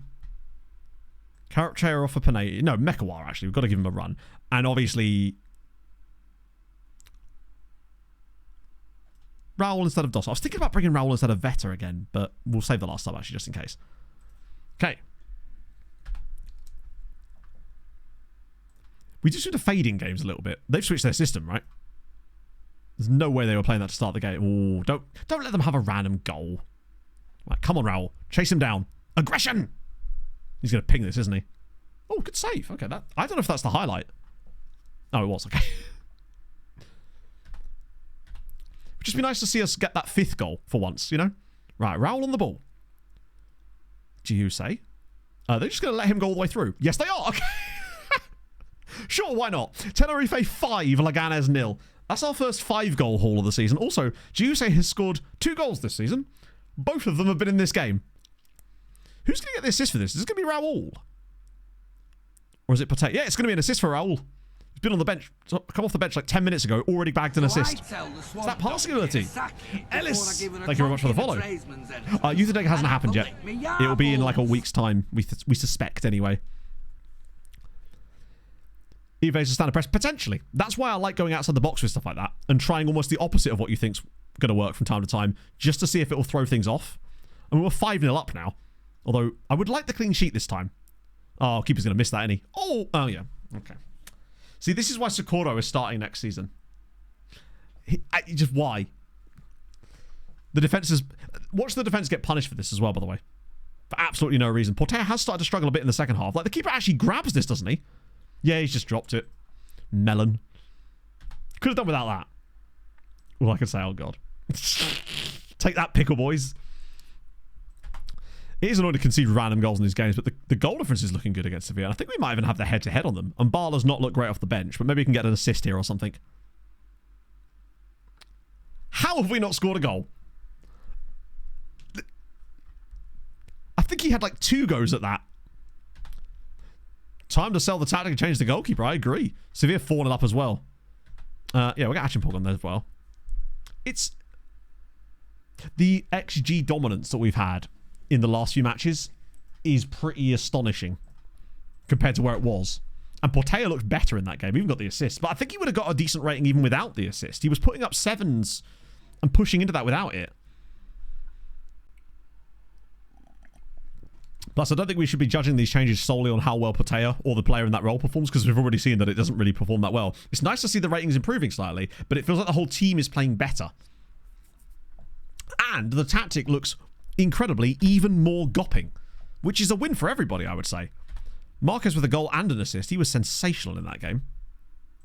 We've now officially stayed up as well, which means we owe... I didn't realise we had to pay them for that, but sure, we've just paid PSV 2.7 million quid. And I'm fine with that, because Steiny has had a season. 2 goals and 3 assists this year. It's probably his best output year, isn't it not?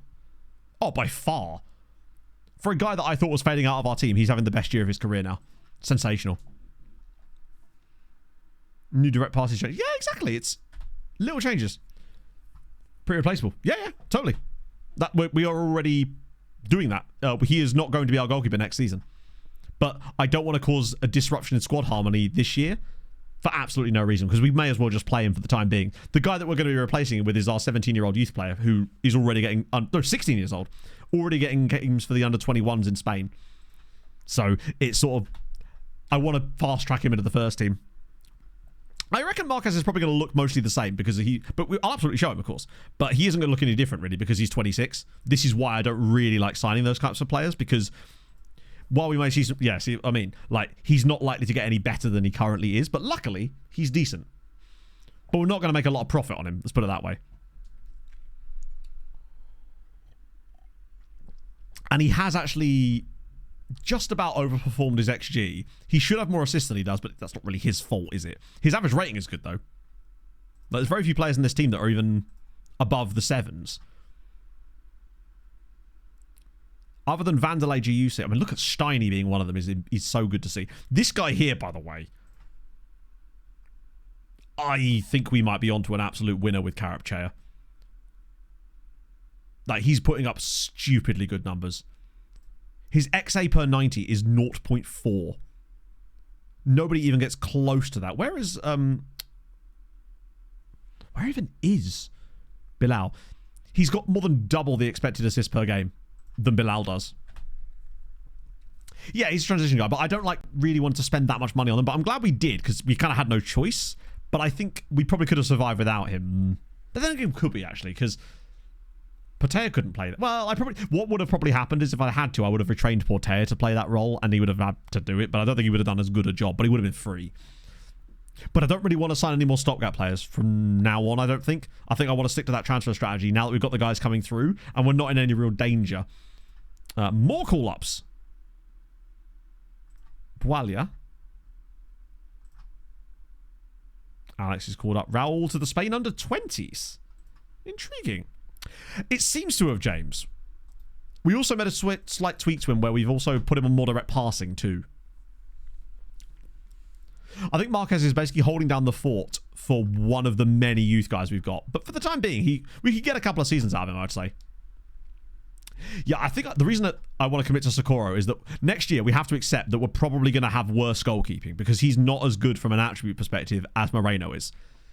So it's going to cost us a few times. But we almost have to eat that and accept that the only way he's going to get better is through playing.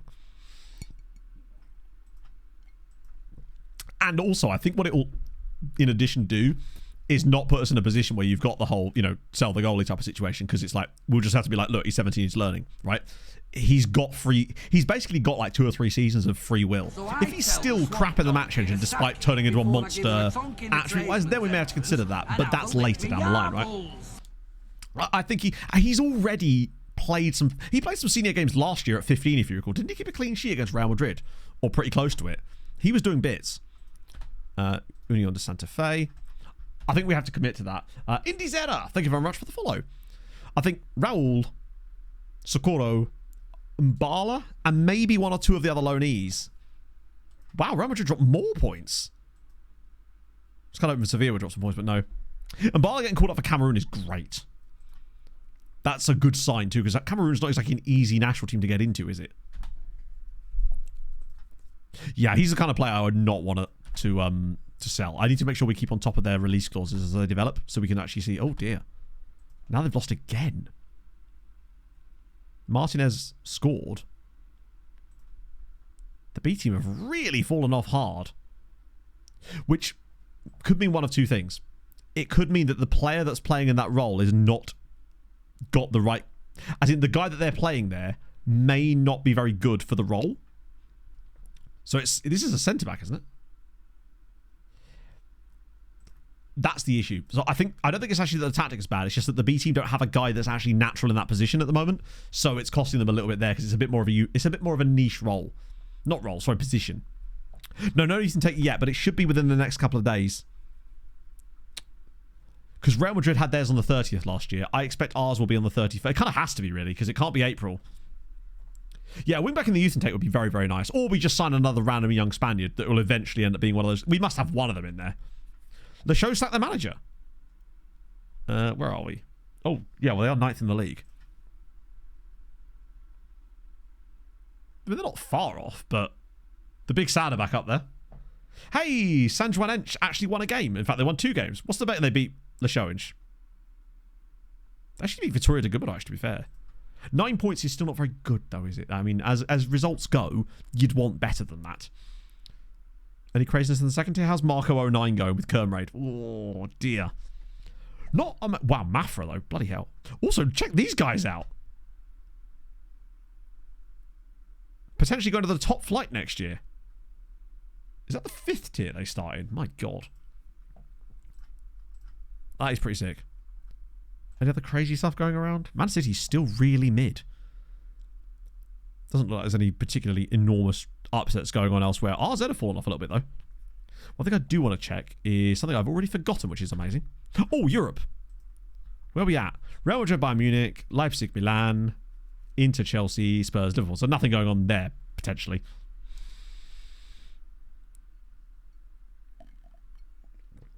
And the Conference League? Any crazy ones? Hey, Leshoinch are still in the Conference League. In fact, Portugal have 2 teams in the Conference League semis. Sorry, in the quarterfinals. No Danish sides, though, sadly. Shout out to Hammarby getting pretty deep, though. Hajduk split in there, too. Europa League? Jesus. That does not look like a Europa... I mean, Atletico, Lazio, Bayer Leverkusen, Man United, Arsenal, Red Bull Salzburg... This is such a deep Europa League in terms of the quality of the teams up at this point. And Lille in there, too. But... crazy. Let me just check how the place race is going. Yeah, look, Spain have got no hope. Denmark have more coefficient points this season than Spain do. Shout out to Germany, actually giving England a good go. It could easily be like a round of 16 Champions League. Yeah, that's crazy.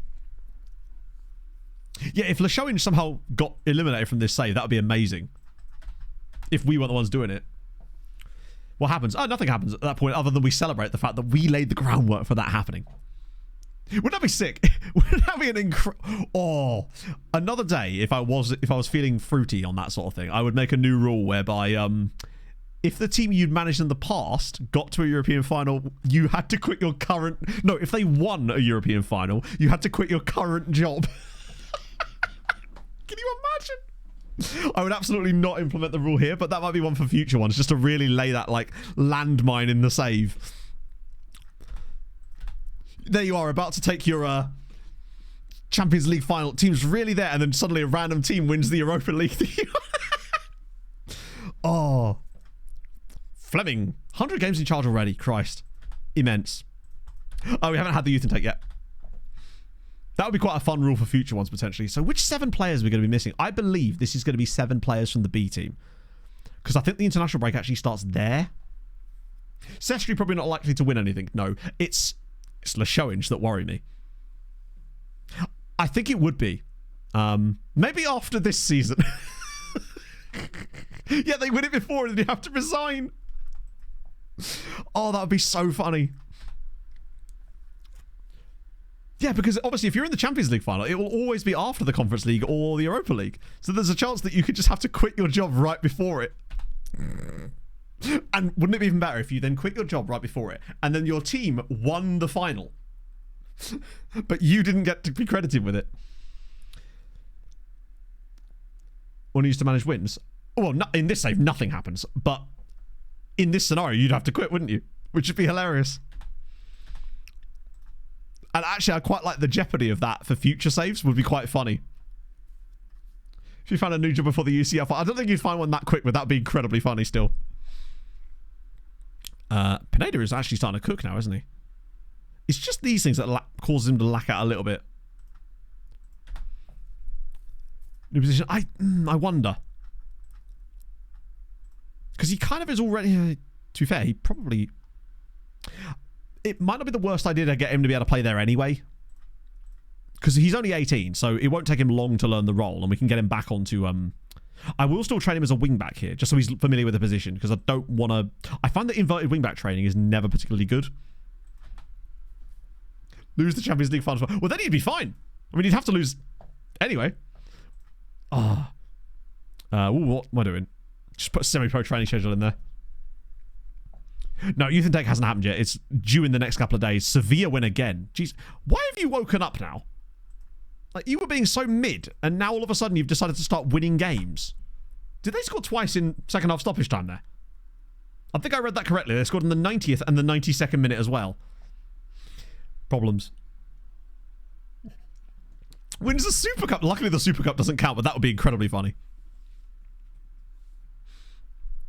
Although, actually, in that scenario, that would be incredible because you'd have to resign because your old team won the final, which caused you to resign from the team that was going to get to the final. That team then wins the final and then wins the Super Cup when you've got a new club that causes you to have to resign again. Maybe for the next Outcast to Icons, we implement that as a rule from the beginning because that would actually be incredibly funny. Just because the likelihood of that happening is pretty slim, but non-zero because of the fact that obviously with us developing these sides, there's a chance that one of them, particularly if we were to say get sacked by Tenerife, for example, or say we have to leave Tenerife in this scenario, this team has got some players that could potentially develop into a Conference League winning side, I would say, at least, even under AI control. So there's every chance that they could just be in the background, like, waiting to destroy us later down the line. This guy... Oh, we finally have extensive scouting on Seydou Kouame. We've been scouting this guy for like a year without any success, and now we finally have the knowledge. There's also an Armenian-Argentinian. He's Armenian-Tinian. Let's get rid of the 35-year-olds. I should check the patron regions. I think they will have clubs now. Oh, still got Isaac Earl without a club. He's wanted by the top cheese, but I might just trial him for a little bit to stop him from retiring. The rest of you have got clubs, though, which is good. Okay. Artinian works too. Right. You're 23, Helsingborg. Okay. Any crazy expensive guys? Yeah, just a couple. Wow, you're very... Oh, you're at Ajax. He was that... Oh, they're the two Mexican guys that we couldn't sign, so we'll remove them both. Jesus Rodriguez. You're a bit expensive, but you're intriguing. Yeah, Sestri with the sugar daddy. He'd have to get them out of Serie E first.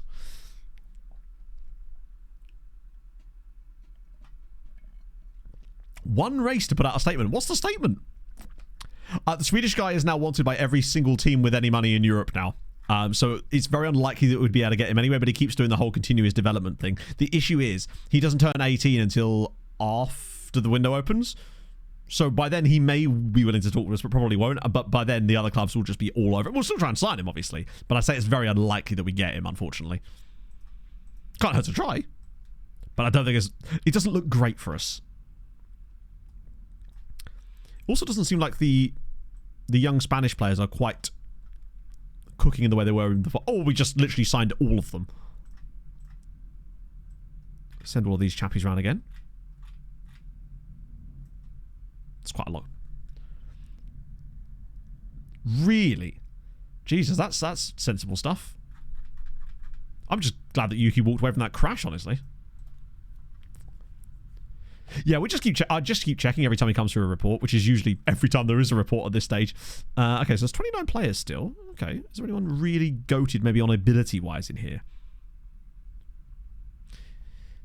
I mean, the answer is yes. Gaston Matza.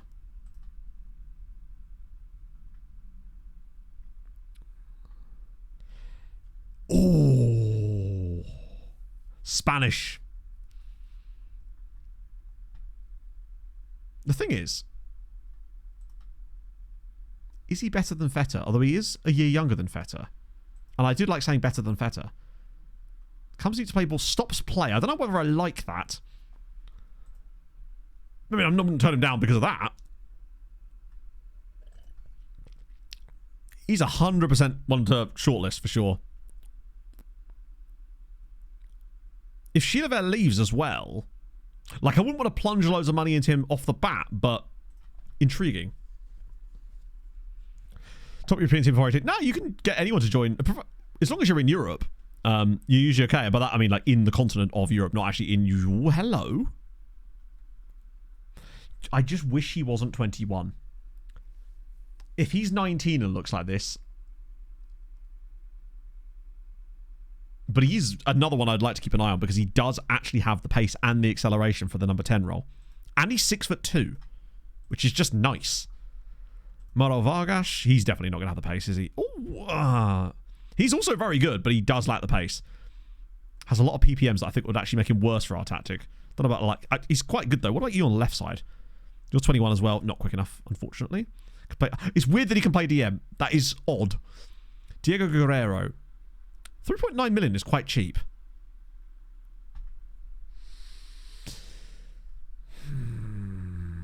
Non-EU as well. Pretty quick for a central midfielder. I'm just not convinced by some of these players.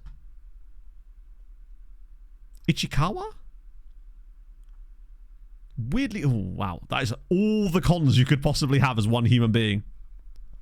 It is weird that some of them haven't played for the cups, or it makes you realise that, yeah, I know he had a release clause, but I still think it was too much for us. I don't want to plough a load of money to a guy who's like just a little bit too old and doesn't seem to have like the development curve available. You're too slow.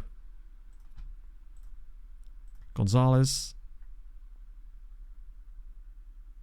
He's intriguing. 6'4", 18, consistent, adaptable, athletic, good physicals, good technicals for the role. He's kind of like a Giussi type of player, but does like the defensive stuff. He's a con man. He is 100% a con man, yeah. I'm definitely shortlisting him.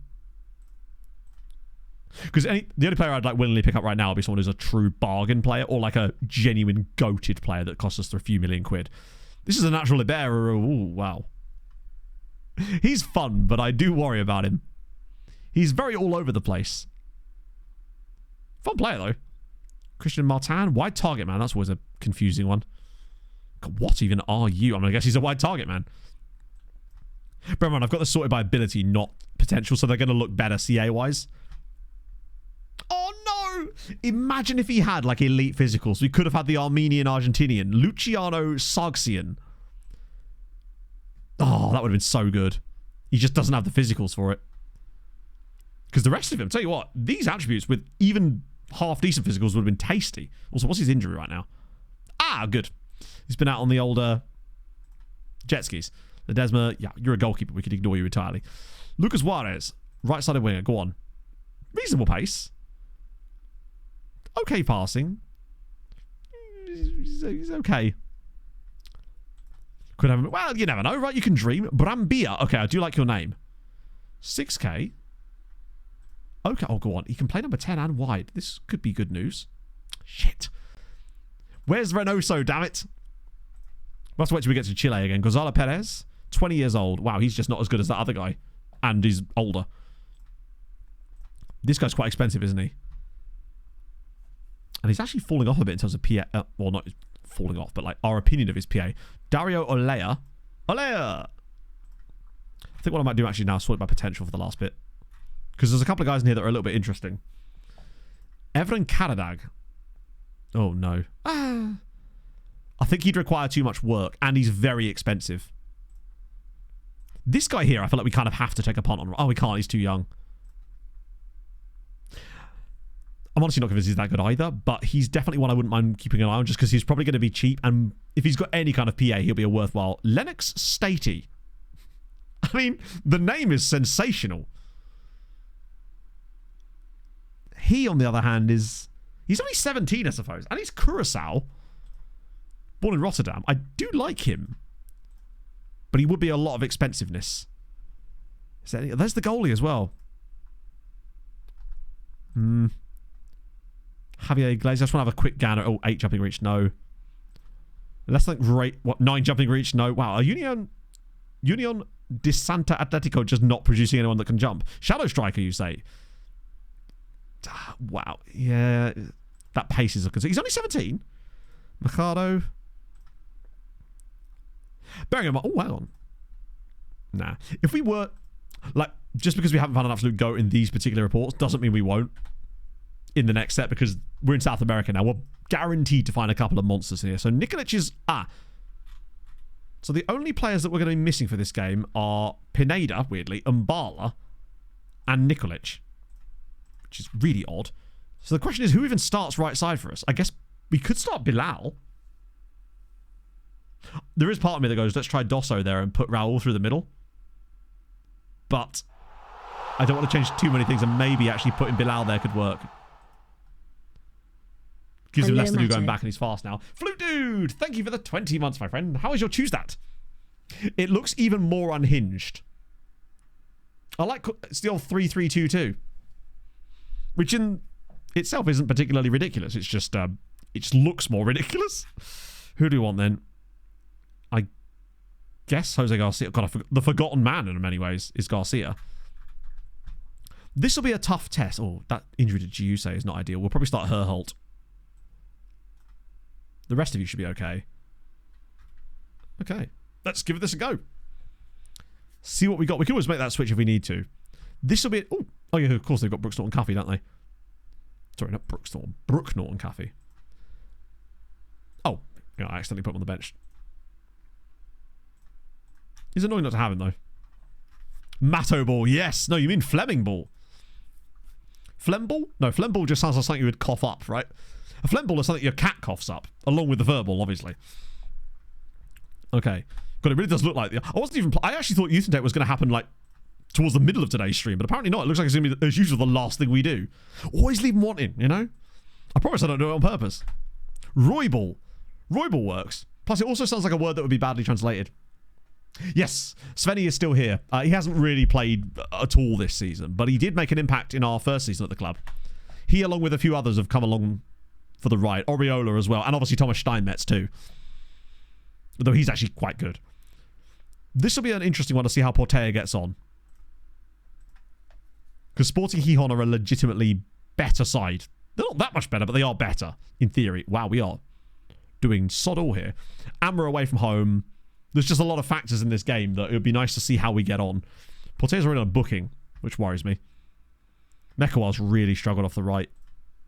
I think we're missing a really good attacking instinct down that right-hand side. I think Mekawar is just one of those guys that's going to eventually just get outplaced. I think if we do get an absolutely insane bid from someone for Mekawar, I'd be willing to accept it. Because I worry that he's never going to be the exact type of player that is going to suit this style of play long-term. To the point where he's been caught out massively there. Oh my God, he's gone all the way through. Gilbert! Wow, okay. Very nice bit of play. He's the kind of guy that we could maybe cash in for £50 million and then reinvest it. Even though he is a homegrown lad who is the club captain, I wonder if that's the sort of thing that could be what takes us up a notch. Particularly as Karapchea seems to be fitting that really nicely right now. Half an hour in, though, and only one shot on the board. Why is it doing it again? FM. It's weird how it seems to be doing it in the middle of games. It's got to be some kind of system process in the background that's causing it to do it. I just wish I knew what it was. It's probably just Windows Defender doing silly bollocks, right? Okay, here we go. Instant equalizer would be just lovely. Because it's weird. I would think that we would be better defensively having him. Oh, that's a lovely touch from Feta. Oh, drop it inside. Go on. You know you want to... Oh, dear. That is a really wasteful effort. It's not what you want to see after a shot. Or after a highlight straight off the kickoff like that, really. Particularly as this game is, like, debatably winnable. I might even pull Bilal from the team at half-time at this rate because we're just not offering enough. In the way that we have in the most recent games, looked much, much more creative on the ball. But I think part of that today is because the rest of the team has been made worse. Apparently Nikolic was doing a good job. Particularly if they were to get another goal. Here we go. Come on, Bilal. Oh, he's just lost it again. It's moments like that where we've got to take advantage of it, and he's just not really doing it. Oh, come on, win it again. Track back. Okay, he's at least back in the right position. Dosso's been a little bit off today as well. Karapchea, I feel like, is better in the position that he plays in. Like, that's... Bilal doesn't play well when he plays deeper either. Oh, go on, Cyril. Just bang it, bud. Ah, that's a good effort. So the bookmarking things, yeah. Oh, the amount of browser tabs I have open is insane. If I didn't deliberately clean them on my PC because I have to, I would forget massively. I have about 50 open on my phone at any one time. Marquez. Oh, no! No, I only have like 5 open on my browser on PC just because I have to, because it uses too much memory otherwise. We've been bad. I don't think Bilal is entirely at fault for this, but oh my shit. Right, risking it. We're pulling a fast one. Dosso's going to move out to the right because otherwise I'd have to bring on Svenny Boy. And I love me some Svenny Boy, I do, but I've got to draw the line somewhere. We're going to yell at them. I mean, it wasn't like we didn't have bad games when we played the other style of play, but it's just worrying seeing us being so inept. Considering how well we played against Osasuna, who are around about the same kind of level, and that was away from home as well. Now, they do play a different system. But Portea hasn't been bad in this game. If anything, he's been one of the better performers in the back line. Just, we've not offered a lot. Dosso's really struggling on the right now. Feta is struggling too, so I feel like she'll have in there. Herholt's been okay. God, I wish we had... This is where I wish we had Cole. It's the exact type of game where Cole Pineda could be very useful.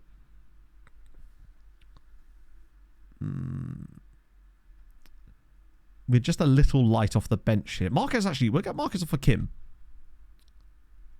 Just don't want to weaken us too much more beyond that. Might whack it on attacking for the final, like, 15 minutes. Just because there might be a smidgen of something that could happen here. Efren Opry. I don't know if I want to do that, but we'll do that anyway. I think that's our last substitution slot anyway. Because it is only 1-0. It would just take a random cross whacked on Vanderlei's head that could be all we need. My worry is that we're not going to get that. Oh. I can't make that song. Oh, can I? Maybe I can. It's a bit of a whimpery game. 1-0's a little annoying, but it was a great goal from Gibert. Yeah. Disappointing performance. Don't think it's the end of the world. We have lost a few of these kind of... It feels like when we're really dominant with teams now, we are actually able to get them over the line and not look particularly fazed by it. Whereas before, we would actually have some quite bad results like that. We still seem to have these suffery games where we're kind of even on the night, but we just give up some bad goals. That has affected us a little bit, but we're still doing fine. Could be a hell of a lot worse. But I think it's going to be tough to overtake Sevilla in these... I think 8th place, barring an absolute generational collapse, is looking very much likely on the cards. But it was going to take some... Maybe Sevilla got a really tough running, who knows? I mean, we're basically neck and neck with them. It's actually Valencia that should be the ones dropping out. I don't know what Sevilla's running looks like. Well, actually, I tell you what. They should probably win these games, or at least get good chances at points. But tell you what, after that, like 4th place? 13th place, but it is away from home, and it is Athletic still. Then Valencia and Atletico. There's a chance. But then obviously we've got some tough games too, but it's not that tough for us. Like, we've got winnable games to spare still. I don't think this battle with Sevilla is done yet. There is still a chance we sneak in there. What was their score? Or do they already play? Either way. So we can Europe. Paul, there's no extra space, no. The Spanish teams are like 8th on the year or something. They are not doing well in Europe at all.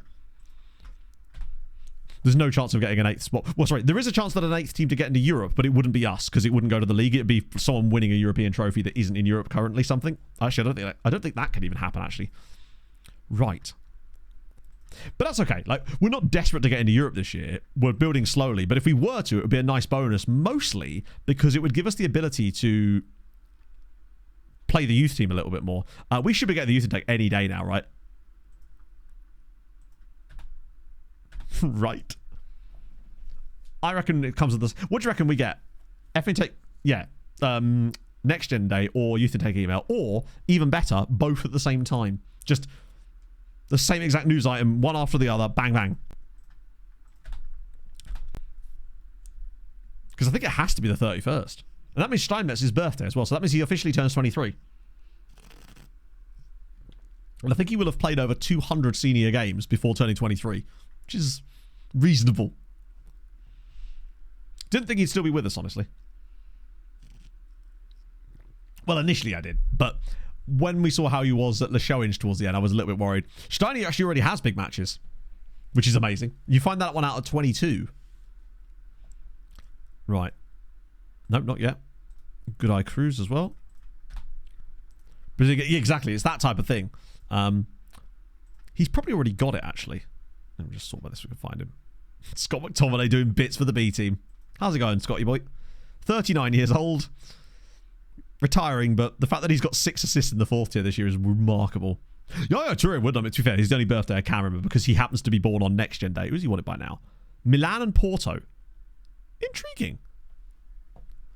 Oh, he's still great. Like, I actually thought he could genuinely do something for us this season. I mean, obviously it hasn't worked out like that, but so checking. Oh yeah. Because he's got 190 appearances, but that's only in the league. So 2 in the cup there.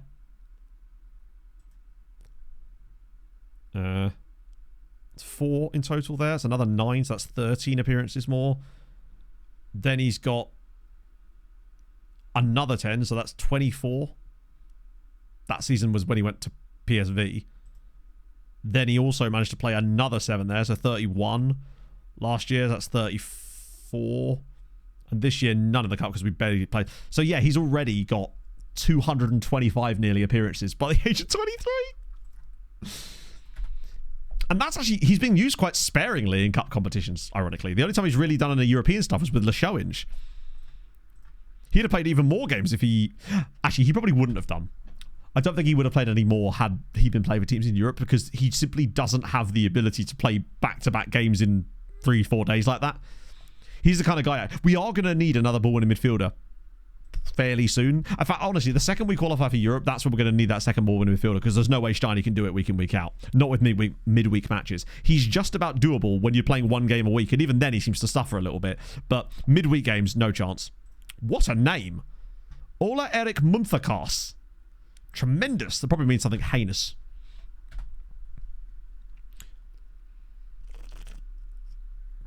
I don't even know if any footballers have my birthday. I mean, I assume they must do just because of statistics, right? But it's not like something I'm dramatically aware of, I guess, right?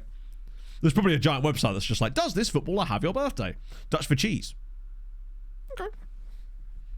I don't think it's... I think Os is cheese in Norwegian, right? Mazzino has signed a new contract. Is that our B team guy? I mean, maybe they're just really, really motivated. Releasing players. Lots of 90. Oh, Andorran. From Merida. Yeah, I'm not... Why is he on there?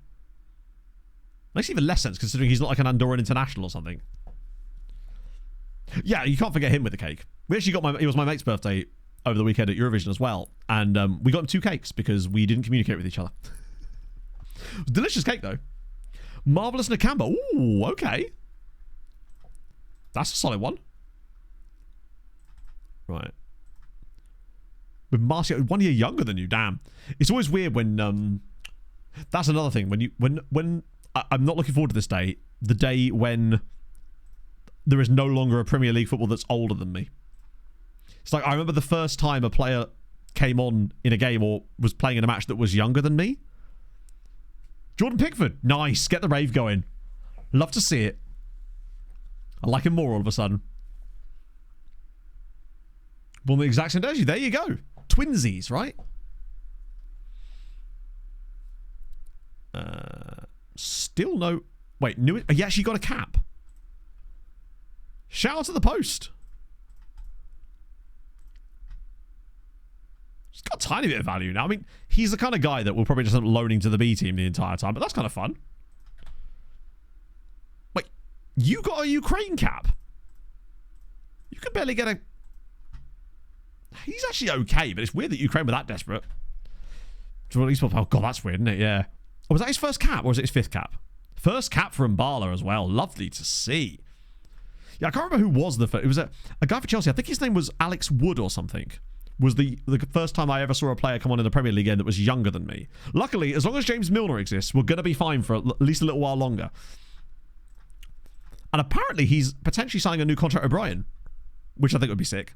Yeah, I feel like he's going to make a cracking manager. Yeah, he does need to go. 100% agree. With Zizou, right? That's pretty break. Which 2 caps? Is it Ovi? Right, it's 31st of March now. Surely it's got to be Youth Intake Day, right?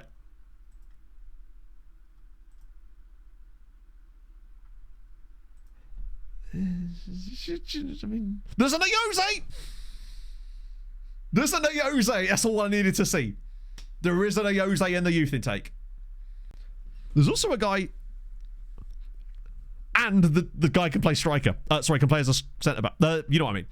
Let's see if there's any crazy nationalities in here as well while we're at it. Hang on, is there 2 different dudes called Echide in this? There is 2 different guys called Echide in this Youth Intake. He's an inverted winger, and he's a deep line forward. They're both just called Echide. Okay, there's also a guy called Asai. Random Algerian dude. A Russian? Dmitry Kuznetsov. Wait. Isn't that the name of an NHL guy? Dmitry Kuznetsov. Isn't that his actual name? Kuznetsov. He played for... It was either Carolina or Columbus.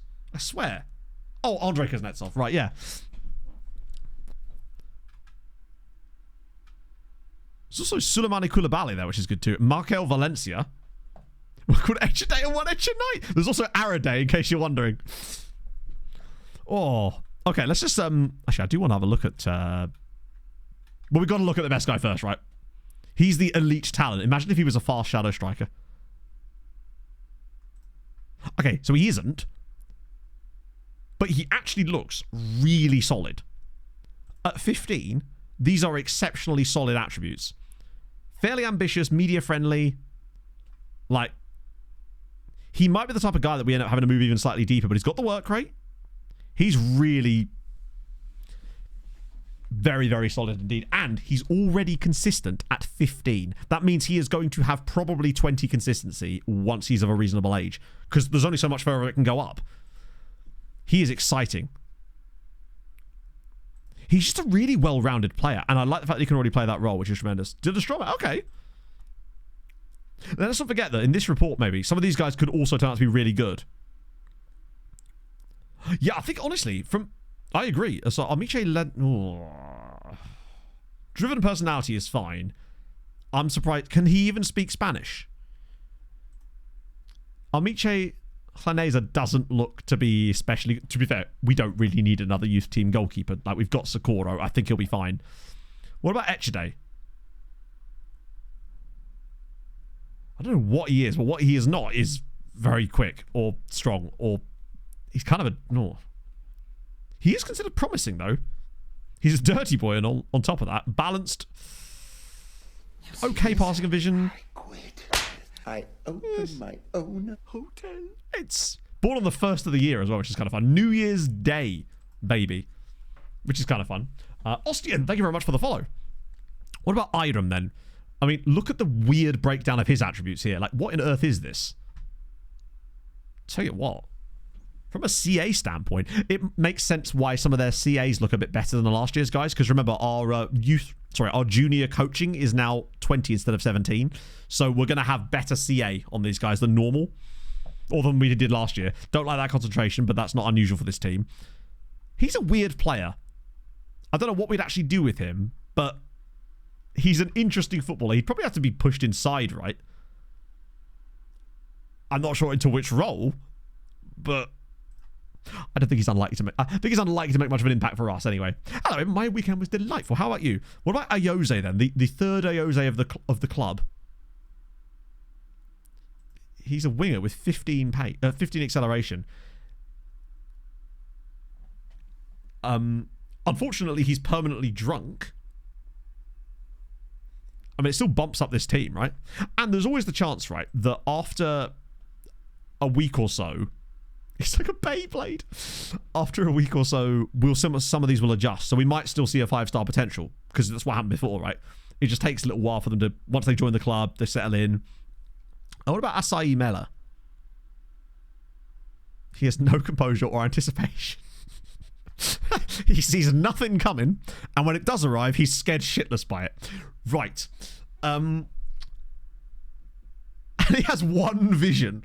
Sorry, he sees nothing coming because he's legally blind. I see. Cool. So we've got Asai Stevie Wonder here. B team under 19. They're under 19. The only one that's probably B team is Nelson. Nelson is definitely B team. If anything, he'll actually be perfect for the B team when we move Raul up to the A team next season. Once Raul joins us as the A team, I think Nelson Santos will just take over as the B team striker for a bit. Yeah, I think once we need the... I mean, our Hoyd actually has incredibly good... this. But I find that just getting a second opinion is always really useful.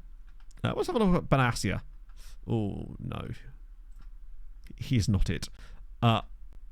Jose Jesus Velena is a great name, but again, he's lacking. Now, obviously, these guys aren't going to be spectacular further down, are they? Cristo Carril, yeah. Where did Johnny's face go? One day we will learn it.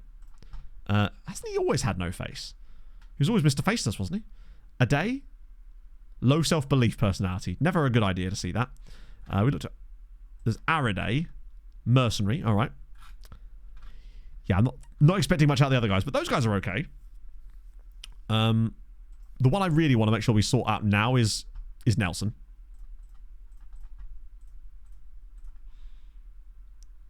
£3 million release clause is wild. I always sort of default them to 20.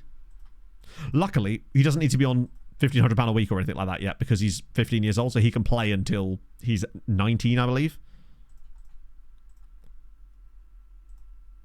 And I should be able to get a cheeky little... There was an extra day... Oh, we're going to have a look at him as well, actually. I'm pretty certain he didn't have a face. I might be wrong. There we go. Nice. Put that down. So second extra day is this guy here. Attributes aren't horrendous. So what are their names then? So we've got Echide Perez, who's born in Santa Cruz de Tenerife. Watch this guy also be called Echide Perez. Echide Moreno. There you go. The double Echides. No second nationalities from what I could tell. No, Nelson Santos is very straightforward. He was born in Santa Cruz. That's good. Likes Regan booty as well. I mean, he's a man after our own heart. He loves a bit of the booty. Tremendous. I'll sign the other guys to contracts as well. It's not as good, but any intake we got that was even vaguely like last year would have been incredible. Plus, let's not forget, there's a chance that some of these guys are as good as that. It's just that immediately 5-star PA. And he's got a unibrow. Right, immediately then, since he can already play that role, I'm going to whack him straight on quickness training immediately. Just to see if we can get anything out of that. Because 12 and 11 pace is not enough for this role. But everything else about his game is actually perfect so far. So he's already got the 5-star PA. His value is only 6.6, which is an indicator. Yeah, B team as well. For sure. He will... Once Raul gets promoted, Nelson Santos will fit perfectly into that role. And I think he'll be able to carry them for a few years. Like, he's not going to be needed in the first team anytime soon. So he'll have a nice chance to develop, most likely now in the in the fourth tier. Because... Right, what we got then? We do have some players on it. In fact, we've got 6th. Hang on, Zumano Dosso as an AMC. I don't need to. He can already play the role. I don't want to waste training time on him training him to play a role that he's already familiar with. If he didn't have any familiarity, I wouldn't. Albin's number 4 as well. So William Piccini. Yeah, he's already got a cap for Italy. He's probably quite good. Vinko Pejic. Okay, we've got to have a look. Oh, Vinko, baby. Look at that potential pace and acceleration on Vinko Pejic. And he plays for Velociraptor Venlo. So there's still a chance he could be affordable. Has he actually played many games? 13 goals in... I mean, he's played 21 times in the Eredivisie this season at 19. Which is concerning. See you later, Kaka. Stefano Remorini. Yeah, exactly. And that's the only place he can play. I mean, obviously, Albin Johansson we would love to sign, but... He ain't going to have it, is he? Liam Baker of... Oh, he's on loan. Although, he looks extraordinary as well. There's Kolpanader. Seeing him be in 6th place, I think that might be the highest we've had a player on this list. I'm really glad we signed him in the end. Like, 4.5 million is going to look like a bargain on him. Inigo Aramburu. Then Camille Demir. Right, Gonzic, go on. Well, we're definitely... Oh, who's he wanted by? 11 teams. Right then, definitely want to get involved in that. Doesn't have a work permit. Can they still try and play for the under 21 team if possible? It depends on what the rules are of the league, basically. I believe that under 19 leagues, or those leagues, don't have squad registration rules, as far as I'm aware. But if you, say, have a B team that plays in, like, the 4th tier, like we do, that league will have its own squad rules as well that you still have to abide by, so they may still not be able to play there. But it will depend entirely on, like, a case-by-case basis as well. Gonzic having that elite potential. What position does he play? Ooh.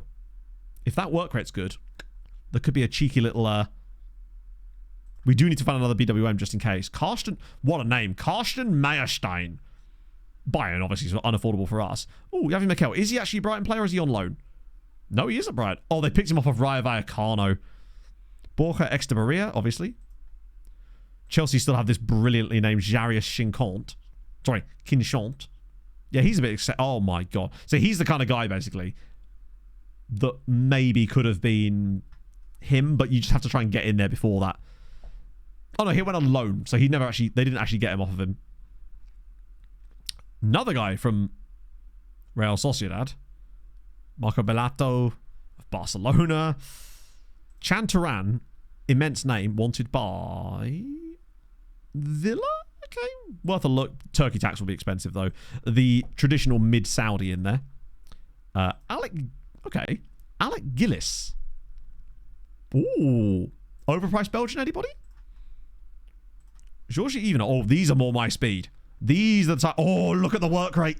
Look at the work rate on Georgie Ivanov. 17 to 20. Natural DM. Good tackling. Georgie, baby. 6 caps for Bulgaria. Do you want to just be really stupid and just sign him now? Because he's cheap. He's small. Who cares?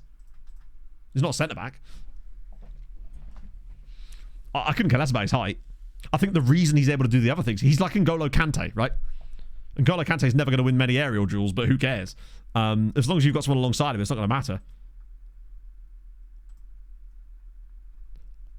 I don't think we're going to lose for 3.2 million as well. Bro, I'm not trying to replace Steiny so much as give him backup. It's a lot of money on a punt, I must admit, but I worry that if we wait too long, that's the Scottish guy at Real Madrid, which is amazing. A couple more guys there. How is Dosso on this list? I don't think Dosso is that good. I only really signed him because he looked okay attribute-wise. It's odd, actually, that he's even on this list. Maybe that's where I found him initially, actually. Maybe that's why he's there. Stephen Leckie. Ooh. Ooh. Ivorian striker at Aarhus probably hasn't got the pace. Then again, if he had 14 pace, it might be okay. Oh, there's another guy here. Oh, he's actually playing for Varasht. Ooh, Mario Jambor. I mean, the attributes look spectacular. So far, anyway. Stamina's immense. 6'2", can tackle. I don't think I'd want to punt on him as well. Let's just ask, actually. Yeah, I don't want to punt. I don't want to have 2 different £3 million punts on the line at the same time. I think we could probably afford to wait on him. But I do like him as well. In fact, let me just shortlist him so we don't completely forget who he is, because he looks like he could be quite tasty as well. Yeah, I'll prioritize his scouting. I did scout the other guy, right?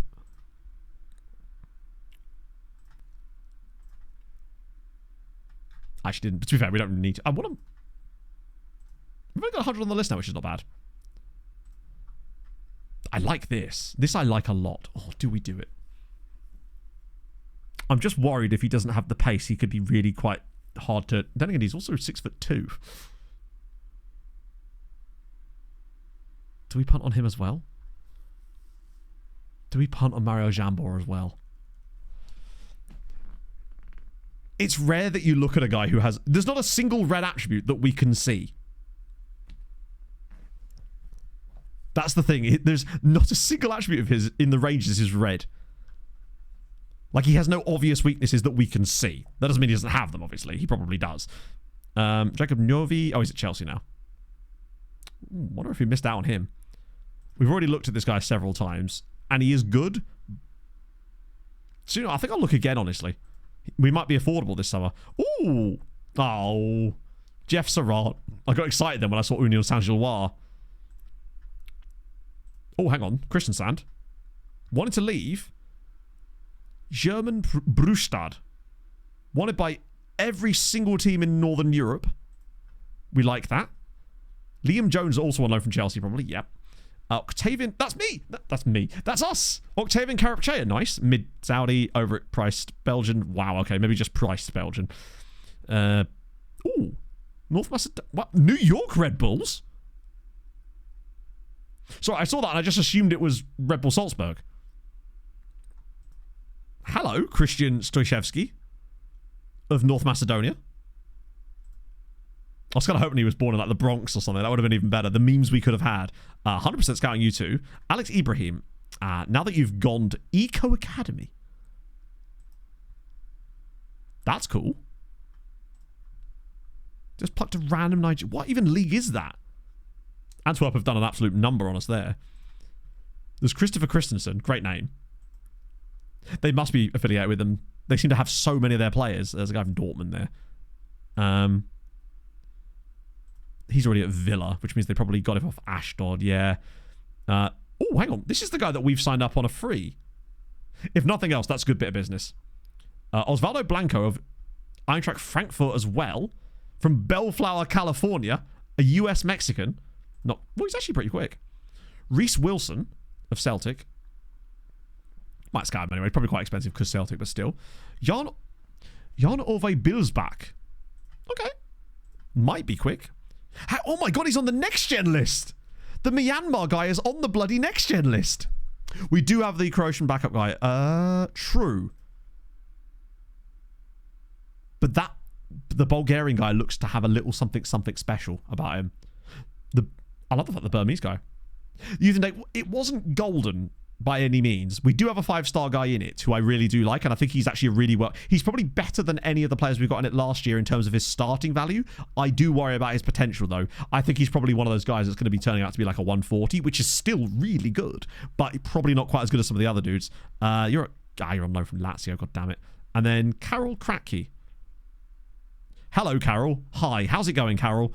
That acceleration and pace is intriguing. Wanted by Obviously, he's wanted by Napoli. Everyone's wanted by Napoli, including players that don't even already play for them. In fact, ironically, no. The only players that aren't wanted by Napoli, seemingly, are the Oh, that was Johansson. That's fair. Okay, what we saying? Squad player. He would get that for us, no doubt. Early signs of a last resort signing. That worries me slightly. Release clause of 18 million. That makes me less worried. We can't really afford to change too much here because I might actually give him a higher base wage. Okay. I do want a 5-year. Fine, you can have that then. Basically, he's already got loads of caps, so we can't really do much with that. Okay. Not amazing, but we can't really do much about that. Has the same interest in joining Villa, Napoli, and Lazio. That implies Villa, Napoli, and Lazio want this guy. I'm immediately more convinced that this is the right thing to do. And I think if nothing else, we will probably make money on the deal. £30 million release clause for an 18-year-old. If I can get this to 60, that would be very nice. If you'd let me do this with a long-term contract and like that, maybe. Shit, yes. Because that's essentially a 7-year contract, but it puts in a £60 million release clause. So it means if he is good, they'd have to pay out the arse to get him off of us. What I do want to do, though, is either go up to the Granada game and don't do the game. But basically, I want to see if these guys actually sign for us. Because usually, once you agree a signing, you get like a scouting update on the player a little bit. So it will give us a bit more information about potentially what they look like. And I feel like these are the kind of signs I don't mind making. These random like 2 to 3 million guys that could make a huge difference to us later down the line. Although, I must admit, it's still really bad form to... Wow, okay. That's a lot of players that it's going to save us so much money. It's still bad form for us to be signing them without really paying much attention to them. But, hey, it's a little test of whether we can actually suss out brilliance just from like one really blurry scout report. I'd be able to find Bigfoot in the middle of the woods, no problem, let me tell you. Hopefully they make a decision quickly. They probably won't, though, because we're outside of a window. But I just want to see if it can give us a chance, right? So we'll go up to here just to see if it can happen. I mean, there is a chance that they could be literally bang on the very bottom of the list for all of these. But I don't think they will be. One of these days, one of these players we sign will absolutely be like that. But hoping today is not that day. More good performances. I will praise your training, actually, Mr. Cole. And Raul is showing pleasing progress. Decent player for most. Wasn't he 2.5 stars before? Either way, we're still seeing improvements. He's up to 16 pace now, which is great. God. Like, he's still not as good as Cyril Dosso. Like, not even close in some of the key areas. But I don't think it's going to be long until he does start to get there if he just keeps playing well and doing bits. More than happy for him to stay in the B team for the rest of the season and just keep playing his trade. But it does look very unlikely that our B team is going to be promoted this year, which kind of sucks. But at the same time, I think it probably would be... At least if they're playing in a good side in the B team, they're going to get chances to score goals and get assists and stuff. The only thing that could maybe matter more is if they were to get promoted, the reputation of the league they're playing in is higher, which would be better for their development. Though I'm not really sure what the difference in reputation between the two leagues actually is. It might not be a particularly large number. So Lagana's got a new manager. Squad dynamics update. Oh, wow. Okay. Wow, look at the dressing room atmosphere. Holy shit. I don't think we've had a dressing room atmosphere as good as this. It's just a couple of guys that don't matter all that much trying to leave. And even that's got no support. Nelson Santos, maybe. Hang on. How do I keep them? Get the squad ready to compete in Europe phase. Well, the crucial thing is not having release clauses and having really long contracts. That's why I try to get 8-year deals on my players with a 5+3, because that way it gives you leverage over them if you can. Obviously, if you're playing in a league that has mandated release clauses, then you're kind of screwed. So the best thing you can do is try to have release clauses that are as high as possible. So at the very least, if you do lose the player, it's going to be for an obscene amount of money. So we'll get the DOF signing these guys up. Particularly, I want to have a look at Echeday after he signs up, just to see if we see any. Yeah. Nelson Santos on the election list next year? Probably not, because Raul wasn't even on it this year. So, and I think Raul is better than him. But it depends. He might absolutely break out for it. For all we know, he has like 190 PA or something. Like 5 stars is 5 stars. The only way I suppose that...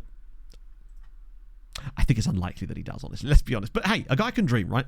So he's there. Let's see. Echeday. That's probably about right, honestly. Irem, 4-star. The other Ayoze, 4 stars though. Solid. Say Mela.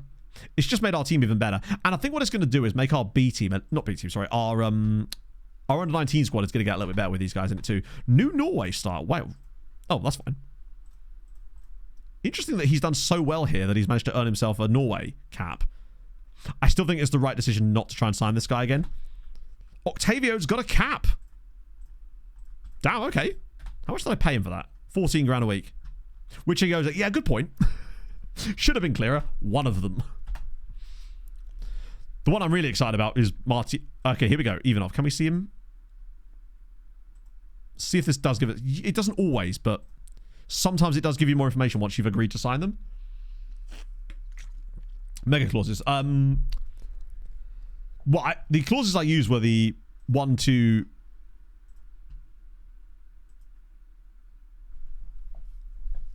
I worry about his potential slightly, but he does have 17 work rate. His physicals look okay. He is fickle, which is a bit frustrating. Tackling's good, though. He looks decent, and he's 16. Sorry, he's 18 years old. The only thing that could go wrong with a player like this is if he's one of those guys that's just got no PA, and he's already, like, maxed out. But even then, I think we could still make money on the deal. Jambor, I think, hopefully will be better than that. Because he looks to be on the pretty much the downside of all of them. But yeah, in Malta, it was a case of... I didn't really use release clauses in Malta because, generally speaking, I hate them. Because it found it just gives you a lot less wiggle room. But obviously in Spain, we have no choice. You just want whatever's going to give you the most control. And if you've got a player on a long-term deal, it's easy for you to say no and upset them because they're not going to stay mad forever for the most part.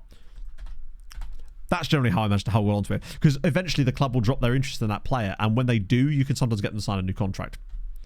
And sometimes you are just going to lose players. Like it's happened to us in all of these saves I've done. There's always players I lose. But the worst one being Juliet, that time with Treaty United, because that genuinely cost us about 5 years of progress in that save. He was the guy that we could have built that entire team around. And we only had him for like, I think it was probably less than a year before he got poached from us. But that was the only way we could sign him was by getting that release clause in there. And we just couldn't get rid of it in time. The amount of goals that man had in that first little spell at the club was absolutely unhinged. I think he got like 24 in like 9 games or something stupid. It's a shame. I would have liked to have seen what he could have done. Positive reaction. Giuse making a positive development. Good news. How's he developed, actually? See, this is what I mean. When I see players like Giuse and you see this kind of development over them, this is the kind of guy that makes me think, right, there's some PA here. Like, we're seeing 2s and 3s in loads of different roles with one set of training.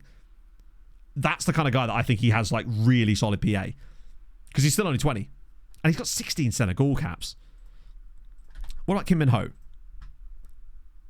Wow, determination's going through the roof. Yeah, we did see what he did. He just didn't do it for us. Yeah, if we just hadn't sold a refee, I don't think we're going to see a lot of progress on him. He's not been here long enough. But if we... No actual upgrades yet, but it's very early to say on that. It doesn't look like we're going to find out if we... if this other guy's any good. I like that we just dropped £6 million on guys we weren't sure about. Are Real Madrid actually going to bottle the league here? You've scored 101 goals. It's going okay, Timmers, honestly.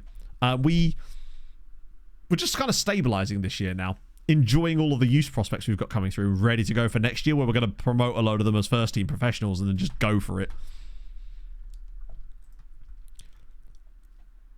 Steiny approved. He has, yeah, but not for a while. I suspect that Steiny's maxed out because we got him so much football so early. I'd be amazed if he's had any improvement since he joined Tenerife. Okay, so he's got up 1 strength and 1 vision. And some minor increases elsewhere, but I suspect that we're starting to get to like peak Steiny because he was given so much football so early. But that's okay, right? When this guy came through at Sarong, if you'd have told us at the time that this is what he was going to look like when he was 23, I think we'd have all been very, very happy with that for him. Even if he doesn't get any better than this, which I suspect he won't. But I'm okay with that. And maybe later down the line, he will eventually fade out. And I think that's actually very likely that he will eventually fade out and not be a starter for us anymore. But he'll definitely get game time in Europe for us. I know, it does suck that you can't... Well, you can sort of see it in the sense that we have screenshots and stuff from him originally. Yeah, it looks like we're not going to get this one over the line here, which is a shame. But that's okay. That's okay.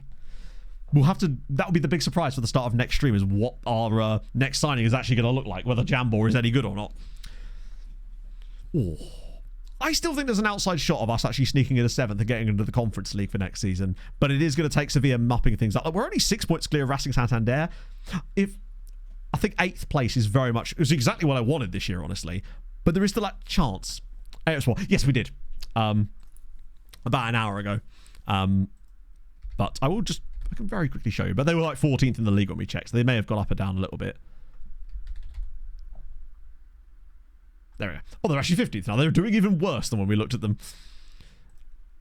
In fact, oh no, they're not in any real relegation danger. They have a guy called... There's a Pepper Bad is the top scorer in the league. Things you'd love to see. And it looks like another title for Fenerbahce, unless something drastically crazy happens in the next few moments. Is there a Turkish second division switched on? Oh, it is. Kashin Pasha are down here. Bursaspor are down in bloody 11th in the 2nd tier now. Hang on, is there a team called Oh, I thought that was Meemanspor. Hey, Downerspor, indeed, yeah. Also, who are these guys? Oh, they have been top flight briefly. Cool badge. Just a lovely colour combination there. Yeah, it's weird seeing Bursaspor all the way down here. Wait, they went to the 3rd tier? Was that real life? Oh, they got absolutely twatted. Okay, I didn't notice that. Shout out to Batman. Batman Petrol Spore. That is absurd. Wait, they started the league in the 5th... No. Yeah? Wait. Yeah, they do. These guys started the league, started this save in the 5th tier. No, 4th tier of Turkish football. And now... Wait, they were in the top flight last year. They went all the way to the top flight in Turkey. Batman Petrol Sport would have been the ultimate team for me to manage in this save. That's tremendous. I mean, if I was going to go to Turkey and manage a team, it would either be A-up spot. There is a second Turkish side I would now manage. So Batman Petrol Sport, my boys. It's just tremendous news. Dark Knight Rises, in it? Yeah. Annie Rose covered in petrol, would you believe? So, this afternoon, where are we sending peoples? Ooh. What we got? I think tonight, like, man, Jesus. It's going to be a chance to visit on our old friend Enrice. This is why I don't like sitting down when I stream, because then, 1, I've not got any steps in today, and 2, the fucking camera rotates every time I do anything. So... yeah, I'll be back on Thursday. We're going to finish off the season. We've got like 7 games to go, but obviously we'll have other things that we're going to be doing because we're going to be doing a lot of squad planning for next year and possibly some like pre-recruitment, I think. That's quite useful for us. That way we can go bashing things out on Sunday with just like transfer window spectacular. So yeah, thank you for joining me as always. Thank you for your patience with me as always. And I'll see you lovely folks on Thursday. Maybe I'll even be able to go for a run by then. Who knows? Yeah, see you guys very soon. Hold your gun. Capybara. Ta-ra.